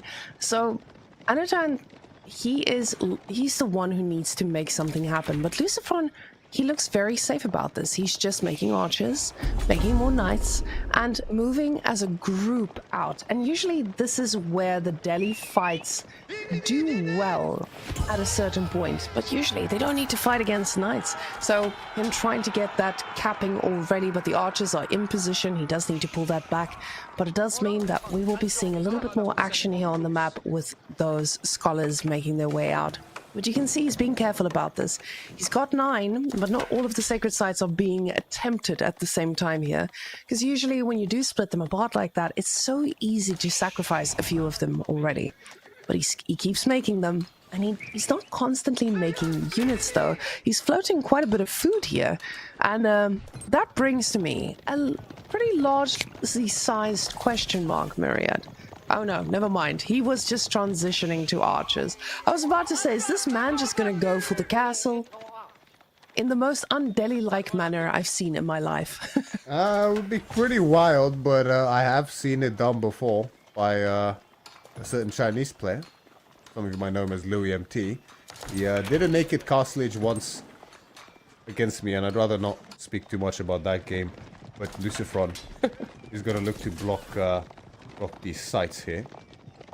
As Anatan's scholar number is rising rapidly at this point, he's gonna have the sort of timing to move out soon. Anatan can't be very happy with this position for sure, but it's pretty likely that what we saw earlier was just an unfortunate mistake, right? With the amount of civs nowadays that we have to be able to play, you know, there's plenty of little quirks around opening build orders for so many of them that also vary game by game, map by map. So always remembering these things, it can get difficult, so it can really happen to anyone. We have seen it happen before. But soon enough, he will have that mass to move out, although Lucifron is already way ahead when it comes to that, so it's a tough position for Anatan. Undermesh did finish earlier, the Steeled Arrow also finished for Lucifron, and now the opposites will finish very soon, close back to back as well. Well, it looks like you're right, Marika. He's actually going for it. Look at the res. I can't believe it. I was just not unsure. I was just unsure. I thought this was a switch. I do not claim to be right in any capacity here. This is all confusing because we have not seen a Delhi player doing it this confidently, unless they're playing against Myriad, apparently. Now, when I see this amount of units from Anatan, I don't feel like he has the position to confidently go for castle without being punished.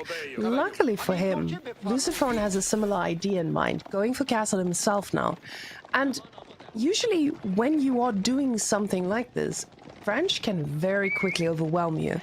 But with him not investing those resources into units and instead going into his age up, this gives Anatan a little bit of breathing room. But we've seen the Delhi timings. They take a hot moment, and we'll see if Lucifron tries to capitalize on that age-up timing himself. Because even with those knights, you can still do a significant amount of damage when you go and collapse onto any amount of units. The thing is, he doesn't need to chase those Ghazis, and he knows it. He's going straight back towards the base, and going to be looking for a stray village or two that he could be charging into. The age-up hits, and he sees it right in his face. Guild Hall coming up from Lucifron, a man who likes to play it safe and play for the late game if needed. As the Spears were in position to block any kind of dive there from Lucifron, and immediately the first War Elephant is now being trained at the stable. Plenty of upgrades being queued up here for Delhi. Anatan, of course, taking full advantage of those free upgrades. And the relic should be following quite soon as well. None have been picked up yet. We have one Royal Knight watching Anatan's home relic on the western part of the map there in the corner. The rest are also heavily guarded here by Lucifron, who has essentially total, utter map control at this point in time. And that's a very good spot for French to be in for sure, especially against another map control reliant civ like the Delhi. Looks like a little raid in the north, but Lucifron, ever aware, has Spears already patrolling in position. He's going to look to make the play towards this relic, but there's a big army coming for him.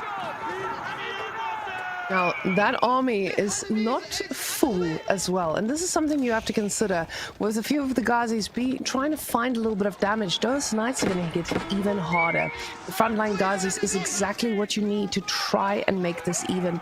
But at the same time, I don't even think the Ghazis are going to make it even, as a few of them even fell to their death. A few of the spearmen trying to get a bit of connection here. Scout will be paying the price, and the elephant on the back line gonna try to make his way through. The scholars just want to heal this man up, but there's a lot of units here in Myriad, and that elephant is surrounded.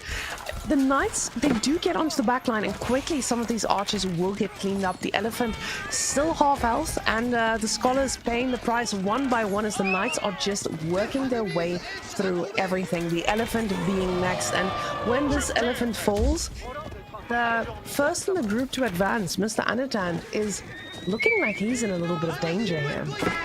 Yes, the elephant got stuck between a pointy place and a sharp place there, as there was no retreat whatsoever for it, and with that elephant there, that really opens up the pathway here for Lucifron to push ever deeper, as the scholars are now under threat, and the very foundations of Anatan's base here are under threat.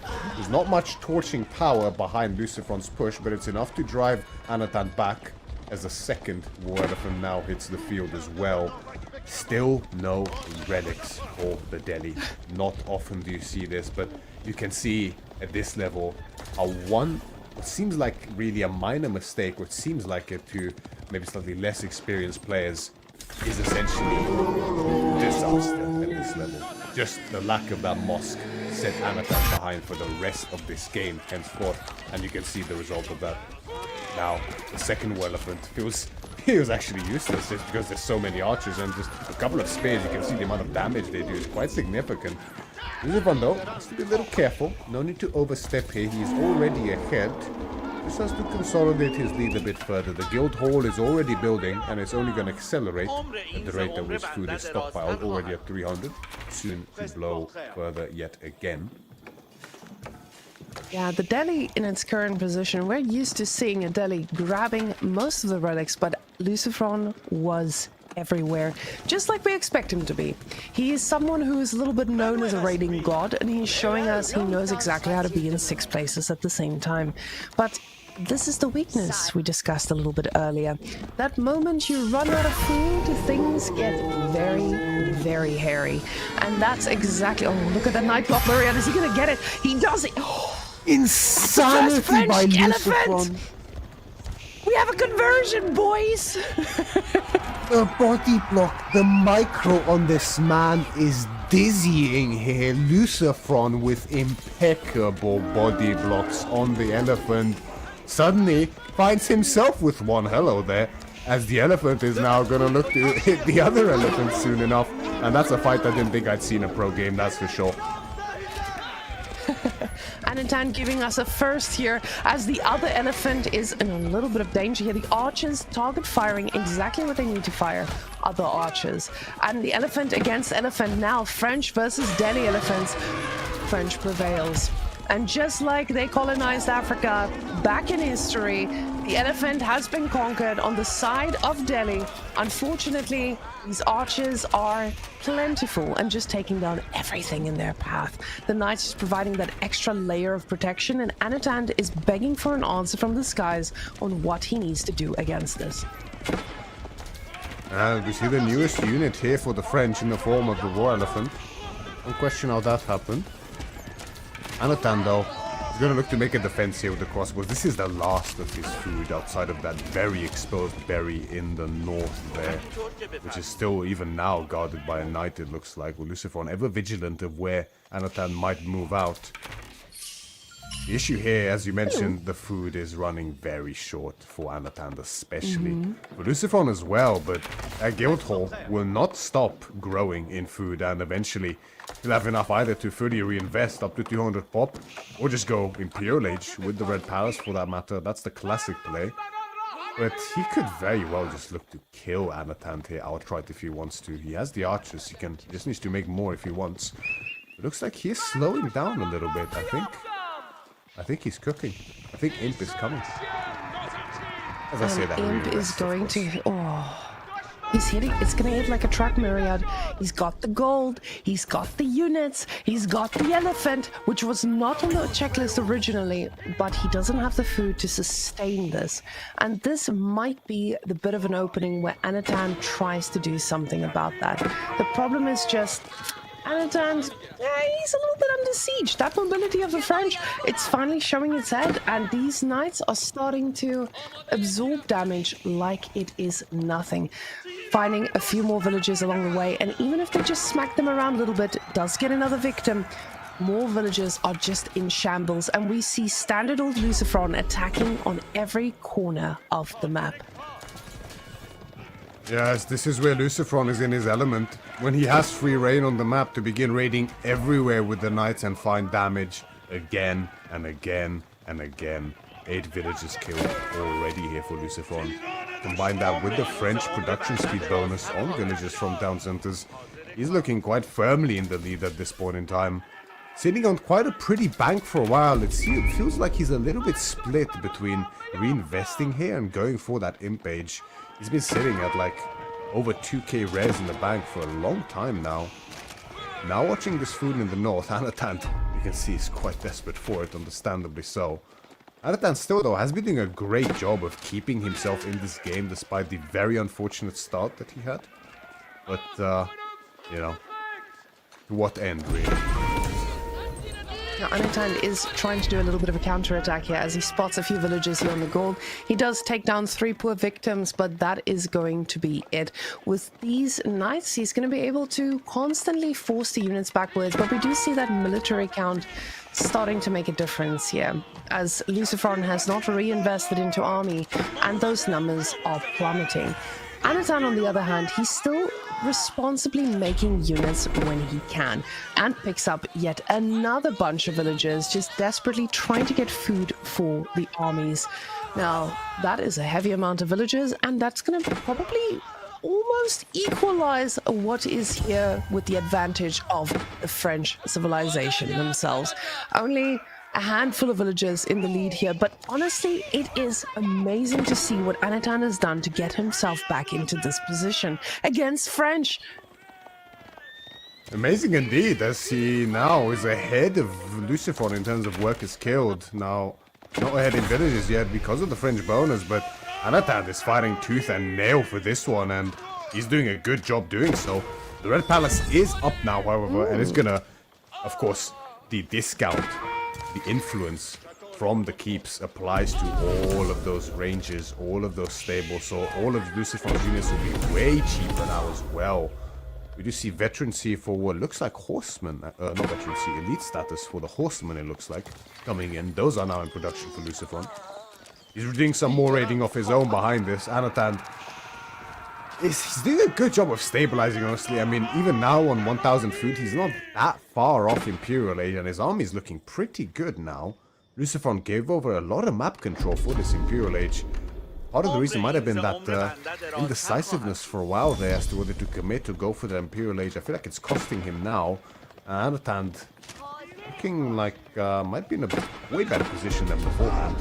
So we have more of a game on our hands now. More raids going on even now. The Archer raid strikes yet again, finds more damage. And honestly, I wouldn't have expected archers to be such a good raiding unit, but Anatan is showing us exactly what these guys are made of, and constantly pulling the army backwards, which is a significant chunk of the army that Lucifron has, even with those numbers being so little.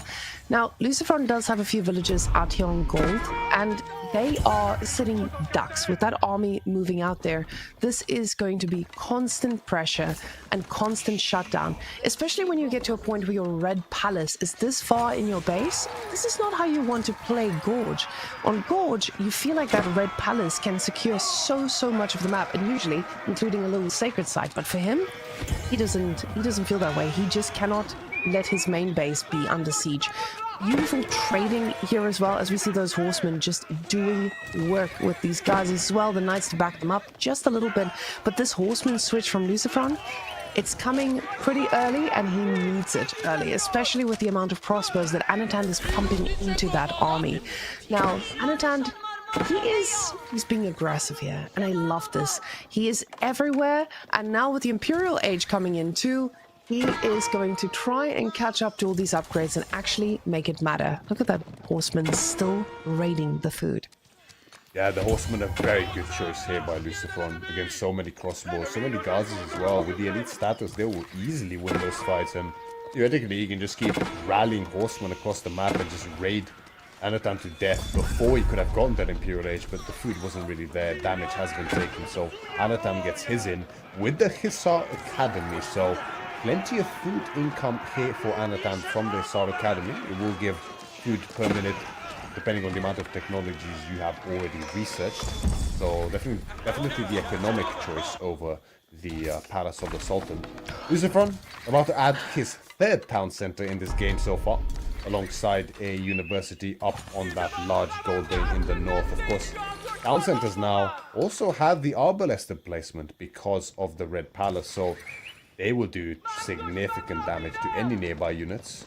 So they serve as mini keeps essentially in this position, whilst giving villages, much needed villages for Luciferon as well. Scout raid from Anatan. He gets the cancel on quite a few farms with that, so pretty successful scout raid, I'd say. It does look like this fight is going to be critical as the horsemen are going directly for the crossbows. The thing is, the crossbows can be remade. The archers going for the villagers instead here though. And with Anatan only being on 1 TC, this does quite a bit of damage. Yes, we do have our keeps, and keeps are going to be great at eventually producing vills, but not in a position where you want to face it off against French 3 TC. So the French 3 TC, it's not just 3 TCs, because I saw people asking about this in chat. Why would you go for multiple TCs at this point? Well, those French TCs, they're like mini keeps, I believe. When you get into a position where you have your Red Palace already, those TCs fire back. So it's not just getting PCs and getting that village elite, you also get into a position where you secure parts of the map as well. The problem is just Luciferon is a little bit of a hungry boy right now, and he's gonna need to make sure that those farms that he's made are safe, because they are just behind one little TC, and one little TC, even though I said they don't shoot rockets, so it's definitely not going to be easy to keep those protected. And only with 13 horsemen, those guys are busy raiding. They have no time for shutting down attacks themselves.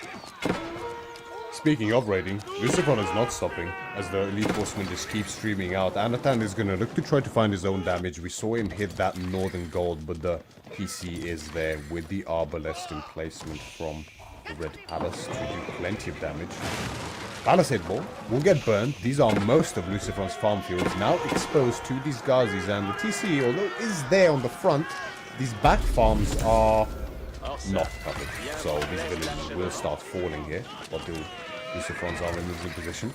I'm pretty shocked to see that French War Elephant still alive to this point. It's kind of impressive. I feel like Luciferon might be keeping it alive just for our sake.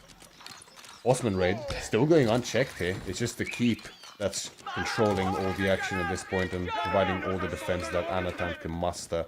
27 scholars for Anatan. Those upgrades are coming very quickly. Luciferon's own royal bloodlines is about to finish. You know, Anatan's biology is not far off at all, and quite curious to see if this bloodlines will apply to this war elephant, which, there he is. Let's have a look. And there it is. The bloodlines over 1,000 health on this war elephant. He's a raid boss right now. And he is looking for some horses to snack on, while at the same time the horsemen are just constantly raiding. That gold is getting a little thin, but Anatan definitely still has some backups to go for after this. Oh, and we do see that the villagers have been spotted, but the keep is right there and the elephant is ready to support him as well. Now, this feels pretty good for Luciferon because he's got the TCs. Even if he loses a bunch of villagers, he's not in a position where he's actually in danger then. He just needs to ensure that that food eco stays ongoing. We have 1.8k food per minute, and on the other side, on Anatan's side, 1.7, but that's the beauty of getting all your upgrades. The more upgrades Anatan's gets, he is just going to get that passive food per minute. And Delhi feels pretty strong, especially with those elephants. But we've all seen French and Imperial. Nobody chooses French in Imperial Age to play against, especially with that mobility. But this is a mass horseman army, and they don't look at stopping anytime soon. We see a lot of small dots out there. There's a lot of raiding opportunity, and not a lot of villages getting remade. And at this point, with the royal bloodlines in, with the third ranged armor upgrade in for Lucifer, these keeps, as you can see, they don't do that much damage anymore. So these horsemen, they really don't mind just dying to this keep as long as each one of them at least takes one villager's lives with him. That would be great value indeed. Further emplacements are needed on those keeps for better defense here for Anatan, but even then, a massive horseman is going to do immense damage with these stone walls that it needs, but so expensive. And Lucifer left and right raids non-stop all game long, keeping the villager count for Anatan as low as possible. Anatan now getting his own elephants, 3 on the field, but sure, they can secure the flanks, but moving forward with them is so difficult. They are so slow. And now Lucifer is looking to fully consolidate the center as well. The keep now coming up on this northern site. Horseman blocking the Ghazis there to make sure it does indeed go up alongside the monk. Center site is already locked in for Lucifer as well, and the southern one is now being captured as well for him. Marianne, it's not just about all of the above that we've mentioned here for Lucifer. Look at that guild hall.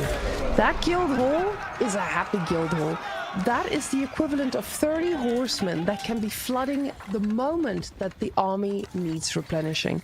So this feels like a pretty tough spot for Anatan. And Anatan, honestly, he's done an amazing job at keeping himself in this game. After a few slippery slides of mistakes that has been made. And I said 30 horsemen, but guys, it's around keep. Those guys are discounted even more. But with Anatan's position, he's given so many mistakes already, and he's still looking okay every now and again. Right now, Lucifer is in charge, but Anatan's going to be a scary man when he pulls his socks up next game, and Lucifer is going to have to be careful, because Lucifer right now, he is forcing these mistakes out of Anatan, and if he can keep this up, that's the way to take this series. Anatan has been looking so dominating in this tournament, and yes, he's sacrificing quite a bit of units here, but he knows what this is for. He knows about that bank in his base, and he's going to replenish it in no time. Anatan, on the other hand, he is just trying to swim and survive. Yes, Anatan has been looking so scary this tournament so far. Picking out a very certain player. Days ago, I won't mention that one.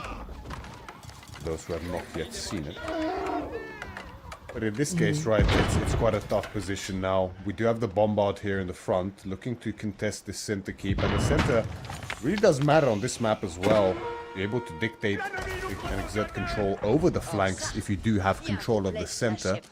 Anatan, of course, understands this perfectly well, so he's going to look to take control of it now. But whenever he starts pushing forward, that means his base opens up and the horsemen just stream in again. And Lucifer has been making virtually nothing but horsemen for the past 10 minutes. And value has indeed been gained from them as just more and more villages are going down for Anatan.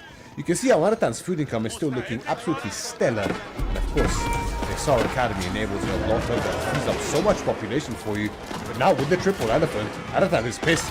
He wants to go forward, and forward he will now, with the hand cannoneers and the war elephants. This army is actually looking really scary here from Anatan as he pushes deeper and deeper. The keep is not going to last long, not next to the elephants. The Bombard did get sniped out, but with 5 war elephants, those will continue doing the siege work that the Bombard should have done. The keep is going to fall, and next is the production behind it for Lucifer, who just keeps raiding, and he's doing a lot of damage to be fair, but soon enough he will have to address this army in front of his base, and we're gonna see how he looks to do that. Siege now getting caught. That's the second Mangonel dying upon arrival here for Lucifer. You say he needs to address this, but guys, remember that safe red palace we saw earlier? that thing is going to ensure that that base is very, very safe. Yes, we might be losing some production buildings and might be losing some map control, but at the same time, we are just walking right into a red palace that is very, very secure. And like I said, usually when you get into this spot as French, you want to get control of the map with that red palace, but it didn't matter here for Lucifron, because the control that he got is the control in his base and the control that he needed to keep on raiding. Now Anatan on 60 villages. He's just not able to cross that 75 mark. This is just Lucifron constantly raiding him. We see Lucifron now stopping that villager production at 138. It's about time. Let's be real. We cannot just keep investing in this. And Anatan, at the same time, he is now just making every bit of unit that he can with the resources he can, because the villagers, they are just not staying alive. He's investing everything he can into army. But the next raid of horsemen, these boys are looking for blood, and I think they'll find some. And they just won't stop coming. The royal bloodlines, the tankiness, the health. He can just keep doing this with the enlistment incentives from the French keep influence. These horsemen are dirt cheap for Lucifron, but so potent in this raiding, and he's gonna just keep doing it. He's gonna just keep raiding. 84 economic kills now. Lucifron more than doubling Anatan's villager count, and the income is matching it as well. He's severely ahead at this point in time. Anatan is looking to clear the map keep by keep to open himself up to be able to contest, and to be fair, his army is incredibly scary and really hard for Lucifron to deal with. But he just has to keep raiding, and eventually he's going to reinvest into the army he needs to deal with this, and that's when it'll get really difficult for Anatan for sure. For now, Anatan still has a good fighting chance. As long as this army is standing, he still has presence and stakes in this game. Now, Anatan's army is going to need to do one massive push to actually make this matter, but Lucifron has the resources and he's constantly replenishing. We see those orbs at the back. They are in queue and they are going to be tough to handle. The elephants, they are pretty scary though, and it doesn't feel like Lucifron is taking them out too quickly, but at the same time, he doesn't need to. He's got the TCs, he's got the keeps, and he is going to just reinforce constantly while Anatan is spending every bit of resource he can and just not able to reach max population. So we can see 1.7k food per minute. It just doesn't feel enough to stay up to that level. But now Lucifron losing some villagers, and this is probably what he needed. Exactly. The clash that is likely to determine this game is coming in now. We see the incendiary arrows on the Arbalete, allowing them to almost two-shot those biology elephants. So much health on them, but these Arbalete, the best crossbowmen in the game, are the ones for the job. Now, Anatan's army is still making progress in the center, and he's striking back with fruitful raids of his own, dwindling Lucifron's village elite, who does in fact have 3 TCs, right, as we mentioned earlier, so that's not going to be too big of a problem, especially because now he needs the military population instead of the economic population to deal with this push. Double bombard as well on the front here for Anatan, looking to really start gaining ground. All the scholars at this point have been pulled. You see how he has every single upgrade he needs, but that is so bowstrings, and this point is the last upgrade I think that he can possibly want. Horseman flank looking to wrap around on top of the bombards, but doesn't find them, and Anatan, it's actually a bit concerning here for Lucifron because so many of his farms are exposed and he doesn't yet have the quality to deal with this, and he's not microing. What's he doing? Stepping back, now the cutting has started again. The mangonels are about to be exposed, the bombards have refocused them. There's so many horsemen coming around the sides though, and the elephants are out of position. There's some spears here to stem the tide, but is it enough? The first bombard is definitely going down. The other 2 are low on HP as well. Second wave of horsemen is going to look to start marching in. The front war elephants are now being cleared. The bombards are still finding great damage. Lucifron with the pathing working against him, and the bombards are still alive as the farmlands are still in tatters here from Lucifron. His food isn't there. He can't keep up the production. His scholar army with the hand cannoneers, the archers, is he doing it? It seems like he is. These raids were paying off for a while, but it just wasn't enough as Lucifron apparently passive food per minute was worth more than having your whole farm transition set up, and Anatan was able to push this through. Anatan, I don't know if he has played with this landmark enough to know the limits, but apparently there were no limits. It was just constant reinforcement and amazing control there by ensuring that his bombards stayed alive and did this slow push. Lucifer feeling very confident with these raids, sacrificing units, thinking he had unlimited amounts, and honestly, I thought he had unlimited amounts. But Anachad, he deserves this name. He's a Chad among men. Through sheer determination and brute force, Anatan climbs back in this game number 1 against what seemed like all odds. Lucifer getting too greedy with his lead there, with the villagers and the raids. He thought he was in cruise mode. And this happens, right? We've seen this happen before many times. I've been a victim of it myself, where you're so ahead in the game, you're free roam to raid, especially with French, I find this happens. You just have complete control, and you just get carried away with it a little bit. Because you've been killing villagers from the opponent constantly. Sure, that's great, but they kept pumping army. Eventually to a point where the army just seems a bit too big to overcome. And then your farms are a bit exposed. You can't get the numbers together to push back, and disaster. Very unfortunate game for Lucifer and Anatan. What a Chad. Brings it back. Now, I honestly think with Lucifer losing this game to Anatan, and Anatan just knowing exactly where to exploit, he was phenomenal. Lucifer is taking Anatan, dragging him all the way from Belarus into the beautiful waters of, what is it, Catalonia. He says, come to my homeland, let's play this one on Holy Island, and we'll see who's going to be doing the talking. The thing is, I've seen Anatan on Holy Island, and even though it's not a map that he would first pick, it's definitely a map that I would be scared of him on. Now, Lucifer, he's been a king on water. I think this is something we always joke about with Vortex and Lucifer, with them being from ocean area. They're definitely no strangers to playing on water, and they are phenomenal at it. But Anatan, he's made some pretty crazy plays. The thing is, though, we do have Katie here, and Katie hasn't really seen the light of day as much since their nerfs. And a lot of players have been saying that Katie is dead on arrival, but now twice today, we've seen Katie being a priority pick here on a water map, and previous one, hybrid-ish. So, does this mean Katie is still alive? In the right circumstances, it definitely can be. And, I mean, what was the alternative? Tuglak? They're quickly becoming very scary on these maps and somewhat unpredictable and difficult to deal with, so Anatan wants none of it. Meanwhile, Jushi, historically incredibly potent on this map, just like Kawasan. And Lucifer wants none of that either. He's got to take it away. One of probably Anatan's favorite civilization, if I'm not mistaken, so he wants none of it.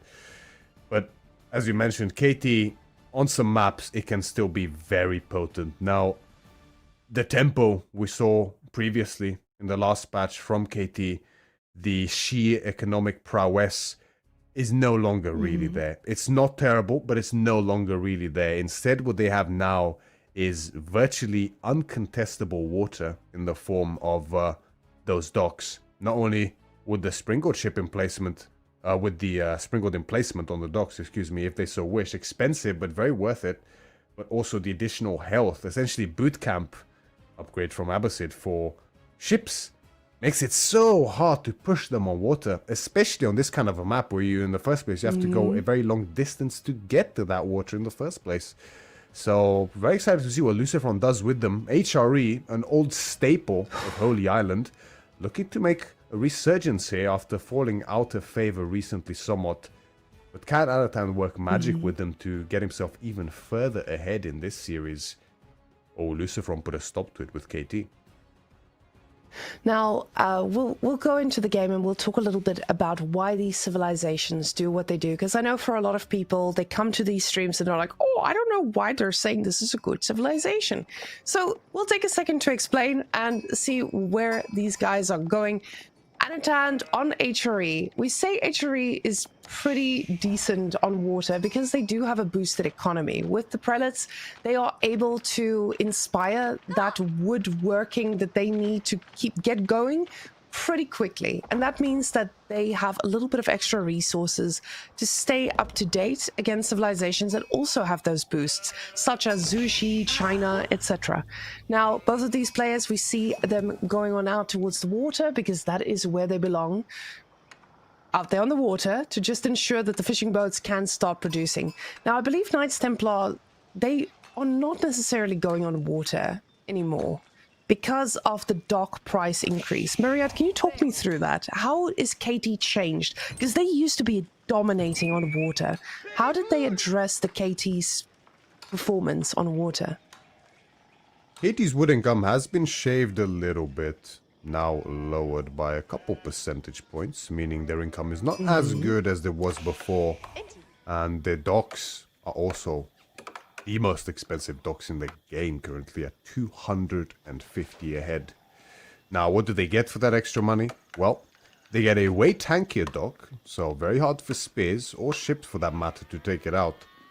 But they also get access to a springboard emplacement as opposed to an arrow state emplacement on the dock. Again, that is pricier but way more potent.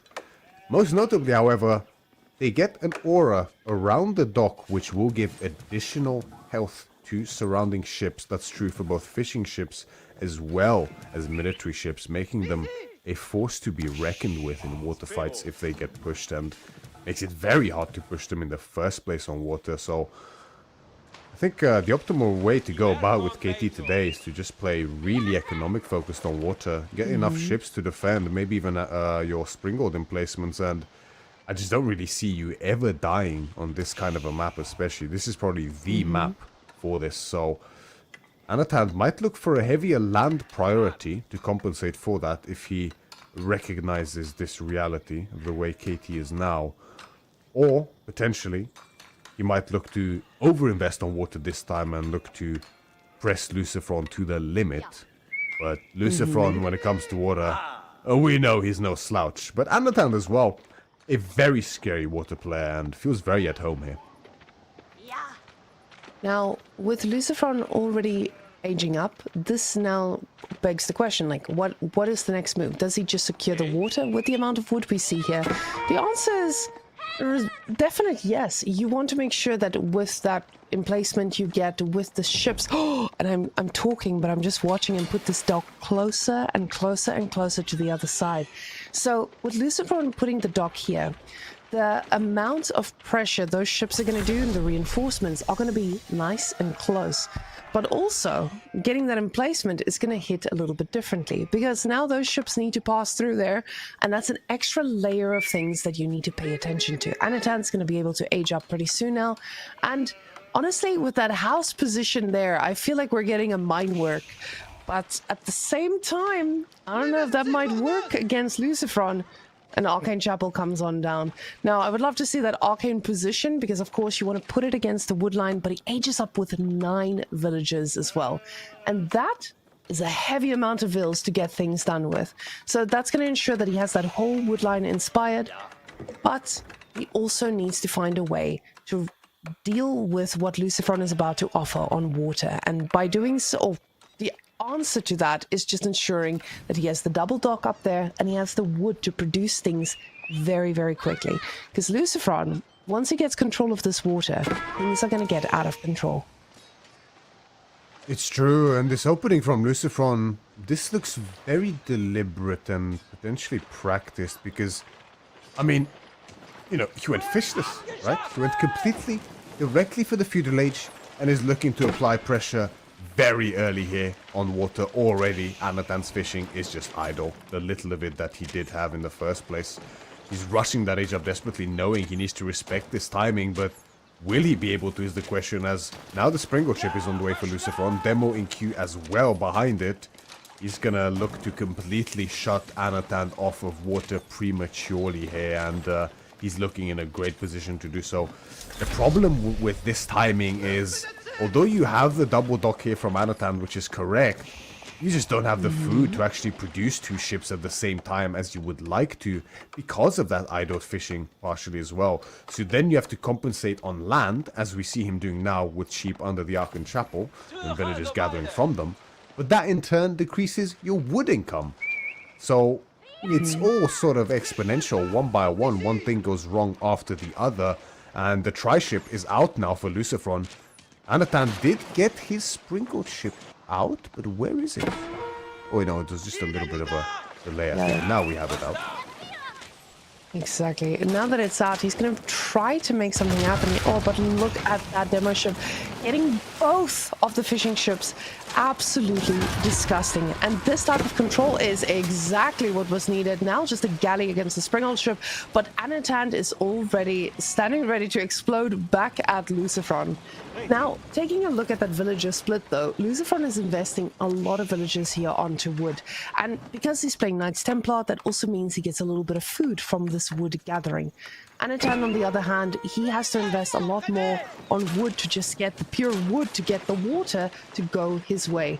Now, Lucifron still investing onto the water. He's ensuring he wants to take this down. I don't know if he's got a second dock already, but with this, he's just going to be able to produce one ship at a time, and the trifecta is going to be enough, apparently. He's got another Springald ship out, but that man is about to go down as quickly as it came up with the demo ship standing at the ready. And he got distracted. Lucifron.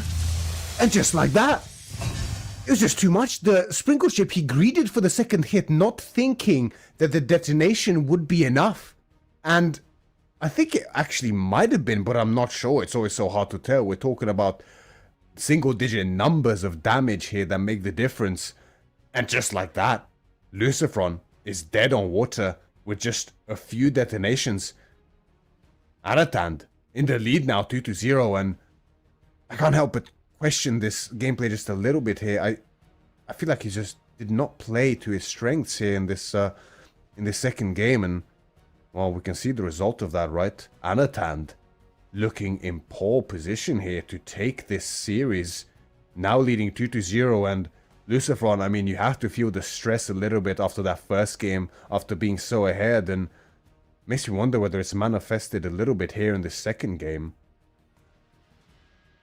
Yeah, honestly, knowing how Lucifron, or how often Lucifron also plays water, he knows when he's behind and he doesn't have a comeback mechanic. And maybe just getting into that position, that's exactly what he felt, and realized, hey, I'm not going to make a comeback from this. I can't put down a second dock. I can only produce from one. And from there on out, things are just getting worse and worse.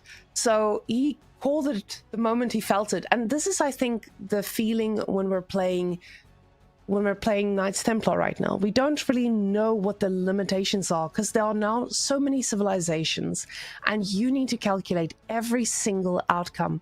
Anatan, though, he knew what he was doing. He was confident. His fishing eco was idle, but he was able to get control of this back. Now, was this due to him outplaying, or because of Lucifron's misclicking on the demo ship? I think it's, of course, a little bit of both. Lucifron losing that focus there for a few seconds, and that allowing Anatan to just seize that moment and gain control. Lucifron knew that was it for him. So he doesn't waste time. I appreciate that about him. And just because of that, guys, it looks like Beastie will not be playing the 1 a.m. series.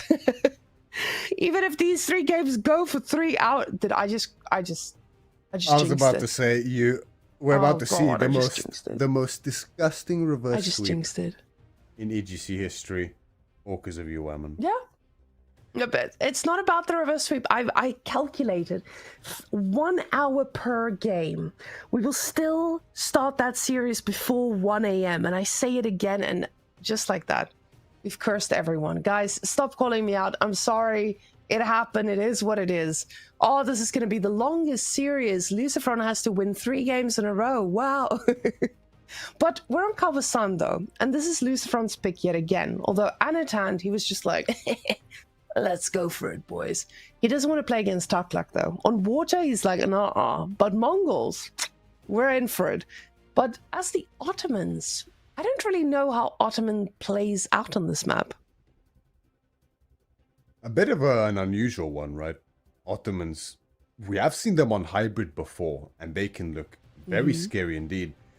There's absolutely no reason they wouldn't work just fine on this map, honestly. I mean, the early water contention might not be great for them. They don't have any real perks when it comes to water economy outside of the cheaper docks, which is nice, but, you know, you'd rather make a lot of ships on this map as opposed to a lot of docks, so it's one of those things, you know, where it's not the best, it's not terrible, but, you know, it's something at least.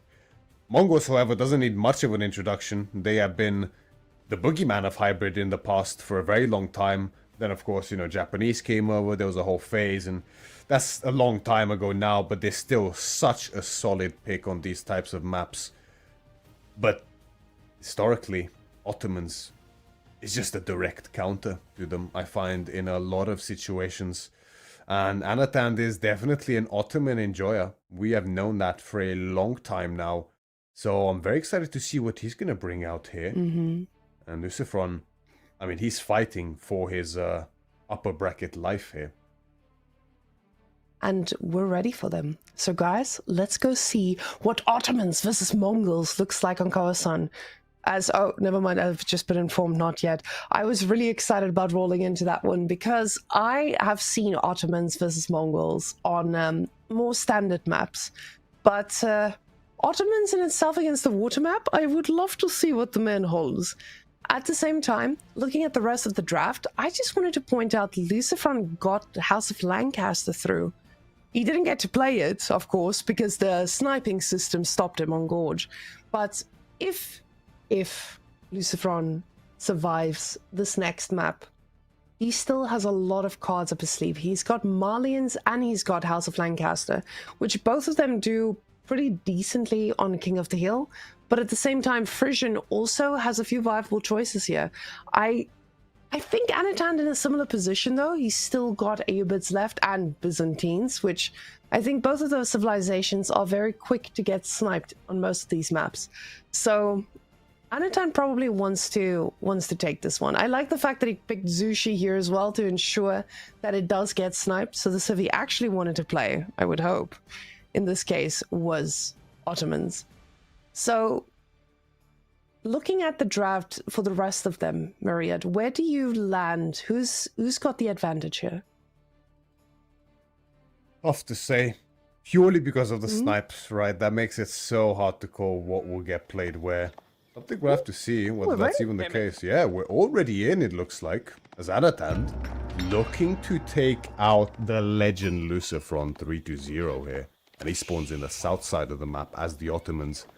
Facing, as we mentioned, Lucifron in the color red as the Mongols, who starts with an Uvu actually, so this is likely an indication of some Dark Age gameplay intent from the Mongols here. Anatan, of course, is fully in agreement as he has his own barracks already up and running as the first spearman is about to hit the field. And it's a forward Uvu as well for Lucifron here, so not really what he wants to see, especially with spearmen coming from the other side. And in the past, Mongols was undeniably the #1 Dark Age civilization. However, that spot has belonged to Ottomans for a good while now. Now, to be fair, you have to take a look at that spawn, though. Mongols, this poor man, Lucifron, he did not get his Marine Lord spawn this game. If you want to get your TC in a tough position, this is the one to get it in. The gold is all the way in China. It's all the way in the next game. And Anatan, he's just going to run straight up to this and start torching. This is his life. He's living a good one at that. And this makes it a little bit tougher for poor Lucifron here. Now, he's going to start producing himself, and the overlay doesn't show, but there are spearmen in queue, especially when they're coming from the Uwu. They are producing double, so as a result of the Uwu, he's going to be able to get the spearmen out just quick enough to try and shut this down. The next one is in queue already as well. Okay, so Spearmen from Anatan are gonna keep connecting there onto the Uvu, and as the numbers continue to swell here for Anatan, it's only gonna get worse really for Lucifron. I mean, being already pressured this way is pretty severe, and the more spears are produced, the closer we get to that vizier point, until eventually we're gonna have the Imams brought in. And when the Imams come out, there's literally no hope left for the for the Mongols in this Dark Age. Already, Lucifron has to replace the whole TC, actually. The entire TC is being moved in recognition of the fact that this is actually dire news and this needs to be stopped immediately. But the cost of this is astronomical for Lucifron. Look at the sheep. The sheep, yeah, the sheep now badly out of position, and already the investment into spears, right? Thing is, you can tell this wasn't on the cards. He never wanted to do this, otherwise he wouldn't have bothered making the spears in the first place. He could have just staged up naked and it would have been fine. But now, not only is he behind the whole villager at least, probably more, yeah, we can see that counter there, it's more than one villager. But he's also behind in spears, and looking like he might even be behind in age up. Now, getting behind the Ottomans is never where you want to be, because with the Ottomans, the moment you let them get ahead, they just live their best life. And that's exactly where Anatan is going to find himself, especially with him getting all these spears. He's going to have a lot of land presence. He can easily go for a little bit of war if he felt that way, or he could just play a standard all fast castle or just feudal pressure. That's the thing about Ottomans. There's so many choices. He can do anything. And Lucifron is the one who needs to respond to this. Lucifron is the one who needs to find an answer. Well, with the amount of guys we see on wood here, we know what this is going to be. It's going to be a good old dock. And once the docks start coming, there's going to be no reclaiming those waters. That food income is exactly what he needs to have a nice glide into the later stages of the game. Now, the Deer Stone's being made with 5 villages, Twin Minaret Madris with 4, which means these guys are going to be aging up at more or less the same time. And that's going to be quite nice for whoever gets to dock on the right side. And when I say the right side, it depends on who has the wood in the bank to make the first military ship to shut this down. Yes, the first stop now joining here on the Lefton Pond. It appears like there's no move out by Lucifron yet to do so. Not that he really can. When I look towards this eastern pond, finds the scout from Anatan, so he knows that with his space here, it's kind of obvious that he wants to go for a dock here. I doubt Anatan will let him. Queen Minaret about to finish. Deer Stones as well, not far behind at all for Lucifron.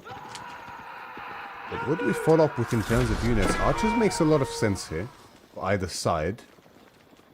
But that costs a lot of wood, and when we want the wood for the docks, ideally. But no, Lucifron, straight for the archers, it's gonna be. And But are those archers, or are they Mangadai? Because, question, if we go for archers, we are just going to lose them. Oh, also went for the double imams, very nice. If we're going to go for archers, we're just losing those to Sipahi. We talked about this earlier, guys. Twitch chat, we all molded about this a little bit. Sipahi's greatest unit in the game, and you making archers into them, it doesn't serve its purpose. So with that, you have to keep in mind that the very easy answer to this is having that little bit of mobility.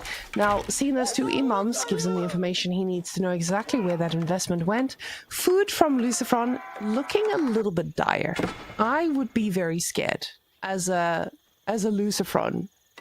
And I think he's going to be exactly that. Because those 2 villages, they went out to go build the dock. But there is a ship securing that lake already, so the dock is not going to get docking. Not at all. the Dow patrolling the northern shore of the left pond. Gonna make sure there's no sneaky dock attempts here by Lucifron. And Anatan already has... yeah, the right pond is already secured by Anatan with a second Dow in production to secure it as well. And the archers are out from Lucifron, but the sad part is, it seems a little too late here for him. as Anatan's lead will just continue to build at this rate. Now he does have a decent little timing here to try to find some damage.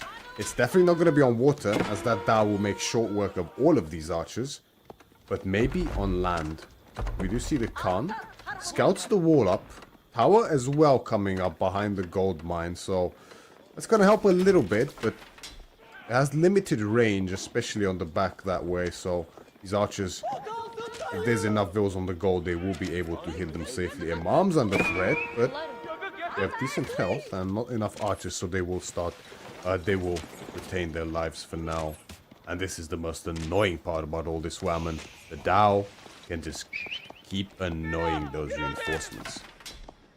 This is Lucifron saying, I'm done. If this doesn't work, it is what it is.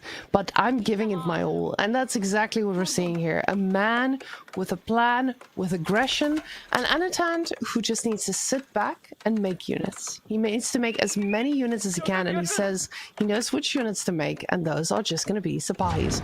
So with those Sipahis, he's going to have a pretty good answer to most things, but Lucifron knows that their response is going to be Sipahis. So with that, he's just making a few more spears to ensure that this is reinforced. But Anatan, he's got the water. All he needs to do is make more units, and he should be able to do so. That ram doing its best. The villagers are going to get a torch out, and no damage is done to them. A little bit out of position here. Lucifron just letting all that damage go through. He does lose one villager, and the spearmen do go down. 2 villagers. Okay, 3 villagers. My goodness. Is he alive? He's finding quite a lot of damage here, right? I think the response from Anatan, he didn't quite show respect to this, and admittedly, this is a tough thing to expect, but Lucifron actually has no other choice but what he's doing right now, which is just stay brutal all in. And Anatan's actually in a lot of trouble. There's no more wood. There's no more gold. Food is also limited. He can't invest into further fishing ships. He opted for the Sipahi, but there's a decent number of spears. Archers would have been the way cheaper alternative here, but he didn't quite realize, I think, the sheer intent of this committal here. And Lucifron is just looking to completely bully Anatan out of this game number 3. This is a disaster. And I don't think that Lucifron expected to be able to do this heavy amount of pushing. And he's doing a really good job at it. He knows exactly the limits of this archer combo. He's not going to chase those Sipahis. He knows that they're fast. He's counted the legs. He saw that there are 4 legs on those horses. He does not have 4 legs on his units. The math, it maths. He knows exactly where he needs to push. And the answer is villagers. Villagers getting inside, one paying the price, those imams. The next snackadoodle do the archers make of them. And one of the imams going down. A pretty tough spot to be in. Anatan needs to find units somewhere. And apparently Sipahis were not the answer to it just yet. The ram did go down here for Lucifron, so this buys Anatan some much needed time. Oh, the Khan's Hunter does get discovered by the Sipahi. That would be a very valuable pickup here for Anatan, and looks like it will go down. But the wood gathering is such a big problem here for Anatan. He can't afford production. He can't afford fishing ships. All he's able to afford now is Sipahi, and that's because they're so cheap on wood. Second ram is now in. Lucifron has to be careful. He needs to defend this, but the angle is way more punishing than before. He's going to be forced to tank both DC fire and the arrow fire from the outpost at this point in time too. He really can't stay here for long. Both of these units are very weak to archer fire. He does have his ranged armor now. Steel arrow coming in behind this as well. But the angle is rough. It's just too much. He might have to try to go around behind the wood line and hit there with a falcon. Or maybe go through the wall. But that means that his reinforcement line is even more exposed, and the Sipahi numbers are building.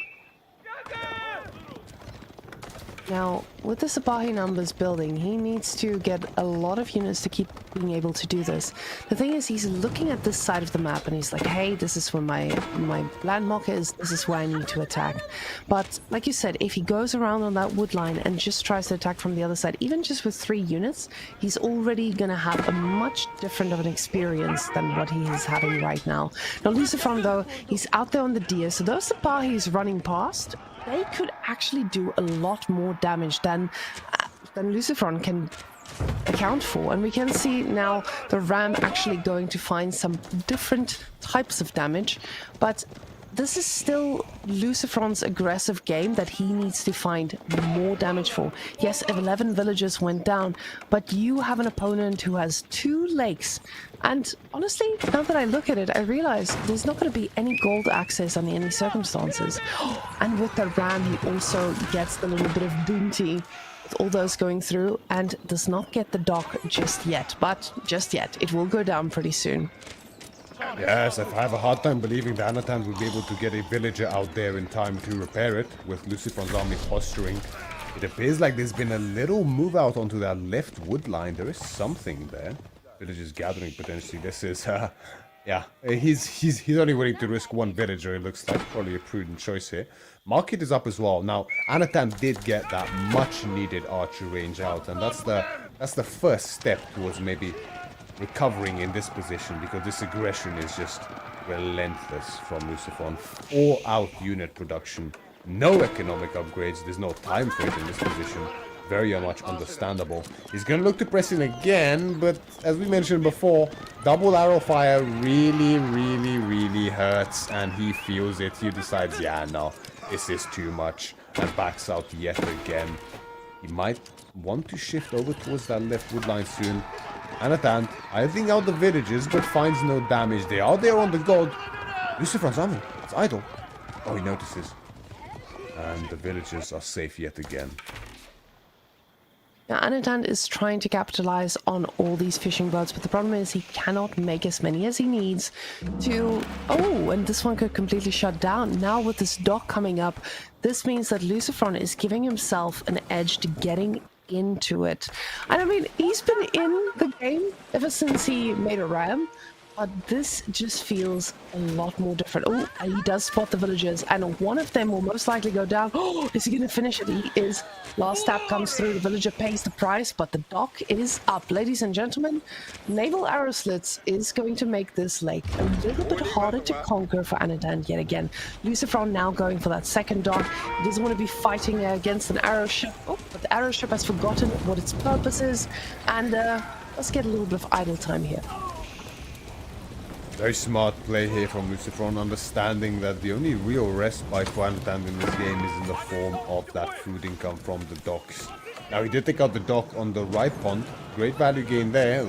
Sabahi will make that investment even more bittersweet here for Luciferon. The demo, though, connects, does great damage.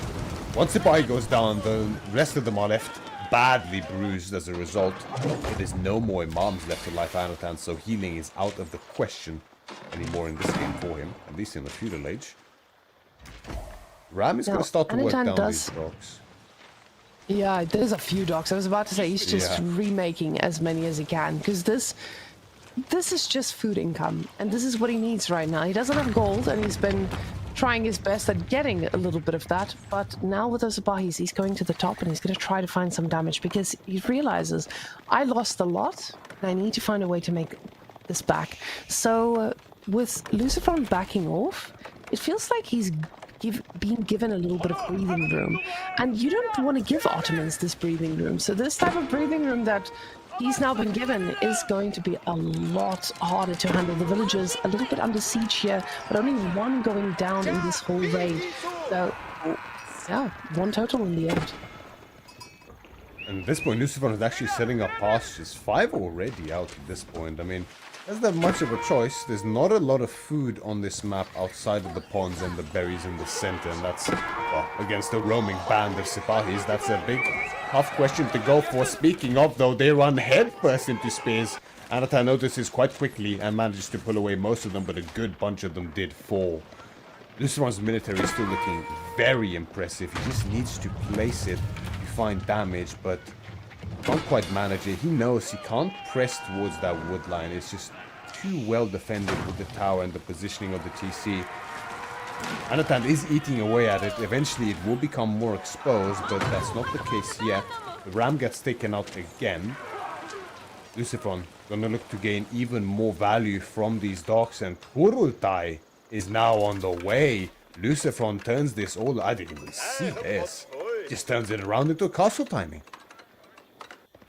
And Lucifron going for castle is, you know, it would usually be scary. When you're playing against Mongols, you feel like, oh, they win castle. I need to do something. I'm about to play against the Imperial units any second now. But Kurultai gives him such a major advantage with the units that he's got.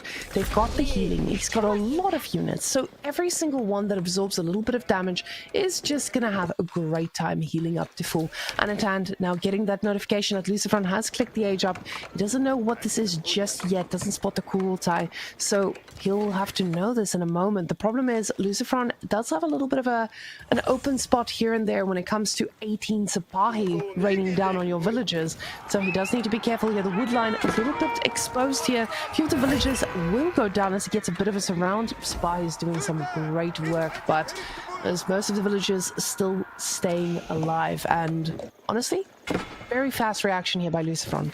Perfectly timed. Anatan, though, he's slowly making his way to gold. We only see 2 villagers on gold, so staying in feudal for a little bit longer. Yeah, there's not much of a choice for Anatan in terms of that regard. He's only now trying to re-secure the gold. And what a horrible timing to try to do so, as Lucifron is just about to come in. One villager dies instantly.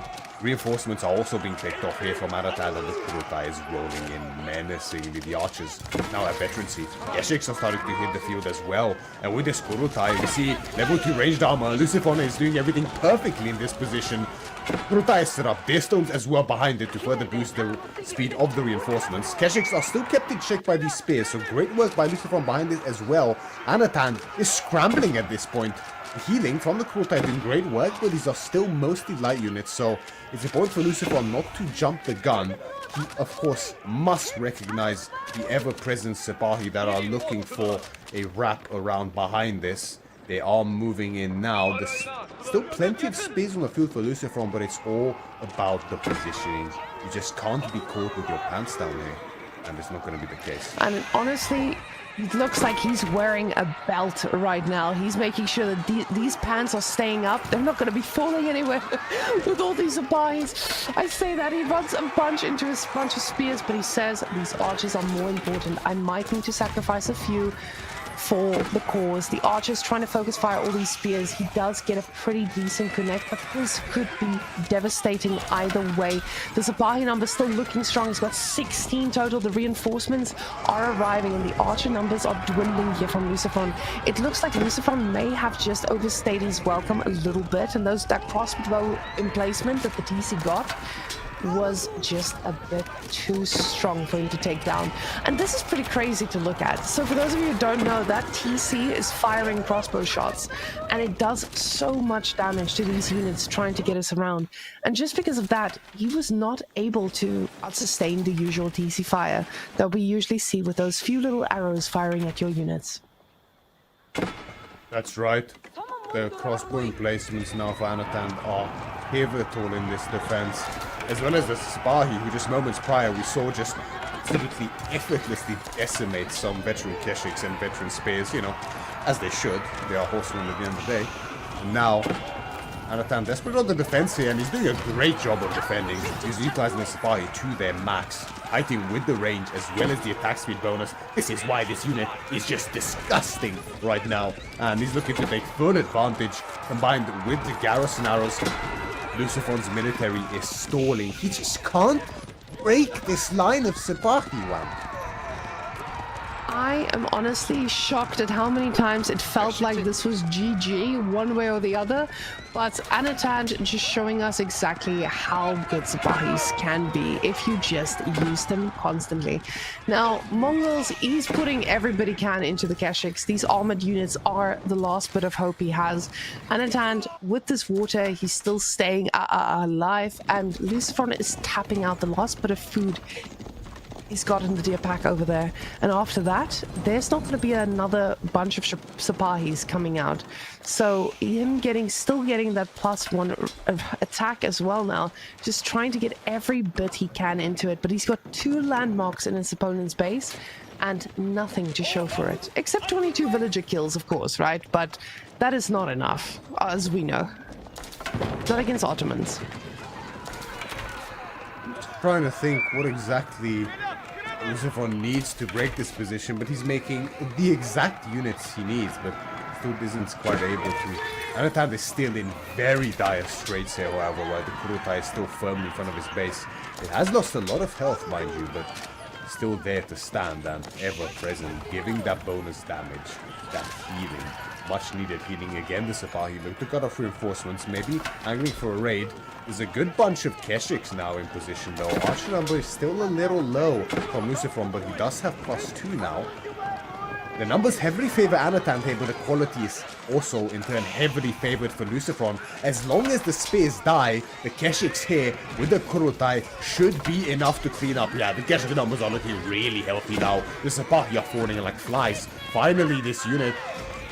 Hey, Anatan doing a fantastic job on the defense all this time, but it's just not quite enough. The timing from Lucifron is too strong. The pastures as well, with the food income secured, is great for Lucifron. And with the Mongol Keshiks now and the Kurutai, he's able to break Anatan and strike back when he needed it most.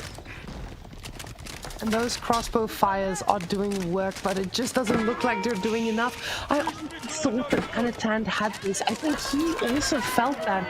But all of a sudden, the numbers just overwhelmed. Apparently, Castle Age units are pretty good. And you just need a lot more spears to try and handle that. He's got a lot of idle villagers in that TC trying to fight at them. But the +2 ranged attack is doing everything. And again, the amount of GGs I felt like I called in my head this game is absolutely wild. Because 2 minutes ago, this was Anatan's game. And all of a sudden, Lucifron knew exactly the limitations of his units. And he's taking the fight now under the TC again. And honestly, this was the last time this was the problem that he had earlier. He took the fight under the TC, took way too much damage, and just now he took an amazing fight just outside the range of a TC. But now he does it yet again, hoping for a different outcome, and we'll see if those crossbow shots are going to be enough to take this down. But now there's a difference. There's a bunch of archers finding another set of villagers. Now 31 dead villagers. And is this going to be enough to shut Anatan down? He doesn't have much more in the tank. Fuel on empty, and the Keshiks, they are keeping those villagers inside the TC and idle for so long. This is the power of the garrison placements and just tremendous mechanics here on the defense from Anatan. He's still fighting tooth and nail for this. I think he's heavily on the back foot and he must know it by now. There's very little left for him in this game, but if he can make Lucifron sweat and work his butt off for just one victory, he's gonna do it. And he is here to do it for sure. And Anatan, this feels like a different Anatan we're watching. Anatan, he's always been a good player, right? He's always been a great player. But this is the type of presence we've expected from him. And getting out of his group as well, he was absolutely dominating.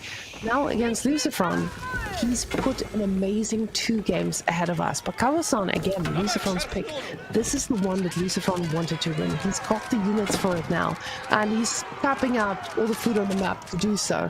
So he just needs to be careful not to lose to a town center, because honestly, he's still just taking a lot of trades under that TC, and it just doesn't feel like that's what he needs to do for this. The last, or maybe final fight we're having here, villagers are running for some possible loot on the other side. The archers trying to focus fire on those spears like they need to, but the TC is doing phenomenal work at focus firing everything that needs to die. He just keeps taking the fight. He's still under that TC, just taking every single shot. Feels that he needs to do this, because keep in mind, even though he's not killing any villagers right now, he's idling out a whole economy. These archers are trying to do the damage against the other archers themselves with the Sipahis too, but I don't really know. Is Lucifron going to be able to keep taking this down with all these units he has here? He should. I mean, the food income, you can see it's so heavily in Lucifron's favor by now. I think the fishing is all well and good for Anatan, but his wood axes is restricted, his gold axes is restricted. I mean, he has the gold there on the far left that he did manage to sneak out to. That's kind of his only respite here to potentially going for an age up. He has 15 on them, but I think he's going to need the food more than that eventually. But Lucifron can keep this up.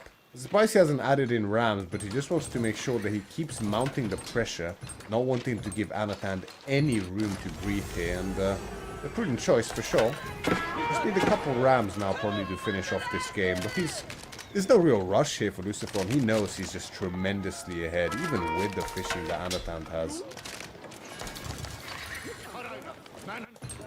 Now, with these guys just fighting off for that final spot in the winner bracket of on their side. Oh, actually, this is the first spot on their side. So these guys really want to stay here. And Anatant, looking so good, he wants to stay here because he's got a new reputation to uphold against Lucifron, especially an old school veteran who knows how to torch down buildings when it matters. He's doing exactly that. Anatant is just not finding the opening to age up. He's got 15 on gold, 34 on wood. Oh, food, I mean. He is just producing every single unit he can. But the number of Keshiks we're seeing from Lucifron here is absolutely disgusting. The problem with those are, they are now going to start TC diving. And even a crossbow and blaze TC is going to have a hard time taking down these numbers, especially with the Spahi's now moving out. We can see the spearmen going inside instead of taking the fight out here. The villagers a little bit far away, and now those Keshiks are just going to be able to find some other victims. They will also fight those group villagers right after, and Anatant realizes this is not going to be the game for me. We'll go into the next one. Now I get to choose the map. Lucifron delivering an absolute clinic here in game number 3 as to how exactly to punish the water greed from another player. It looked done, right? Everything went wrong for Lucifron in that opening. And after that, once the age up was through, the archers came out. He was looking to put a stop to the dogs, but he just wasn't in time. Suddenly, without any real effort, Anatant is in control of both ponds. But that is when you are most vulnerable, when it's so early on, without actually having the fishing ships. You have so much to invest into to actually extract the food from those deep sea fish, on top of needing units, on top of needing defenses.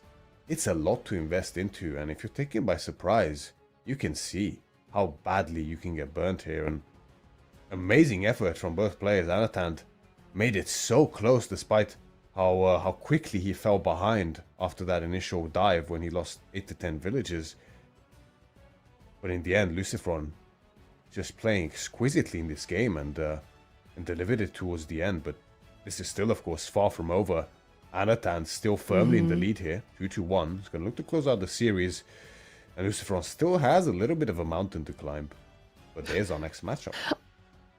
And our next matchup is something I'm so excited for, because getting that House of Lancaster and Marlians situation, we can see the sniper still in House of Lancaster, and it makes a lot of sense. House of Lancaster has looked absolutely incredible in Frisian Marshes, so not something you want to let through. Same with Golden Horde. And getting Zushi on Frisian Marshes, though, still feels good. This is not a civilization he's unhappy with. Both of these guys, they got pretty much what they needed for this. Marlians, it hasn't seen as much light on the map, but where they are on the meta right now, I don't think that he's too upset with this outcome. So between the two of those, Zushi versus Marlians, where do you land? It's been a little while since I've seen the matchup. I'm sure it's the same for you, right? It's been a little while now since the Pro Scouts. Especially on this map, you don't see either of these civs very often. Marlian's a bit more commonly. It's a great counter pick in some matchups specifically, but Jushi here, outside of myself a long time ago, I've only seen 2 players play this here recently. This is the second game. First one was B, so it would make sense that Anatant is the next one. Maybe they know something we don't. But I'm quite surprised to see Lucifron sniping out the Golden Horde instead of the Jushi. Maybe he knows something we don't as well. I mean, it's quite funny to think of it that way, but yeah, the snipes are very interesting to me, just the Golden Horde snipe. But we're looking at Marlians against Jushi. The trouble here is that you don't really want to go for docks as Marlians, ever, really.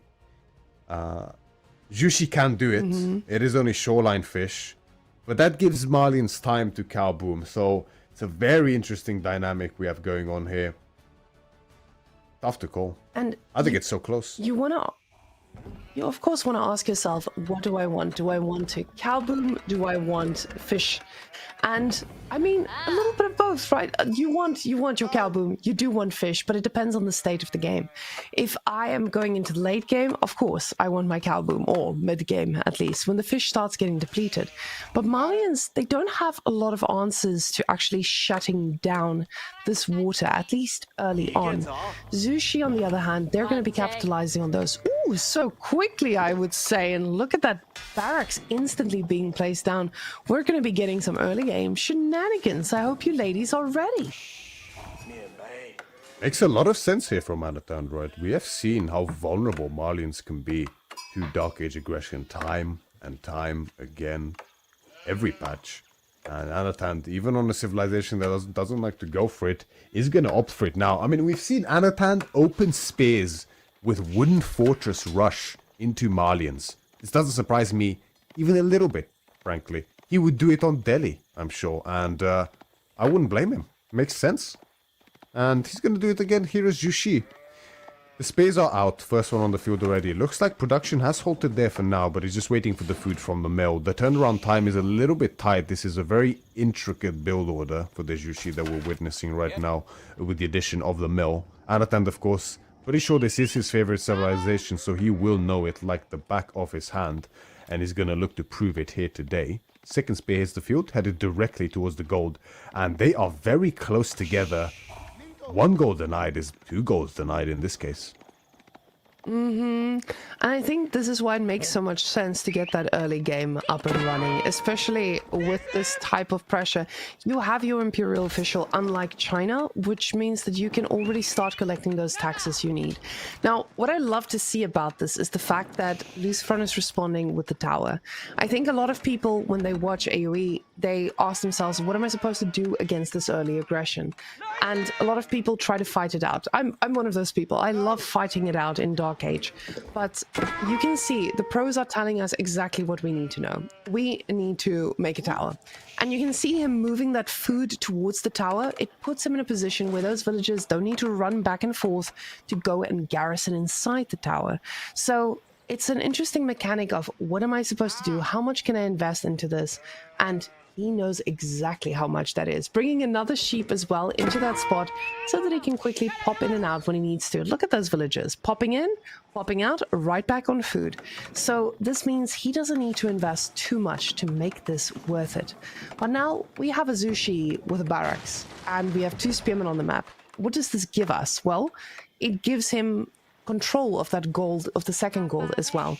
So Lucifer is not going to be able to just be greedy old Malians. Well, Anatan, on the other hand, we see him floating a lot of wood. So this means docking time, even in Dark Age, which is pretty wild to me that he's already going for docks, even after he just did this rush, because he knows his opponent is aging up. He just knows it's Malians, so he has the time. I have to ask you, Whammon, I keep seeing this time and time again. I don't know if you have the answer. I don't understand it.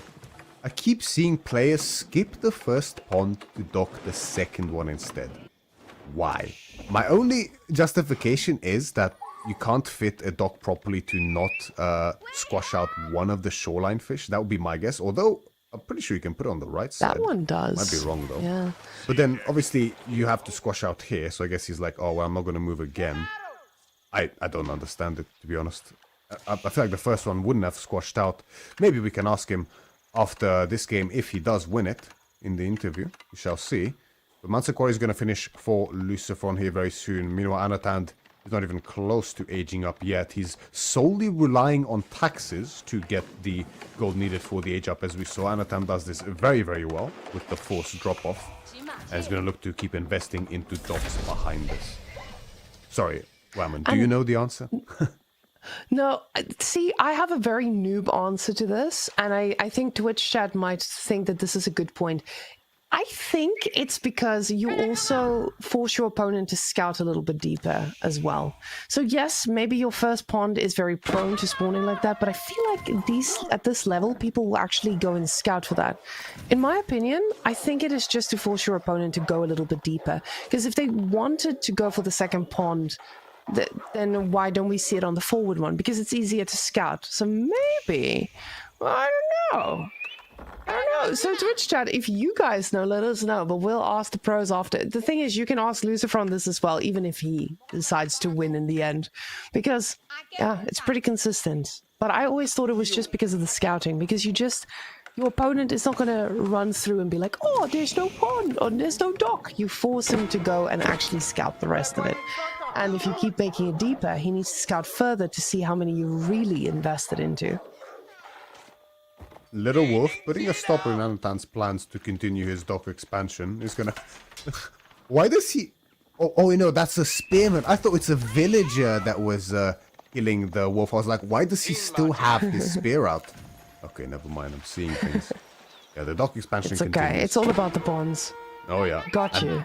Look at that med garden, wham. Oh, that's juicy. That is a nice one to have. A little bit of food trickle, a little bit of gold trickle. Not much wood coming on in, but when you have the food, do you need anything else in Zushi? See, that's the nice thing about Zushi in general. If you are playing Zushi, you love having that extra bit of food when you get to the units that we're all hoping to see, and those are just lancers. Now, the gold, he's recaptured, he's gotten the control in the second goal as well.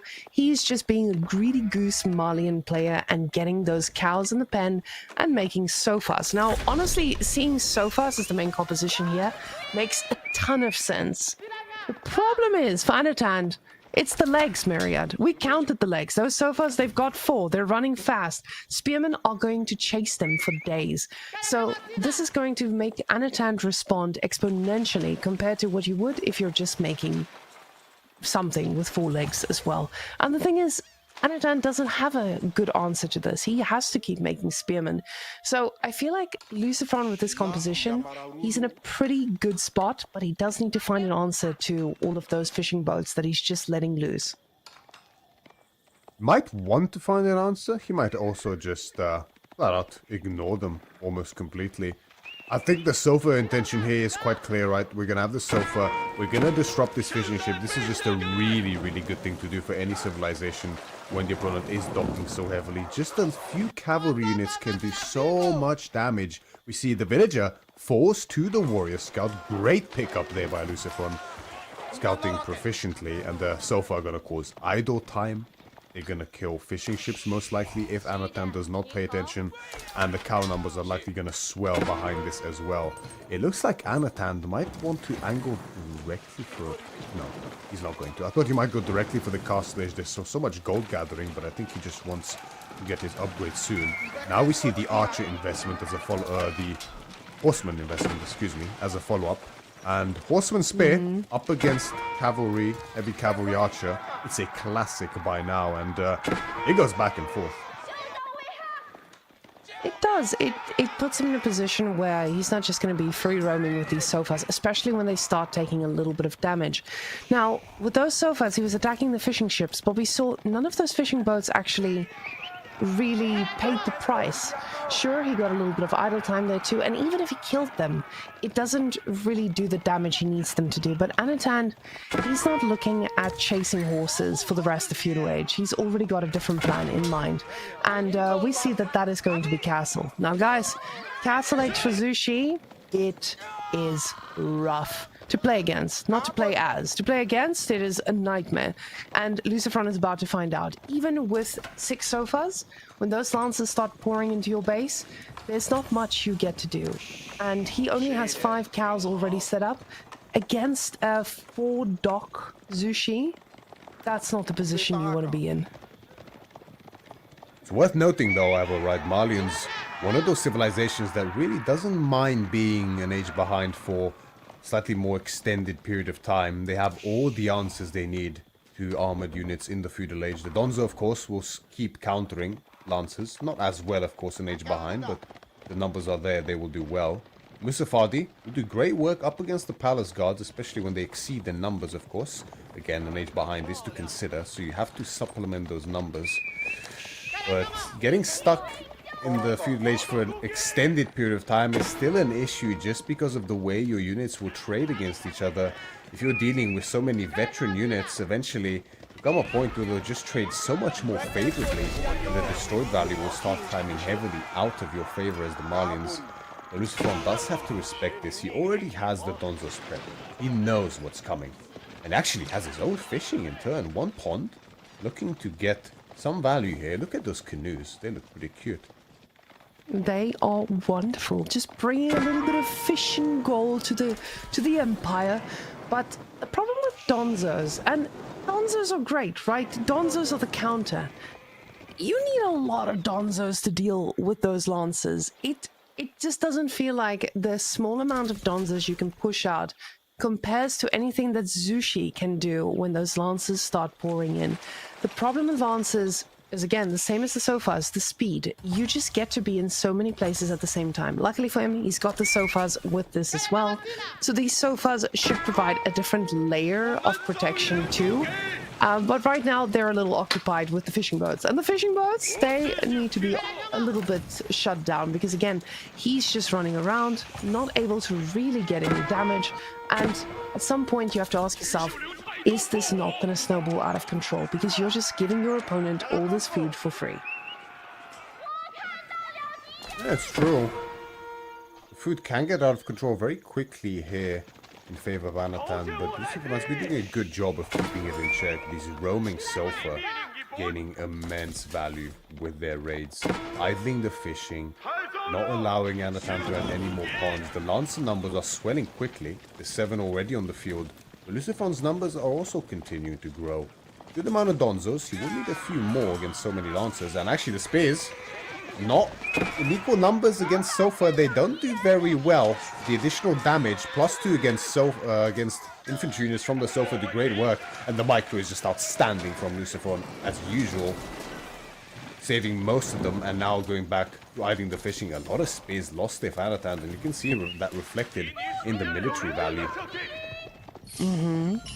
But the military value is a different story when you consider that those Lancer boys are looking for blood. I'm a little surprised to see that he's not going to find some damage himself, but rather responding to these Sofas.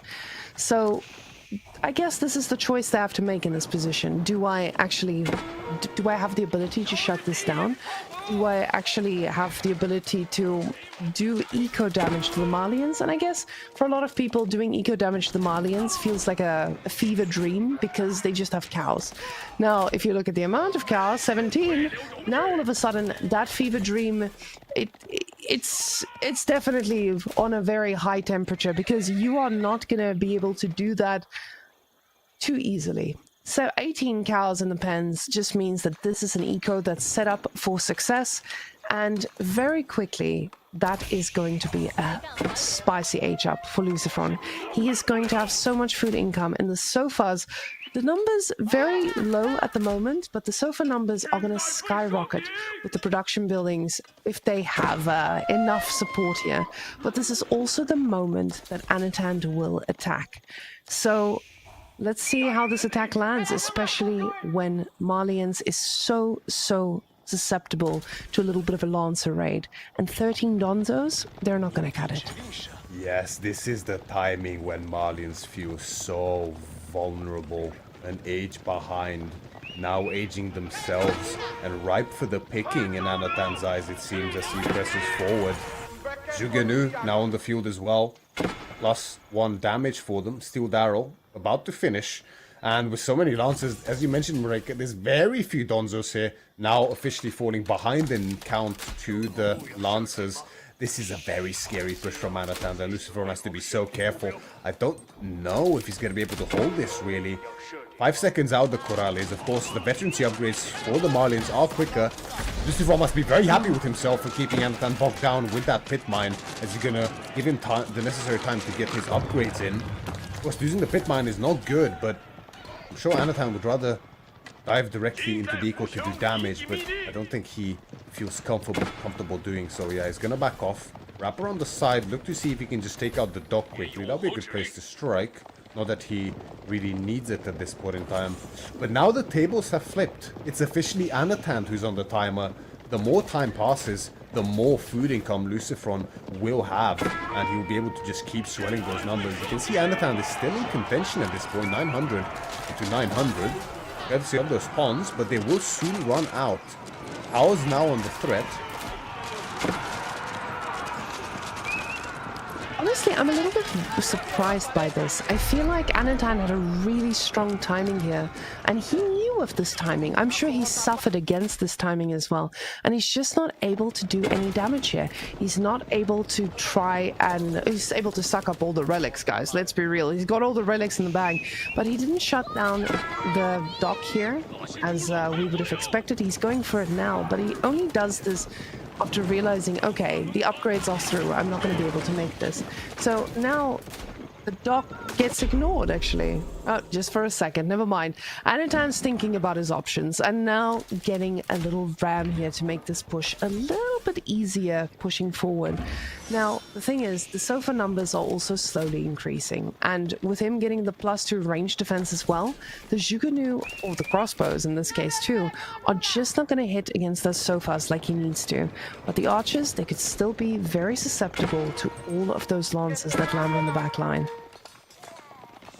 Anatan biding his time here, playing very patient and careful, which can be a double-edged sword against the Malians, as Lucifron, with just a bit of breathing room, already goes raiding with the Sofa, finding some value here, picking off reinforcements. This is exactly what he needs, because Anatan still has a fantastic economy behind all of this, actually firmly ahead of Lucifron. The Mount New Academy is not to be understated either, but Anatan, he smells blood. He wasted enough time, he says, as now, with the crossbow timing and the Jugunu, the Lancers in position, they're going to look to challenge directly. Double towers with emplacements as well as TC fire. Plenty of defensive bonuses here for Lucifron in his favor, but the mass is great from Anatan. The Lancers are so strong, the Donzos are melting, but the Lancers are as well, in fairness. The Archers doing great damage here, but the military numbers aren't really there for Lucifron anymore. He's going to look to make space between his reinforcements and the rest of his army with the archers. Raiding behind this with the Sofa continues, finding great value as well, killing more economy. But there's so many lancers here from Anatan. And those lancers are going to rotate to a place where they can do even more, and that is the wood line right here. Villagers desperately trying to get a few towers up to get a safe refuge to just not die as they are sliced one by one. Lucifron realizing this is not going to be the way that I make it through to the winner bracket semi-finals, as all of these villagers are falling like flies. Now 19 dead villagers total. Absolutely disgusting. Lucifron, even with all of his cows, not going to be able to come back from something like this. He's got 6 sofas as his army, but 6 sofas just cannot do this level of damage. He may have gotten into that eco before, but the counterattack from Anatan was just too big. But just like Lucifron, he holds on. He's got 18 cows. He's like, I am gonna try this. We'll see. Yeah, it turns out that the patience exercised by Anatan yielded great fruit for him here, as Lucifron's economy is at this point almost non-existent outside of the cows. Lucifron is scrambling to gather the forces necessary to continue the defense, but now villagers even more are going to start falling for him. Anatan realizes, yeah, I've done enough here. He's gonna back off, regroup, probably look for another fight quite soon. Lucifron's still raiding behind this, still finding damage, but he needs so much damage done to be in a position again to start challenging Anatan's army.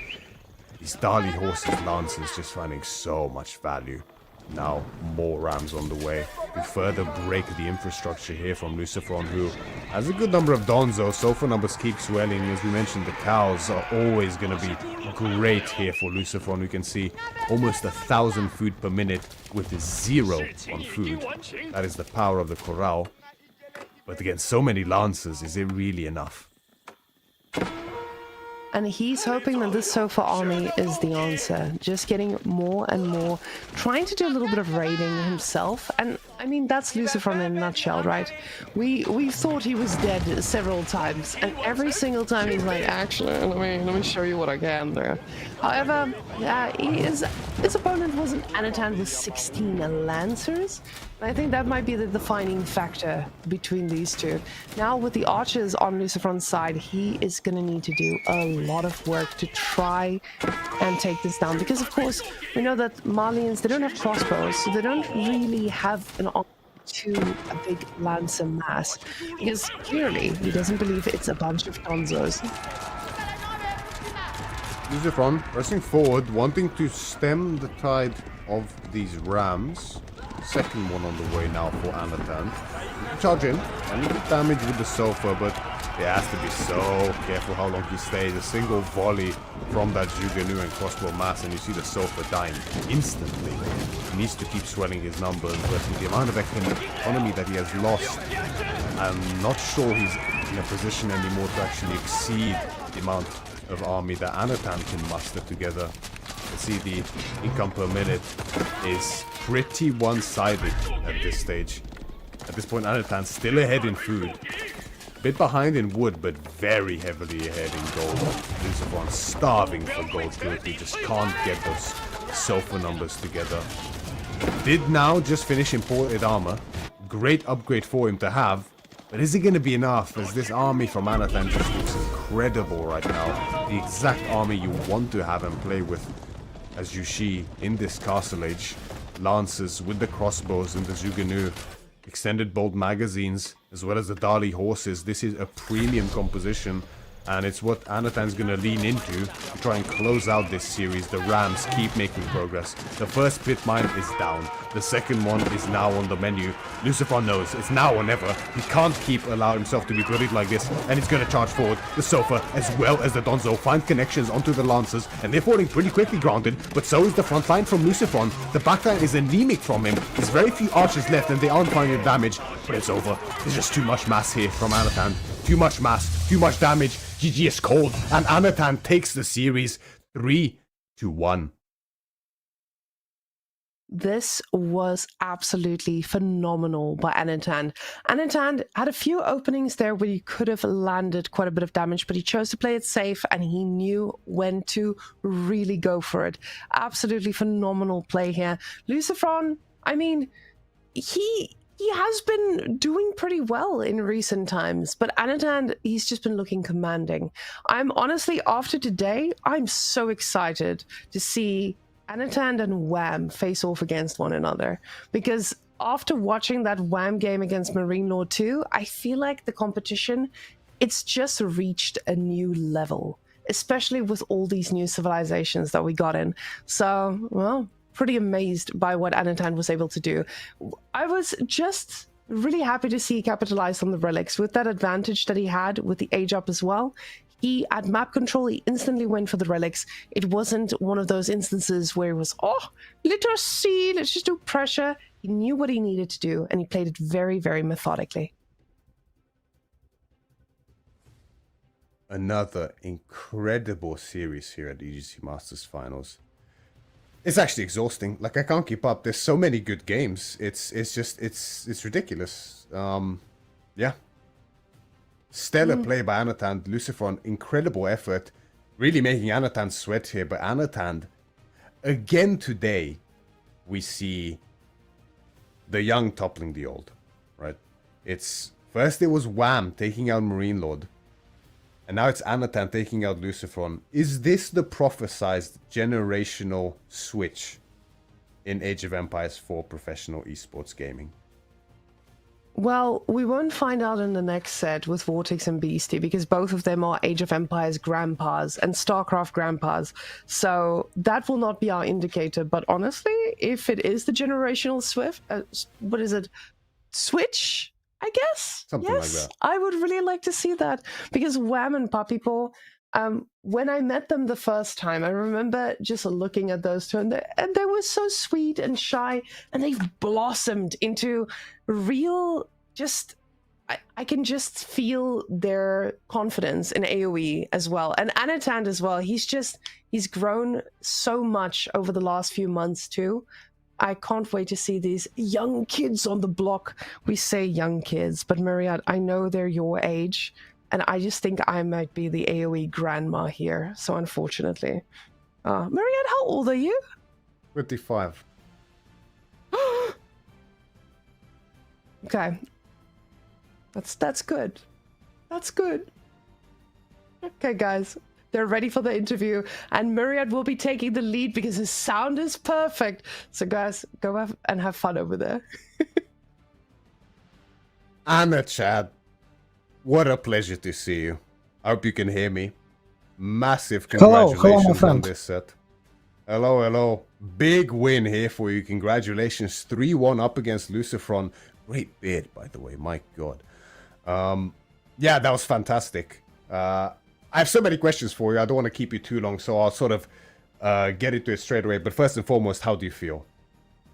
I feel really exhausted. I feel like it's always really hard to play versus Lucifron and Vortex. They really they always have idea, right? They're not just playing and press button randomly. They always have idea, and it's usually really hard to catch their idea. It's true. It did look to be the case, right? They always know. They always have a backup as well to whatever is happening, and they do so well with that. It was tough games. In that first game, there's something I want to ask you about, and I'm sure you might be aware what it is. Was that Mosque? What happened there? It's my opening. I stole it from Valdemar, like no Mosque opening. The idea behind this because like you can't really go for sacrifice, right? So why do you need Mosque? I'm getting a jab for 20 seconds quicker, I'm making monks quicker, and my proscals are quicker. So I know that I can't really move out, and I just will sit at my base AFK. So like, I sit at my base AFK and then just kill him in the privilege, right? But to be honest, I opened chat a few times when I saw my economic count to press GG, but like, okay, maybe just, maybe like select all army, I move into his base, and maybe it will work, and wow, it worked out. Yeah, it was incredible. The perseverance shown was pretty uncanny. I mean, just getting that blob together, and you took a lot of damage from raids at that point. But the reality is, if you have that kind of army, it doesn't matter how much damage you take. If the opponent can't deal with it, that's all you need to win. Right? I was like, why my keeps don't kill him? Like, I have plenty of keeps. I wanted to build another keep, but like, horsemen just kill me. What the hell? Yeah, probably. How need did you more feel keeps, after like that? 5, 6. Yeah. How did you feel after that Warlord, the elephant? I was so annoyed. I was cursing like in loud in Russian, but like, yeah, it's good that we don't have like microphones during the game because maybe I would have been banned. I don't know. I know the feeling very well. Don't get me wrong. I do understand it. Moving on into the second game, this is a matchup I found quite interesting. Holy Island, Holy Roman Empire against Knights Templar. I feel like on this map especially, Knights Templar is still really strong. But I wasn't sure about Lucifron's idea here with the really fast aggression. What were your thoughts on this game? I was really like, there is some pattern in this map, right? And usually you don't really go to scout your opponent. Usually you go water, then you go for your ships. And when I saw his scout, like at my dock, super early, I know it's something off. So I think I will die if I like make one more fishing ship, like 2 more, and I'm just dead. But I was really lucky to adjust in time, right? It was very good, and the micro was stellar as well near the docks to make sure that that timing doesn't quite kill you. It's always, the margins are so fine, right? We've experienced this recently as well. Also I think I was a bit lucky with Demos, right? I think he should have like blew me 2 times, but like instead I destroyed his hulks. It's a bit of luck, right? Sometimes it can be, but don't discredit yourself. You've played very, very well, and the pressure gets to even the best of players in these moments, right? It's tough to be 100% all the time. It's just very difficult. So it's just the reality of the competition. Now, game number 3 was just a firecracker of a game, right? With the Mongols and the Ottomans. Did you think you had the chance all the way through, or was there a point where it was like, I just took too much damage, I'm dead? I think like I was really unhappy with this game because I really all-ined him. I was expecting Mongols and I picked Ottomans. And because of it, I don't have Ottoman for Frisian Marches, right? And I was like, okay, I wanted to close it 3-0. So, like, maybe I'll try to all-in, to gamble. And he just so well, like, the way he moved his TC, I was chuckling a bit at the game, like... I was like, oh man, if I had Scout here, it would be so good game. But I invested too much into Dog, into Pond, right? To be honest, I played a few times versus this, and the main goal, you just don't make, like, you left one of the pawns, like, without anything. But I made like Galia second pawn, and I think it cost me my time, and he really pushed me well. Yeah, the turnaround time was really quick, and that's the thing. You greed just a little bit too much, and all of a sudden it can spiral out of control, for sure. I have a very specific question I want to ask you about this last game. I see so many players doing this on Frisian Marshes, where you often, not just you, but many players, as I've said, do this. You skip the first pawn to go for the second. I don't understand why this happens. My guess is it's because you might be deleting one of the fishing ships. Is that why, or is there another reason? Yeah. And also he blocked, he blocked first pawn and he blocked second pawn. So yeah, sometimes spawn is really scuffed and it's only 2 fishing ship. But yeah, it's not much idea behind this. And like my build, it was like just out of my head, and I just prayed that he will make tower, because to be honest, it was hard for me to make like 2-3 more spears than I made. And I was just like, man, I made better. Please see, make tower, because I can't keep it up on spears. Yeah, it's tough because you need the mills, and then you have one less villager because of the officials. It's a tough build order for sure. That's why Jushu doesn't go this very often, but incredible series, Anatan. You've played also very one well. moment. Oh, go ahead. I didn't have any thieves left because I all-in with Ottoman on Kawasan, and I picked Golden Horde, like, because I was desperate for thief. And I think Lucius thought that I have like some strat on Frisian with Golden Horde, but it was just desperation. And thanks God he banned Golden Horde for me. That was crazy because, yeah, that was absolutely insane. The mind game is unreal. I'm surprised you didn't pick Byzantines actually, because they can be decent on Frisian, right? Yeah, but I wanted to have 2 maps for 2 thieves for King of the Hill, like versus Russia. I wanted to have Biz and Ayu, and like I already give up Frisian with my GH pick, but like it turns out good, right? It all works out in the end, eh? Big congratulations, and I can't wait to see you at the next stage. Thank you, my friend. Thank you a lot for casting. I'm in love with your voice. Thanks very much. I'm in love with your gameplay. So maybe we can swap, right? Should we? Yeah. Yeah. But that's going to be it from us here for now. Once again, big congrats to Anatan. Thank you so much for the interview. We will be going to a short break for now, and we will be back afterwards. So grab your refreshments, because there's plenty more to come.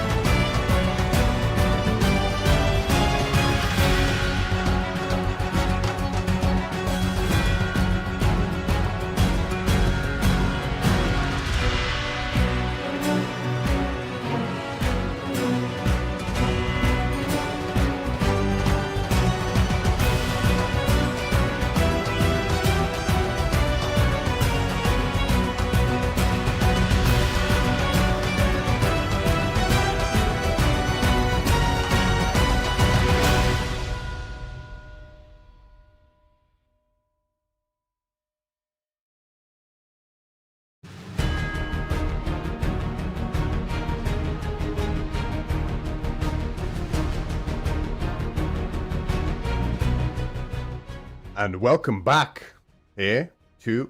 Oh, we got a little flash of someone there. Welcome back to the last series of today here at EGC Masters Finals. It's a spicy one yet again. We have Beastie making a return after a good little while away from competitive. He skipped a couple of tournaments, I believe. Just have a little break, and that's always important, right? Sit back, refresh, refocus, and you can often come back stronger as a result of it. And he's looking to prove that here today up against Vortex, who it feels like his improvement just never really stops. He was one of the few to manage to take out Marine Lord in the quarterfinals of the Epochers, the Russian tournament, a little while back now.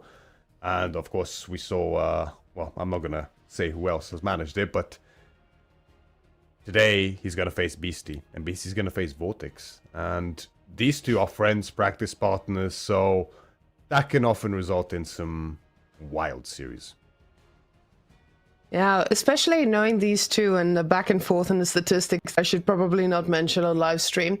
So I will say they are really good practice partners and they know each other's strategies in and out. And one day they play one way, and then when they play in competitive, it's a whole different world. So these two, we can see that Beastie has a little bit of an edge here between the two. And even historically, like recently, it looks like Vortex did take him down in EGC Masters Summer, but as we know, Vortex has been actively playing, and Beastie hasn't. So we have to see how that would turn out. I know he practiced for the last tournament, but Vortex has been pretty consistent in all of this. So honestly, I think Vortex has a bit of an edge, at least for this tournament right here, in this matchup. I know that Vortex is comfortable on the maps, on the civs. He's been really actively playing. And I don't know. I think this is going to be a tough one for Beastie. Well, indeed. Right, because of what you mentioned, right? Yeah? Vortex has been playing actively, so it's normally tough. Even if you've had a couple of weeks to come back, it's tough to go up to the same standard as you were before quickly. It takes some time, so... we'll see how much progress Beastie has been able to make in that regard. And it's a tough one to open up here on Pigeon's View, as we have Vortex in the color red playing the House of Lancaster, facing Beastie on one of his signatures here in the color yellow as the Marlians. And frankly, in terms of House of Lancaster matchups, Marlians is one where Marlians has a decent chance. Yeah, definitely. The thing is with Marlians, you also have to respond correctly. And I mean, with the House of Lancaster changes, the question is, do they even know what is responding correctly in the current meta? So I know that we've had a lot of weeks of games, but we know that these can be ever evolving. And with House of Lancaster in the early game, we've seen what they can do with those early rushes. And you can see him committing to 2 spears and calling it a day. And Beastie having to respond with something we saw exactly in the previous game, a tower, and already moving that sheep forward so that the villager doesn't need to run too far around. So the spearman is going to get a little bit of a response, which is pretty great. This is exactly what you need from your spear and to get the value from these two, because after that, it's so easy to transition into something even more powerful. So Beastie, he's got his work cut out for him. Definitely, especially against House of Lancaster. So Myriad, we know that for a while the Kings were just doing such an insane amount of work in the early game. Is that still something that people are struggling with? Oh, yes, it is. The Lords, the all-out aggression from Lancaster is still, frankly, the most potent aggression in the game, bar none, in the feudal age. And it has a slight slow startup, right? Like initially there might be a spear rush, there'll be a couple of lords, fine, nothing too crazy. All because the manas are going up. Now, after that first or second mana is up, maybe even a third in some cases, that is when the clock really starts to strike and the numbers begin swelling out of control at a tremendous pace. And, some civilizations deal with it better than others. Normally the Hobbler is the main enabler of that aggression, of course. Such a fast unit, additional ranged armor, making them even stronger against archers than normal horsemen, for that matter. Of course, in combination with the extra HP from Lords. Normally, civs like French and JD actually do very well against Lancaster, as well as other heavy cavalry civilizations can have a good edge. Malians is one of them, and we spoke before of the additional damage of the Sofa against infantry. This is the type of matchup where that's going to become immensely valuable. But again, it comes down to that mass, doesn't it? Can Beastie keep up? And even if it keeps up, you have to consider that those Hobbelas, they just require a very different level of response. So Beastie going on the Malians, it's great. I feel like Malians is a pretty good response to the Kings, and especially with Javelins, high base damage, they can deal with the Yeoman pretty easily, and even getting a few Musafadis in there works against those Kings pretty quickly. But then you also have the Sofa question. With Sofas, you get a raid, you actually get a pretty decent response against all of this. My biggest concern is, what about this early game? How are we going to see those cows versus upgrades? Because I think a lot of us, we don't really know what the exact response is supposed to be, especially in a matchup like this. Is it important for us to get food? Especially knowing we look at that sheep count and you can see that Vortex is double the sheep that Beastie has.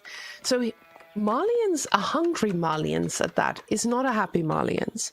So is this going to be a game-breaking sheep count, or is he actually going to be able to outsustain this? It's always tough to call, isn't it? I mean, the lean into early cows as opposed to upgrades is always an interesting debate.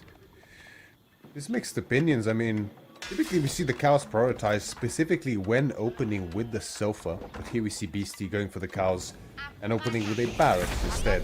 And earlier we saw Wham go for the upgrades whilst opening Sofa, right? So clearly people are still experimenting, finding out what's best or works for them. The answer might just be subjective at the end of the day, so everyone will go their own way with regards to that. I know B was the one who really popularized this cow opening in particular, going into the Warrior Scouts and the Sofa after it's been gaining popularity since Beastie is now employing it himself in combination with the Donzo instead, which is quite a strange first production building of choice against Lancaster, I have to say. Yeah, especially considering you're up against the Kings, and of course you need to find something that actually handles them. But with this, you're already getting ready for the Hobbelar switch, etc. But I'm seeing 5 on gold here, and Vortex is not spending his resources like someone who has 5 on gold and planning to play a crazy feudal game. So, I did see him spending a little bit now, and I don't know if the UI is supporting. There's a King production and a wheelbarrow. Never mind, it was just a second delayed. And now we get a little bit of our insight here. The next mana coming out as well now, which just means that he is going to have some pretty solid income here, building it around the villagers to make sure that those villagers all contribute to the mana's income. It's a really nicely placed mana as well. You'll be able to go onto those berries later if you want, and get that boosted gathering rate. We have Beastie actually opting for the unsafest pit mine I have seen in a long time. And here on the forward, definitely. I mean, yeah, he doesn't have much other Look at that choice. I mean, scout. there's the one in the far corner, but that one's really far out. And yeah, Vortex, I mean, as you'd expect, he spots it instantly and is going to go directly for the villager. And with that, you shut down the villager, possibly get a kill here, but the Musafadis are in position. And are they going straight for the king? It does feel that way. The Donzo's trying to do, or Donzo trying to do what he can here. But the javelin throwers are the natural next follow-up here. And now the question becomes, where do we balance between Musafadis and Donzos when you know you're going to be up against all those Hobbelas? No Hobbelas just yet, Yeoman being the next choice, but it looks like he's going to be able to chase down this king, and he's trying to do as much damage as possible here. These kings, they don't heal up the army like the old one, but they do still have a pretty happy life going back to the base and just standing around the Abbey of Kings and, you know, just getting healthy, as we can see all the boys now healing up to full. And that is pretty unfortunate, because Beastie doesn't have that choice. He doesn't get to go back to base and heal those guys up. He just needs to make more units. Pretty great play here from both players so far. We see Beastie We understand now the reasoning for that barracks. I mean, Mustafadi, of course, makes perfect sense. I was a bit worried about the potential yeoman turnaround time, though, but going for that second man, of course, to lace him a bit more, so not too much of a threat, and javelins are there to meet. So great decision-making shown by Beastie. You know, Vortex with fantastic control saves all of his units at the same time, and manages to heal them up, and Beastie. There we go. The ball is not an option for Vortex. That southern one, at least, was no longer an option for him. Takes it out of existence completely by killing it as the Malians. Now, the numbers start to swell. This is where the dynamic switches a little bit. Now it's going to be Beastie quite heavily on the defense because the manas are up and pumping. Economic upgrades are following. The wheelbarrow is already in. Double Broadaxe now to follow, and of course Steeled Arrow is going to be in as well. I gotta say though, I mean, if this stays with just infantry and infantry, I feel like this might favor Beastie. Especially with Malians having that unique unit, the Musfadis. They are so good at handling all of these kings, and it looks like it's going to be a little bit of a fight here. Javelin's getting into position to take down the yeoman, but it does look like it's a 1v1, and the Musafadis are taking the front lines. We do see Beastie microing on top of those yeomen to ensure he gets the damage done, but it does look like this one favored Vortex for now, at least, with a bunch of these yeomen just destroying all of these Musafadis that were on the front lines. Yes, that's very unfortunate there for BC. The Steeled Arrow timing was just brutal from Vortex, allowing him to clean up that front line. Of course, the extra health from the Lords. It's really painful here for Beastie, but I mean, this is Lancaster, right? This is the decision that was made. I missed, unfortunately, what other Civ was sniped in turn, but you know, if you allow Lancaster through, this is something you have to expect, and I'm sure Beastie has, but here we go. It's just too much at this point in time. If mine goes down here for Beastie, and the houses are going to follow suit. Now, with this type of pressure, Beastie needs to be able to rebuild those houses a little bit closer to the base to just be able to, you know, make units. But it does look like the production has ceased for a second here. The problem with this is probably just because he is spending every bit of resource he has. These units, they are going to need to do a lot more work because at the end of the day, these yeomen are just going to be able to snipe the Musafadis pretty quickly. Now, the javelins do pick up a yeoman here and there, but they have to be careful. With the right amount of yeomen, the javelins are not going to hit the same way. So you can see him microing backwards, trying to do as much as he can, but it just doesn't feel like the yeoman trades are going to be as efficient. Now with the upgrades coming on in, these are also not going to be going down to these javelin shots so easily. Now the switch that I'm sure Beastie is dreading most. The Hobbler, 4 already on the field, 5 more in production. Spears are no longer a concern for Vortex. He's not going to make any more of them. And he dwindled that Donzo mass significantly. Only 1 on the field at this point in time for Beastie. So this Hobbler switch is going to be a brutal reality once it hits Beastie. He's doing his best to stabilize the situation, but the spawn is so against him. The matchup is so against him. It's very difficult. I mean, any Lancaster matchup almost, outside of maybe French JD, is in their favor, really. The civilization is just so potent with this aggression. So hard to withstand the strength of this army with the economy behind it. And Vortex is showing exactly why. The entirety of the pit mine goes down, the houses as well. Housing on top of gold is going to be denied here from Beastie, who keeps swelling the javelin numbers as needed. Now he's going to take out the second boat to make sure Vortex has no respite for food, the superior food at least, outside of the deer and the berries that he has in his base. Just plenty, to be fair. Realistically, I think that's all he needs here, but we'll see. Beastie does have his ranged upgrades now, so that's the bare necessities in terms of tools he needs to start trading effectively. But look at that. There's so many already. And the problem is those Musafadis are just not going to do the work they need to do to actually shut down these Hobbler. I feel like Vortex hit this until the exact right moment. Now those villagers in a little bit of danger here. We can see the Musafadis being here on the back line. They are just getting absolutely obliterated by these yeomen. And they're just not going to be as effective as they need to be to deal with these Hobblers. The kings now here at the back. We do see yeomen getting sniped, but the Hobbler coming from the back, destroying a lot of those javelin throwers. We're so close under the TC, as they just don't take any range damage from that TC itself. He's trying his best to reinstate all these units, but at the same time, it is just an uphill battle. These kings, they have such good stats, especially in the early game, and there's no real answer for them just yet. He's trying to get every shot out of these guys, but as the units come out, they just quickly die. And with that graph, it makes it very easy to see that Vortex on House of Lancaster was just a little bit too potent for Beastie here. Now, one thing I do want to mention, it's not just the House of Lancaster win if Vortex takes this. He also got rid of one of the strongest civilizations currently out there, the Malians, that we saw a lot of people constantly trying to ban. So this tells you exactly that a lot of players are already seeing this as a problematic civilization. Vortex got rid of it, and he got to play House of Lancaster pretty early on.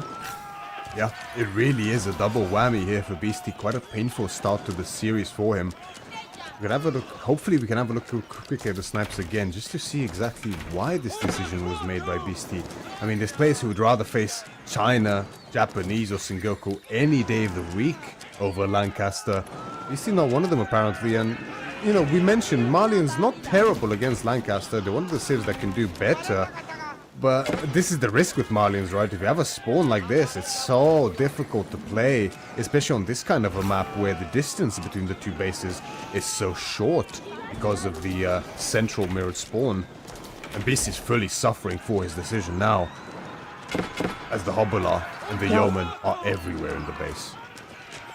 You can see Beastie is not fully given up just yet. He's making sure that all his units are pulled to the side so that he can go from here and try to take one good fight. But with losing these 5 villages on the side that he's about to do, this is going to be so rough on. There's not much that you can do with a 5-villager lead like this so quickly. And I say 5-villager lead, but these are not the first ones the Vortex have taken down. And now there's going to be 20 Hobblars on this map. With the 6 Musafadis, this is just not the answer that he's looking for. You can see him desperately trying to get a little bit of food in here. And the problem is every other resource is also just not enough. Beastie trying to give it this, the last hurrah. But there are units on the villages, there are units on top of everything, and just no clear answer for him to take this down. Yes, more units desperately in production here for Beastie. Donzos, as well as Javelins, the iconic Malian composition in the feudal age, one that has stopped so many aggressive assaults, is now failing Beastie when he needs it most, as the Hobbler are running rampant, ravaging everything in Beastie's base. The army is kaput, and the villagers are soon to follow yet again for him. The trade out is relatively decent here for Beastie, but this flood is not going to stop at all, at any stage whatsoever here for Vortex. He's just gonna keep coming. He might stop for a second to sneak in a castle age, but he just doesn't need to, and it's a bit of a risk against Malians for that matter. Even farms are being trickled in at this point in time. The day is also still up for grabs at this point in time. Vortex in firm lead of this game. Now, he's in firm lead, sure, but Beastie, for some reason, is taking decent trades here. That last one, he only lost 1 villager in that whole exchange. And sure, this might just be a temporary sigh of relief that he has, but this is still something that Vortex needs to be careful of. If he gives Beastie enough breathing room, those cows are quickly going to get restocked. That's a lot of food that's under the TC. The cows do need to be remade, but they're quickly being remade. Beastie is reinvesting in all of those. He's got the pit mine at the north as well, and just making as many donzos as he can. Now with the javelin throwers moving forward slowly to try and pick off anything that steps out of line, and doing a significant amount of damage to those Hobblars as well. Now, the Kings, unfortunately, or the Lords of Lancaster, they are going to need to take quite a few shots, but you do see a lot more units still in queue here for Beastie. He's not giving up, and he's still believing in the way of the Ilalu. Believe he will need to, as now the White Tower is on the way for Vortex. That's what we're talking about, right? Stops production for just half a minute, and suddenly there's a big White Tower on the way. The keep is going to spawn 3 Osgard immediately for him, as well as enable the production of other high tier units, more Osgard, Knights, veterancy upgrades, everything Vortex needs to close out this game. The world is his oyster at this point. Beastie, I mean, you know, he has a moment of respite now. This is exactly what he needs. This is the danger with doing this against the Malians. If there is a comeback point here for Beastie, this is it. But so many cows have went down, unfortunately. The damage is severe by now. And Beastie has a mountain to climb in this game, which I don't know if he has the gear to climb this mountain because, yeah, I mean, we see the cows. Like, he literally can't even put the ranches in the right position to cover for the corral.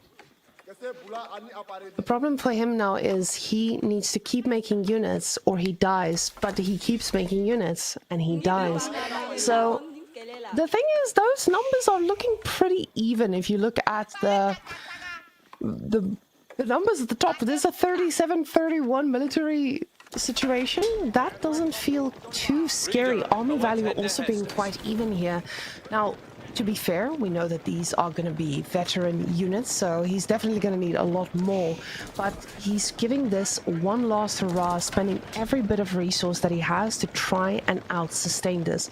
Mustafadi's now being again added to that composition to ensure that he can deal with these armored units, because these Earl's Guards, 7 of them, they are going to be a nightmare to kill. Another villager paying the price for daring to build a house there. But the javelin throwers are now more than enough to start one-shotting some very annoying units all the way out there at the back. Now, the problem is Vortex just keeps making Earl's Guards, and Beastie, I don't know if those feudal age Musafadis are going to be enough to handle that. The javelin throwers are doing a ton of damage though. One of the Obalars paying the price, and he might be able to pick off 1 or 2 more units if given the breathing room. You can see the gather rate from the cows, as well as in the ranches. I think that Beastie's food economy is still stellar, despite all the damage that he has taken, as we'd expect from the Malians, matching Vortex's food income at this point in time. Of course, the age differential is a big problem, but he has very significant numbers here, in fairness, Beastie does. I actually don't know if Vortex has enough here to push through. The Javelin Micro has to be on point, and so it is so far, focused directly onto the Yeoman, and the numbers are falling really quickly here for Vortex, actually. The front line stands firm for now, Hobbelars as well as those guard, the Laws as well, giving that much needed extra health. Are they starting to slowly break through? It does seem to be the case. There's still plenty of Donzos here for Beastie, but the armored units, the Oathguard, are a bigger concern.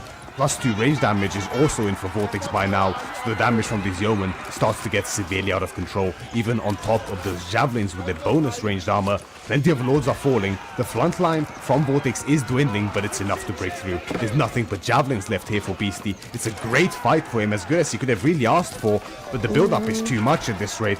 And it's looking like Beastie is about to cut off and lose his last legs in this game.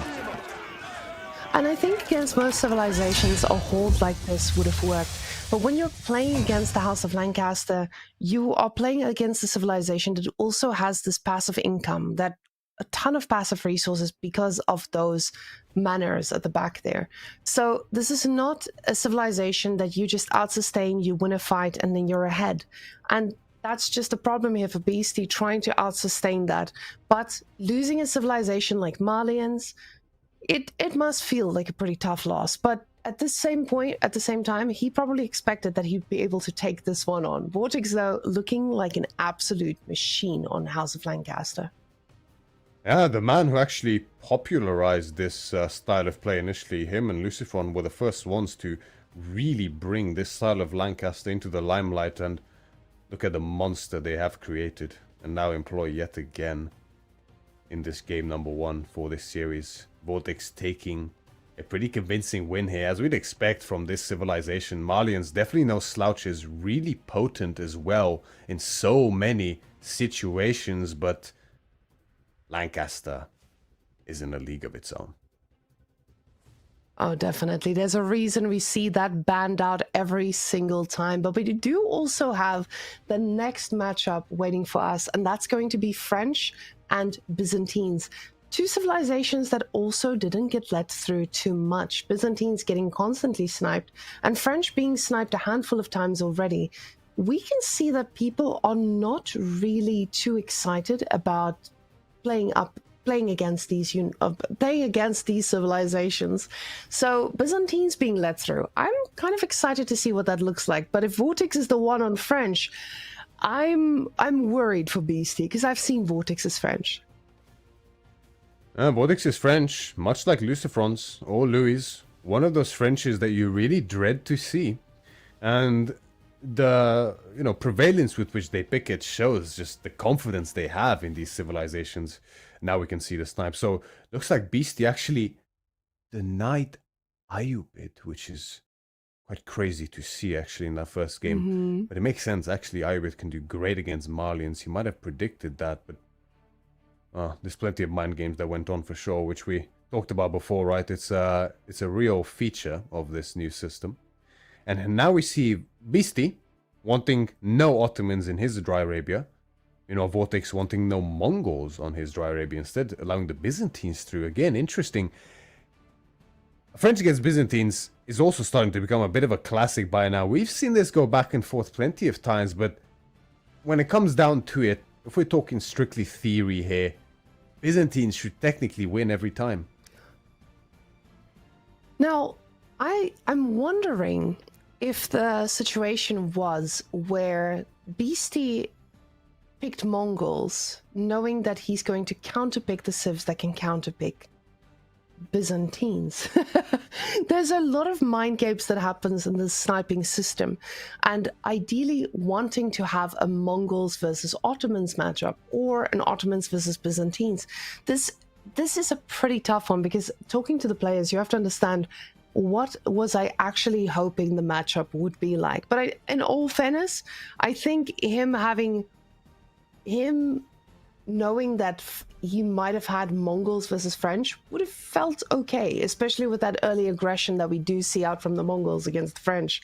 So I don't know. I think a lot of these sniping picks and bans, we haven't had enough discussions about them with the pro players to understand how much this impacts their decision making, etc. And I would really love if we could actually get a walkthrough because I think a lot of them also are only learning about the system now. So pretty fun one. I think a lot of us would like this on ladder as well. Imagine you can queue up on ladder, your opponent picks 2 civilization, you can just always veto Golden Horde. Yeah, that would be quite the dream. And at certain points for sure. It would be nice for it to come through, but won't be the case for now, of course. Too many caveats for that to happen.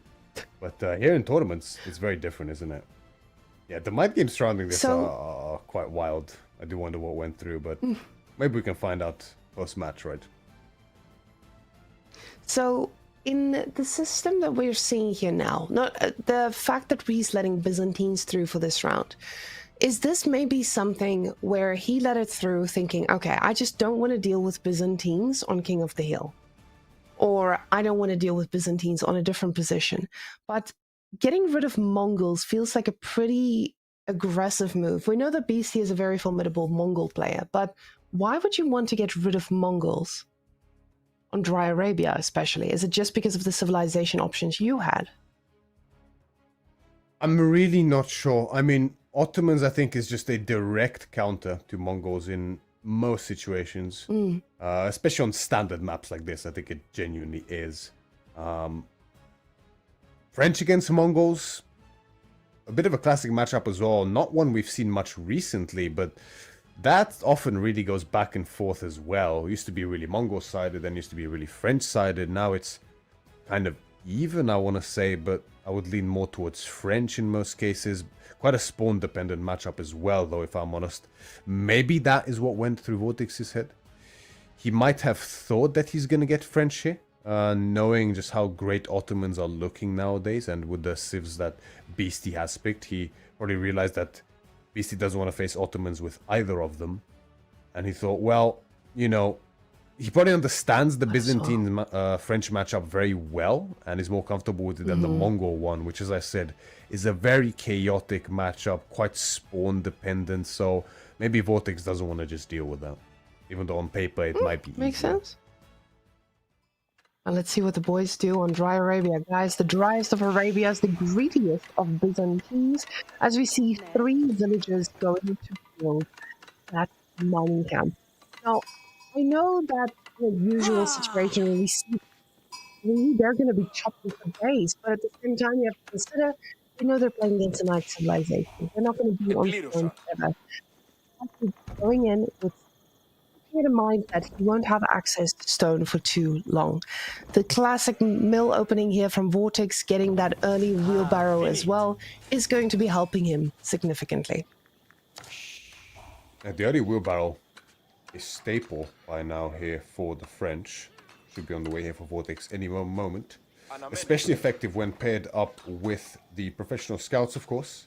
It's going to be great for Vortex to do that here, getting in that day underneath the safety of the TC. Plenty of food to output the aggression that he needs to output against a scaling, tempo-based civilization like the Byzantines here. Which, I mean, if you let them get away and run away with the game, they will start sprinting away with the game instead here for sure.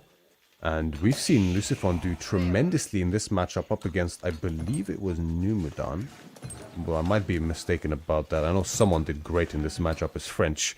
That could be on the cards here again for Vortex, who, like his brother, is a fantastic raider and has an immense understanding of how to control knights to their fullest. And they're going to look to employ that here.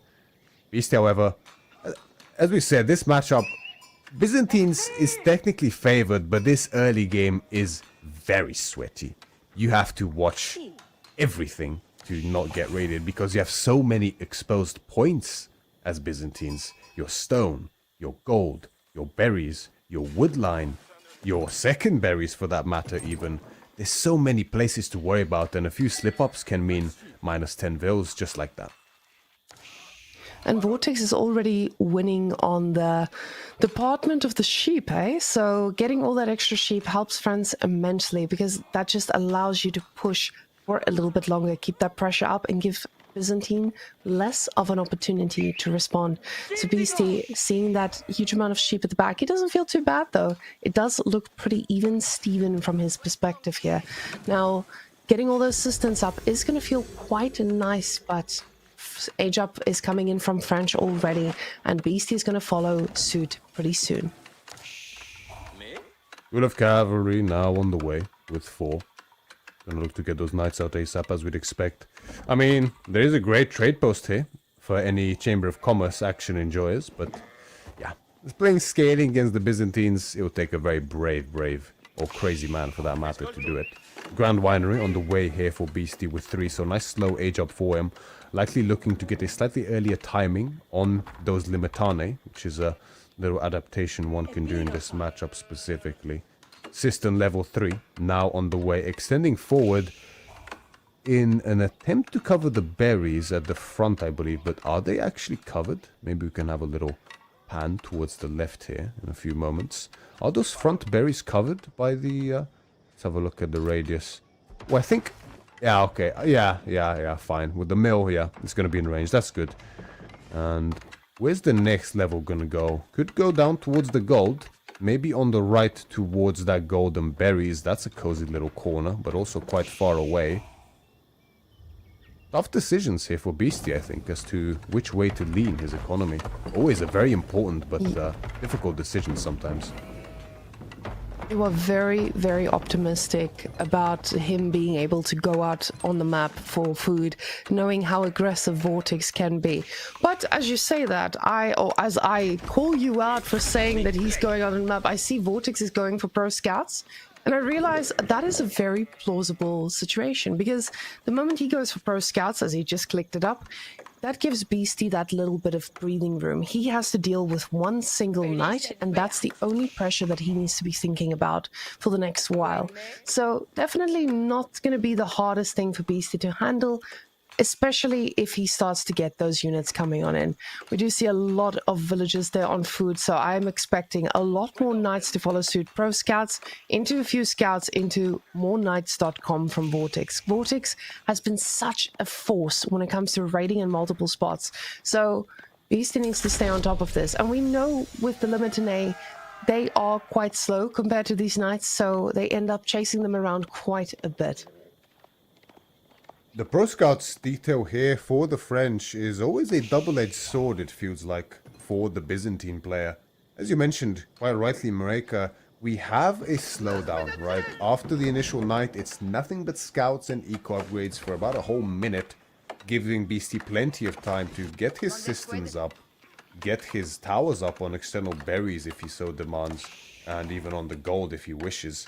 And he only has to watch out for one knight, right? That's not too difficult if you keep track of him with your scout. But at the same time, you get a bit of a nicer early game for yourself as the Byzantine player, but later on, the French mass is going to be ever greater for it, so is it worth it? We shall see. The knight looks to hit the berries directly where it hurts for Beastie. The olive oil income, of course. Spears are in position though. Limitane will do a great work of pushing away the knight, and yeah, it's a pretty tight position. They're quite tough to get a charge in. And I'm actually so impressed by how Vortex moves this knight and just trying to get that charge off. But the Limitane are just in exactly the right spot, so no charge will be dealt yet. Now, the Archer transition coming in so quickly is actually... This feels pretty scary because if Beastie does not do something about this quickly, he's going to be cut off from a lot of resources. The problem with French is once they get control of a side of the map, it's really easy for it to snowball out of control here. Looking at the olive oil though, we need to ask ourselves the big question. Is he going to have enough for any javelins or longbows, whichever way he decides to go? But I know he's a longbow kind of guy. So... this is going to be quite tough. He goes instantly for the archer. He knows if these numbers increase, this is going to be so much more difficult. Pulls back the Limitane as it's getting quite low, but might be realizing this is very, very dangerous. He does not have the oil just yet to pull this back completely. The villagers now dropping off, and just enough oil to get that first pack. And this will be when he pulls off, and he's ready to step away from those berries if need be. Longbow choice is very, very intriguing here for Beastie. Now, longbows generally the favored contract of choice for the Byzantines as the Limitane get pulled out of position and two of them do fall. Pretty painful loss there for Beastie. But the longbows are the great all-arounder. They're so good against in virtually every matchup. You can never go wrong with them. But notably, this is the one matchup where most players opt to go for the javelins as Beastie. A slight lapse in attention costs him a villager on the gold. The hefty loss so early on. But the javelins are typically the primary choice here as the contract for the Byzantines, just because of how well they fight against the archers. And later on, of course, in that castle age, the real reason you go for the contract, of course, those camel riders to keep these knights in check. And that's not going to be an option here for Beastie. And the longbows themselves, way more vulnerable to the archers than javelins, of course, who they directly counter. So I think Beastie's gonna have a tougher time on the defense here than maybe most Byzantine players would. Oh, definitely. This is going to be a little bit of a harder situation for him to be in because you have to be able to pick these off, and he doesn't have access to more berries. He's now making a move for those ones at the bottom with the walls now finally up. So I say he's got no access, but no, he's made access pretty quickly and should be able to get that level 5 cistern up as well. Now, that's going to feel pretty good for the Byzantines, but the French, they're scary and they're circling around you looking for a lot of damage, and they can find that pretty easily. With the knights, he's able to rotate so fast, already doing a little bit of a farm transition here. I like this for his army. He's going to need this type of income already to be able to out-sustain this, and even then, I think he's going to have a really tough time out-sustaining all of this. Now, the wheelbarrow is in, so the villagers, they do have the ability to survive, but he has to be so careful here. The knights don't want to commit all the way to the back here, but another villager out of position, it just doesn't see it. And just like that, forcing mistakes out of one another. But a villager did go down with all the archers. They're at the berries, and already some massive pickups here. With the French, they are just ensuring they get villagers a little bit faster and out-taking that Byzantine villager count. Now keep in mind, with all of those cisterns, the economy does keep up easily, but he still can't keep bleeding these bad boys. Beastie is sealing his economy super tight here with these walls. Manages to secure the berries at the back, much needed indeed. Now the cistern, the one extended far to the south here, is under threat. There's still only one batch of longbows at this point in time for Beastie. That's the problem with the longbows as well. The higher cost too compared to the javelins means it's so much harder to afford them. And Vortex, with great micro, just pulling the Limitane out of position yet again. Trades one archer for 4 Limitane there.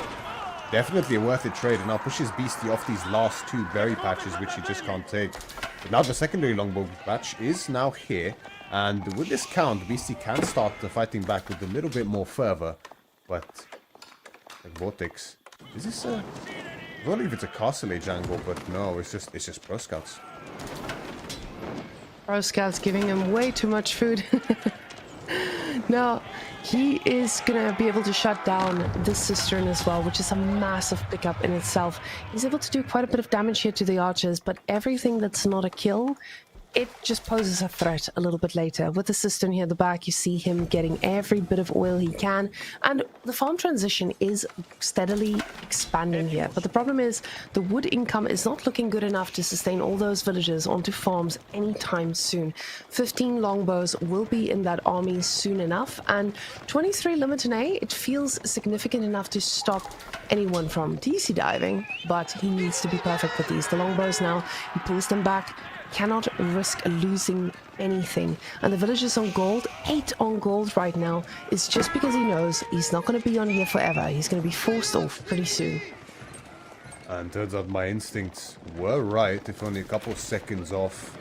Guildhall now on the way for Vortex, keeping his posturing very aggressive to force the Limitane investment from Beastie to continue again and again, keeping him away from that Castle Age. But Beastie, of course, he understands the position that he's in. He knows this is a very possible reality, especially because Vortex hasn't made too aggressive moves for a little while now outside of just posturing, and is heavily on gold himself now. He's going to be able to get his own Castle Age not too far behind Vortex, but the issue is the upgrades, right? Once those veterancies are in, the +2 ranged armor, especially for these knights and these archers against the longbows, they're going to start doing immense damage up against Beastie's forces and sustaining plenty of arrow fire themselves. And Beastie might be in for a tough one, considering he hasn't even started his age up yet. It's going to be pretty soon, but it is going to be a tough timing, especially considering those knights are getting these upgrades so fast. He stopped making any amount of limit and pulled off a few more onto the gold, and now the Golden Horn Tower is coming up with 10. The thing is, he needs 50 seconds for this. Those upgrades are going to be in for a while by the time this hits, and then his upgrades only start ticking. Now with the cisterns, the upgrades do go quite a bit faster, but as we can see, with all the villagers here on gold, they will need to pull back. And keep in mind, both these golds are on the same side. There's a sneaky little one in the corner that he can fall back to, but this is all gold he's going to have access to, at least for a little while. He shuts off a little bit of that duck that was floating out there, and now these knights are looking aggressive. The longbow's pulling back, the villagers trying to get into the TC as much as they can, because he knows that this is a timing and he doesn't want to fight this. The upgrades are in for Vortex, so this is such a rough position to be in. But Beastie, he needs to push this back until his age up comes in and he can get his upgrades in as well. A few of the longbows now getting picked off as they are rallied forwards, but this is a very deep dive. The upgrade picked up instantly and it's coming in so quickly, but we'll see now if this is going to be enough. This is the timing that Vortex has been looking for this entire time, as the upgrade for the veterancy, the longbows, is in. The damage skyrockets tremendously here. The Limitane hold is actually really good in position there for Beastie, but the upgrade for them doesn't quite come through quick enough. Akritoid defense is called in. Villagers are pulled in as a last resort. The longbow mass is still looking pretty healthy here. The knight mass is thinned out, but I feel like there might still be enough here for Vortex, especially with the level 2 ranged armor, which is not something Beastie can afford, or the damage for that matter. He has so many fires to put out right now. Archers peeling off as well, looking to find damage here behind, and these villages are virtually trapped. I don't know if there's a gate in that north, but if they want to build one, it's going to cost them so many of their lives, as Beastie finds it enough to even one-shot villagers in this position. So many are going down, and Beastie knows the timing is too strong. Vortex takes the lead even further in this series, now 2-0, as Beastie's back is against the wall. And again, this is not just a normal loss. This is losing with Byzantines. You got allowed to pick the Byzantines, and losing that at this stage of the game feels pretty tough. This was supposed to be your free win civilization. So Vortex now looking really, really strong in this series already, and losing or already taking down Beastie with his 2 top picks is going to be quite tough from here on out. Now, Beastie does get to pick the next map, so we'll see what he decides to play against. Not expecting a Holy Island here, I'll be honest. Yeah, that would be a brave choice, although Beastie, very talented player on water as well. We'll have to see. There's a few choices here for him. And have a look at the graph here. Yeah, the military value, right? At no point was Beastie ever ahead in this game, and that's quite common up against the French, especially a pro-scouting French. You see the economy count also ever creeping ahead for Vortex, not only because of the small raise, but also, of course, the faster passive villager production for French town centers. And it's just too much to restrain here. The spawn, right? It wasn't terrible for BC in this case round, but a few slip-ups against the French, such a punishing civilization. A few slip-ups is all it takes for this knight count to snowball out of control. And then the timing, so hard to resist. I feel like Beastie didn't really make any significant mistakes from a mechanical perspective this game at all, but the longbows, I feel like it's just so greedy. And I mean, if it works out, it's fantastic, but it's so hard to survive this type of timing and aggression, I think, from most civilizations, but French especially. And I think we also have to consider whose hands this was in. This was in Vortex's hands, and Vortex was constantly on top of him. We've seen French that just don't know where and when to collapse. Vortex he's a guy who knows how to deal with the javelins as well. The thing about the javelins are, I know that a lot of the pro players still opt for the longbows, even in the French matchup. So yes, you can get camels, but the longbows are apparently just so good. But let's go into the next one. We see Mongols getting sniped yet again by Vortex. He doesn't want to be dealing with Beastie's Mongols, clearly. But most likely because of that early aggression that we see. But again, the Ottomans would have worked great against the Mongols here. Now, the Taklak dynasty is chosen instead against the HRE. Now, HRE is Civ that absolutely dominated back in the day when Beastie would play it and it would automatically get banned. But with the nerfs, it hasn't been as prominent as it used to be. No, it has not. HRE is suffering from almost a power creep situation, I want to say. Everything HRE can do, there's several civilizations that do that one specific strategy they want to do just way better. And, you know, at this level, people have very good ideas about what they want to do, about the plan they want to employ. HRE is just a fantastic all-rounder. They do everything really well. But, as we mentioned, they excel at nothing in particular, right? And at this level, that's often not enough. Duglak, however, is looking to be the new boogeyman of hybrid maps in Age of Empires 4. And Vortex looking to prove here why, as he wants to close out the series, spawning in the north side of Frisian Marshes in the color red, facing Beastie's signature HRE here in the south side of Frisian Marshes. And Beastie is pulling out one of his favorites here to try and save him in this series. Of course, even if he loses this series, he's not completely limited from the tournament. There is a loser's bracket where he'll be joining someone else for that matter. But Beastie now gonna be a standard opening, it looks like. Yeah, there's no spears being employed here, which, I mean, I guess it makes sense, right? We have the archer ships on the fishing ships, but you could still find damage on the gold. But maybe it's better to just go for the docks here, right? It's still one of those things. Opinions vary so much that sometimes the answer is not one-sided. And when you consider that you are now HRE, you are going to be dealing with heel elephants, and I think there is, of course, an opening here where people say, yes, the Healy elephants can be dealt with. They're simple to deal with. It's a little different on the hybrid maps because you already have such a high income of food. And that's what makes them so difficult to produce, is the huge amount of food they require. Taklak really struggles getting past that early cheese that people saw if they go for a strategy such as that. But with both of them going for water, they're going to have an equal income. But pound for pound, how will that trade out? I guess we'll see. I think a lot of people, they've been traumatized from all of the Taklak players in team games or Golden Horde in team games. I hope saying these words to you guys won't traumatize all of you. But yeah, Beastie on HRE, it's definitely a civ that he's comfortable with. And not something that I think is going to be easy to take down, but we have seen Vortex on absolutely everything. I feel like this man, you can give him a civilization, he'll find a way to make it the most aggressive play that you have seen.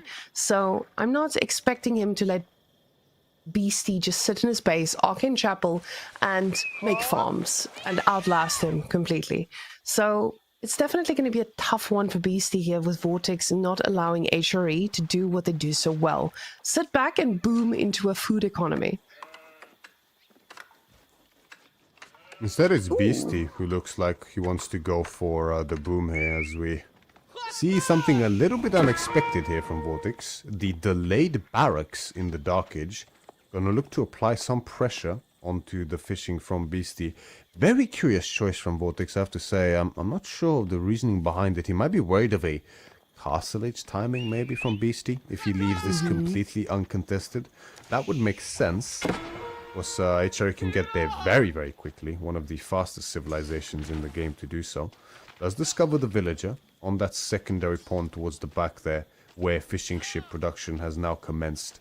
And that is likely where the spears are headed. And so they are. Beastie does spot it. He understands something is wrong and is going to start pulling away the villager in time. He should be able to make it back safely, I think. Unless Vortex... Oh, he's going to do it, isn't he? Oh, no. Oh, no. Don't do him like that, Vortex. Don't do it. He's going to do it. Oh, but Beastie has his own spears. Responded already. Yep, we're getting spears versus spears, Myriad. And honestly, I was blinded to this as well, because in what universe do we expect to see a spear versus spear Dark Age delayed after a dock? I did not have this one on my bingo card, Whammon. This is, wow, we got a game. Okay, this is wild. Double racks for that matter. That's, it might be a little overkill. I'm not sure exactly. This is such a strange dynamic, and this often happens, right? With the new civilization thrown into the mix, the Tuklak in this case, things can get a little bit wacky, and that's definitely what we have here on our hands, as it's heavy spear-on-spear action in this Dark Age. Vortex is soon to be aging up. Meanwhile, Beastie is still heavily investing into this Dark Age, to the point where he's nowhere near an age up, and I'm not sure. The aggression is thwarted here from Vortex, but at what price? You have to consider, Myriad, this is not just him making spears and then going feudal. This is him going spears, or making spears, going feudal, and then having Dome of the Faith ready. We all know what the bonus is on those elephants. Now, I say this, and he doesn't go for an extra bit of gold, so no healer elephants, but those healer elephants, they get more damage the more spears or the more infantry you have here. So this is a very dangerous position to be in, but Beastie actually going straight for the gold here. He sees what's going on, pulls back with the tower investment as well. This does help significantly. The villagers back on gold now, so some crazy shenanigans can still happen, and my hopes and dreams will not just die away. But unfortunately, Beastie is not going to be able to find the initial damage here just yet. We'll see if those spears can actually do what they need to against this dock, but you have to keep in mind the Delhi ships and the Taklak ships, they can fire back. So this is not just as simple as you go and burn the dock. It's true. The fishing ships, although they don't do much damage, these are spears at the end of the day. So damage they will undoubtedly take. And the docks, not really in an angle where the back of the dock will be out of range of the ships. On some ponds that might be the case, but not on that first initial one. It's Vortex drops the archery range straight away, and only now is Beastie starting to age up. Very unfortunate with this heavy spear commitment in the Dark Age here. But this is the HRE economy at the end of the day still. And Beastie has a significant spear mass, so it's not like Vortex can just make an elephant and move across the map. He needs to respect this mass because a very simple encirclement and that healer elephant is just dead on arrival. So that's the issue with Tuklak, right? They have great economy, a really strong army, but it's a slow one at that, especially in the feudal age, unless you go for the Raider elephant, but even that one is slower than a regular horseman, so gonna be Aachen Chapel, and great positioning for it. That's the nice thing about this map. The reason why HRE is still so potent here is that Aachen Chapel availability, always on the back wood and always giving great value. Now, this healer elephant is making his way across the map, guys, and with the archer support, this is going to be a tough one for BC to stop. But we do see 15 on wood. He is very committed to making some other units, and those units apparently being men-at-arms, because with men-at-arms, you don't really find an easy way to counter them, especially not with a group of archers. But at the same time, they don't do a lot of damage. So with these spears, we do see the surround coming in, and keep in mind, HRE spears, they're a slight bit better because they move faster. So those archers, they also are going to need to attack move properly.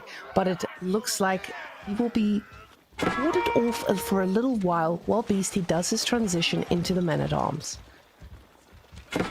First healer elephant has hit the field and is going to now look to reinforce this forward position for Vortex as he starts to contest the dock directly. And the siege damage from the elephant, although it's not anything crazy, it's not a battering ram, of course, it adds up. It definitely adds up, and it's very potent against ships. It's not like it's going to take much damage, except from springboard ships, which, I mean, if you're going to make a springboard ship for a 3 shoreline fish pond, well, I'm not sure that's worth it. And that's not going to be the case, of course. As Beastie looks to engage, there's a big melee mass here, and this is what we're talking about, right? You overstep a little bit here as Vortex, and suddenly that elephant is dead, for sure, without a doubt. There's not enough archers here to actually stop the spears in time, unless the chase is not quite up to bar. The body block is coming in. Vortex! Oh my god, that was so close to getting away. And just like that, the first healer elephant goes down, but the next 2 are on their way. And it shows you exactly that these healer elephants, they are great in groups. This one also now getting surrounded, but he does feel a little bit more confident as the spear numbers have completely dwindled. But Beastie has a new surprise in store for them. We have horsemen as the switch here, and a very good transition here as you are going up against all of these archers. And you can see that's a lot of horses, because double stable just means a lot of production. So this is going to mean that those healer elephants, if they travel alone and they don't stand a little group, they're going to get taken down so fast with these horses, especially as the reinforcements try to arrive. Vortex has not seen this just yet, but he's about to find out. Economic priority here from Vortex is interesting. We have the wheelbarrow, but now we see woven baskets come in. Very crucial tech here for the Tuklak dynasty. Essentially, all of the economic upgrades are rolled into one in that woven basket. Very expensive technology, even more so than wheelbarrow, but certainly worth it when that resources start flowing in for him. The horseman mass from Beastie, though, is looking stellar, as is his food income here. And he's going to look to start cutting reinforcements now. Has to be careful with the elephants. Now, they don't do too much damage against horsemen, but the incoming men-at-arms here wrap around completely, and the full melee mosh pit from Beastie is looking to get great value here in game number 3. Another healer elephant gets trapped. Second one looks to be in trouble as well. There's very few spearmen, so the damage is not great from Beastie, but the archers is the bigger concern for Vortex now, as they are falling like flies to these horsemen, and Vortex has really overstepped his bounds here in game number 3, as he looks to be flushed out by the sheer explosion of the HRE economy in this early game, and Beastie is looking to show why one of his best civilizations is still a force to be feared. And losing one of those elephants is such an insane amount of resources. Sure, Vortex did have a little bit of an advantage there in the early game. Nothing can justify these amount of losses. Now the spears as the backup is going to mean that these horses can't just run in forward and live their best life, but now the men-at-arms are going to need an answer, and nothing in Vortex's side has an answer to this. With the upgrades being so much more expensive, this is not just something you easily fall back on. They do come in quickly, but of course you do need to spend a lot more. He does have a pretty solid fishing economy going on, as we do see 10 fishing boats from Vortex, but this is not going to be enough to outproduce the sheer amount of men-at-arms here. And honestly, I just want to point out here, Twitch chat, I saw all of you saying GG early game. I also felt GG, but apparently we were all wrong, and this is just an absolute chaotic game. The horsemen now, they're going to need to deal with all of this back line without losing the rest of them. The fishing boats firing at will as well, but the horses going for their prey, turning around pretty quickly as they realize the spearmen might not make this worth it. Beastie now thinking about Castle Age himself, even while still making those horsemen. Vortex This making is the switch wild, into the Myriad. Raider Elephants now. Yeah, it's pretty wacky, right? This is where a big part of this is that the infantry draws, right? Allowing the quick catch-up and the flanking maneuvers for the infantry from HRE. Very few other saves can pull this off, if at all. And Beastie understands this perfectly. He utilizes it beautifully here in game number 3. Much to Vortex's frustration, I'm sure. Vortex, I was gonna say he's looking good on pawns, but Beastie's actually ahead in that as well. Ahead in economic count at this point too. Vortex looking to fully reinvest here in the feudal age. Now with the Raider Elephants, this might be the great equalizer his composition needs in this position, but frankly, is it? Because there's not a single range unit on the field here from Beastie, so what are we making them for, really? I'm not sure exactly how effective the Stampede is against a big blob of melee units. We'll have to see here. I don't think I've seen that exact interaction yet, but yeah, I mean, with the double tower on the gold, now the raiding cavalry, exactly where we should be doing. Visual marches here. The demo, a bit slow, manages to badly injure one of the horsemen. I'm not sure that's enough. Good timing from Vortex though. Beastie definitely was going for that age up, but now is forced to once again reinvest. And the villagers are trapped in the tower somewhat. They should be able to escape. The range units are a bit far back, and the elephants will have a tough time chasing. But can Beastie look to deal with this army here? Now the problem is those villagers in that tower, even though they're standing there safely for now, they're not really able to kill anything. So even though they're in there firing away, it was just wasting their time in a way to try and do anything against this. Now with the 2-2 horsemen trying to catch up at the back, this is a potential issue where Beastie could lose it. Now he's got the gold in the bank because of course he wanted to get castle, but at the same time now you're in a spot where you didn't make units for such a long time. We do have a flank here coming from the back as the yellow dots are coming straight from the top. Let's see if that's going to be a sandwich, because that is a lot of units. Myriad, this could be catastrophic either way, but it looks like Beastie should be able to take this fight with the amount of spears he's got here. The horses are going to be able to flank. They go straight for the reinforcements as well, and the spears are just so many of them. Yes, this is such a tough fight to call. The Raider Elephants are going to do a great job in putting a blocker to the men-at-arms and the horsemen, but the wraparound from Beastie looks to be completely whole here almost. But this... yeah. Annihilate the army from Beastie. They just surrounded all those units, got them into a spot so they could not move out. Those Raider Elephants pulling out a tactic I honestly have never seen before. That was wild, pushing all of the horses right into the spears, and there was no hope of getting out there. These villagers now running for their lives, but this is a massive differentiating factor between these two. And you can see with that timing, Tuckluck is not like Delhi. They get upgrades in 5 seconds. These guys are all going to be veteran variety in a few moments. Archer upgrades now coming on in as well. Beastie, it's going to be losing a lot here. It's getting the Burgrave Palace, and honestly, Burgrave Palace from HRE, I don't know about anything anymore. I feel like every call I've ever made in my life has been wrong. This is wild, but it's also the only answer he has here for making something crazy happen. And the quick turnaround to Ghastlace behind this for Vortex is just stellar as well behind that fight. I don't even know how he managed to do it. That was insane. And the upgrades are so quick for the Tuglak. The upgrade speed is less than 5 seconds. In exchange for a premium price, of course, but that is one price that Vortex is happy to pay in exchange for a win in the series here. And Beastie makes a last desperate stand underneath the farmlands of the Arkan Chapel. And desperate it is indeed, because he has virtually no military to speak of after the stampede of the elephants cleared everything he had left in that mid-map. And Vortex is brute forcing his way to a 3-0 sweep here in EGC Masters Finals. The elephants continuing to march through the farm, stamping on the wheat of Beastie here. Such a great fight taken earlier by Beastie, and then just misreading the timing earlier a bit. Maybe a bit too much greed. Unfortunately costs him the series here. And honestly, it looked like Vortex had lost this when he lost those few heat elephants, but apparently Raider elephants were just the undiscovered force that can put you into a corner and destroy absolutely everything. Look at these guys just waggling their tails as they're going straight for their prey.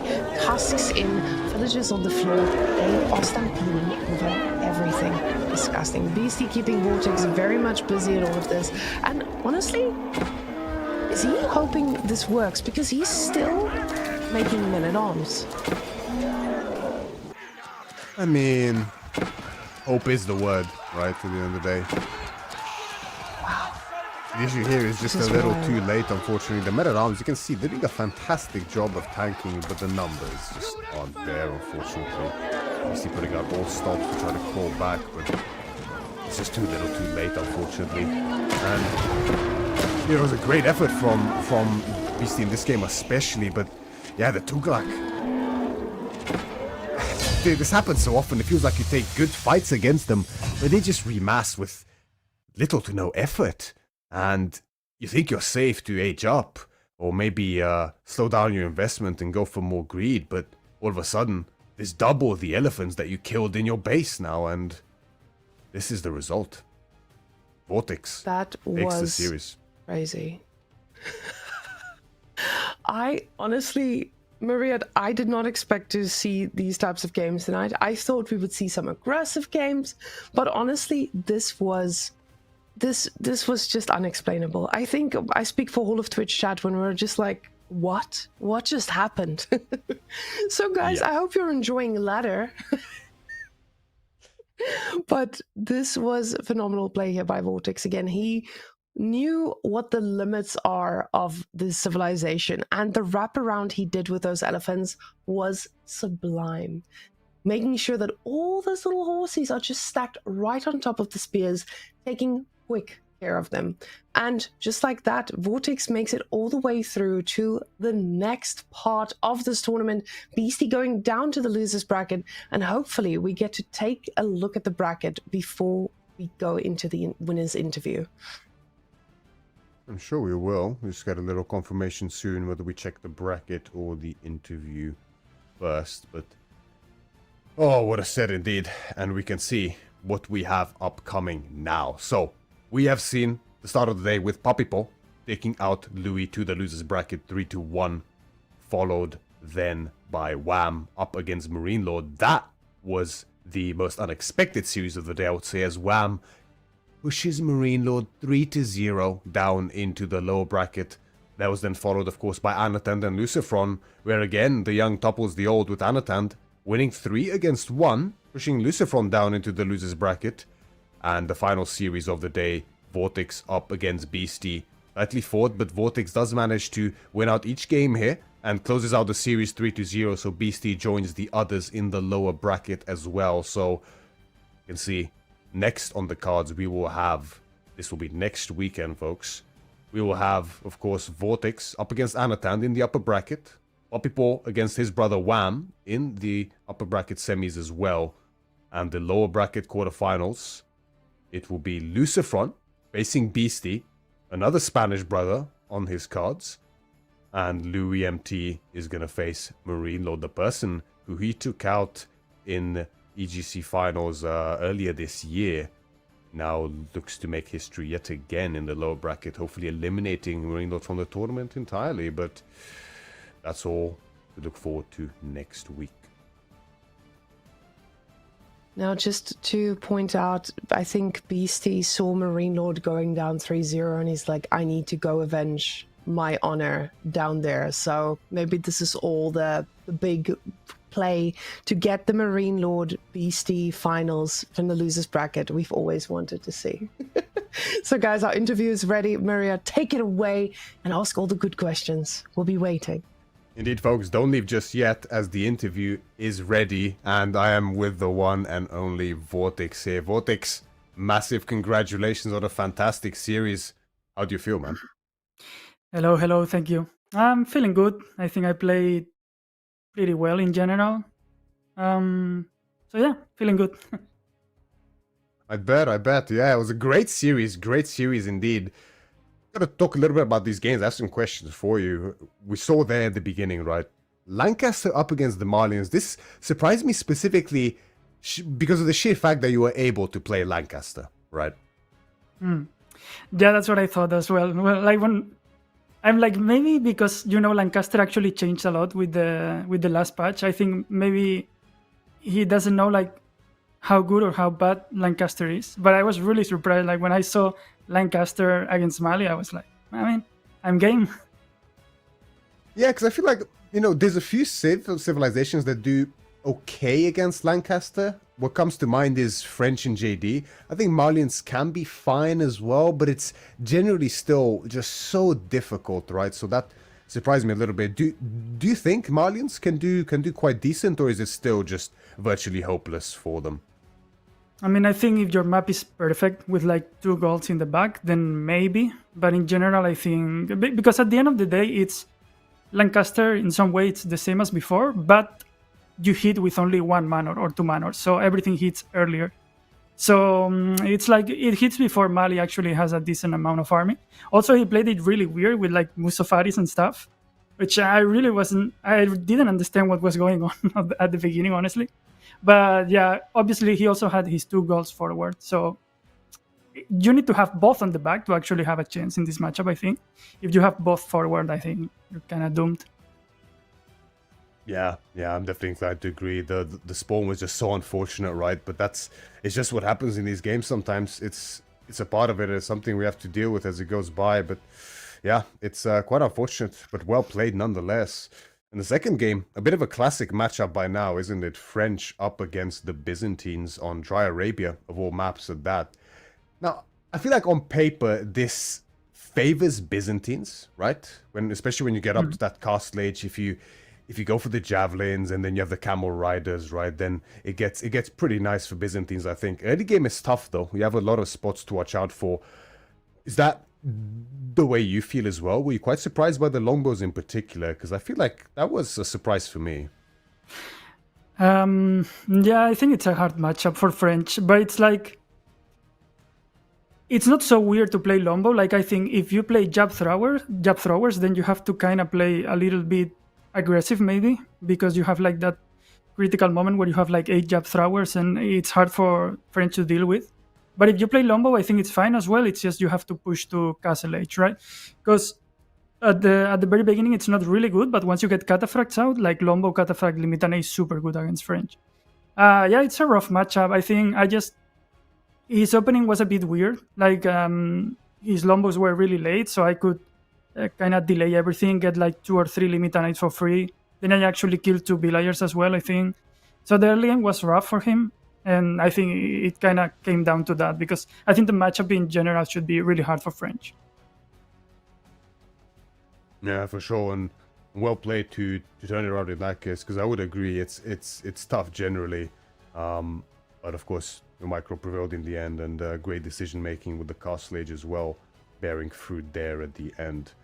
And the last game, of course, probably the wackiest out of all of them, I would say, especially with the opening. We saw Tuglak here for, again, it's been a little while now, right? It's I'm curious about your perspective on this, because Tuglak is starting to look like a very, very scary hybrid civilization, especially, and HRE, right? They're a classic by now. They're always such a solid pick, and it was looking very scary there for you in the mid game, especially. The early game was quite strange with the delayed barracks from both of you, for that matter. There's a lot to unpack here. First and foremost, the delayed barracks. Why did you go for it? Were you scared about just if both of you keep scaling, or did you specifically want to do damage? I just spotted like early second dock, so I thought he's gonna spend too much wood. So if he wants to add a barracks after that, his H-up timing is gonna be super late.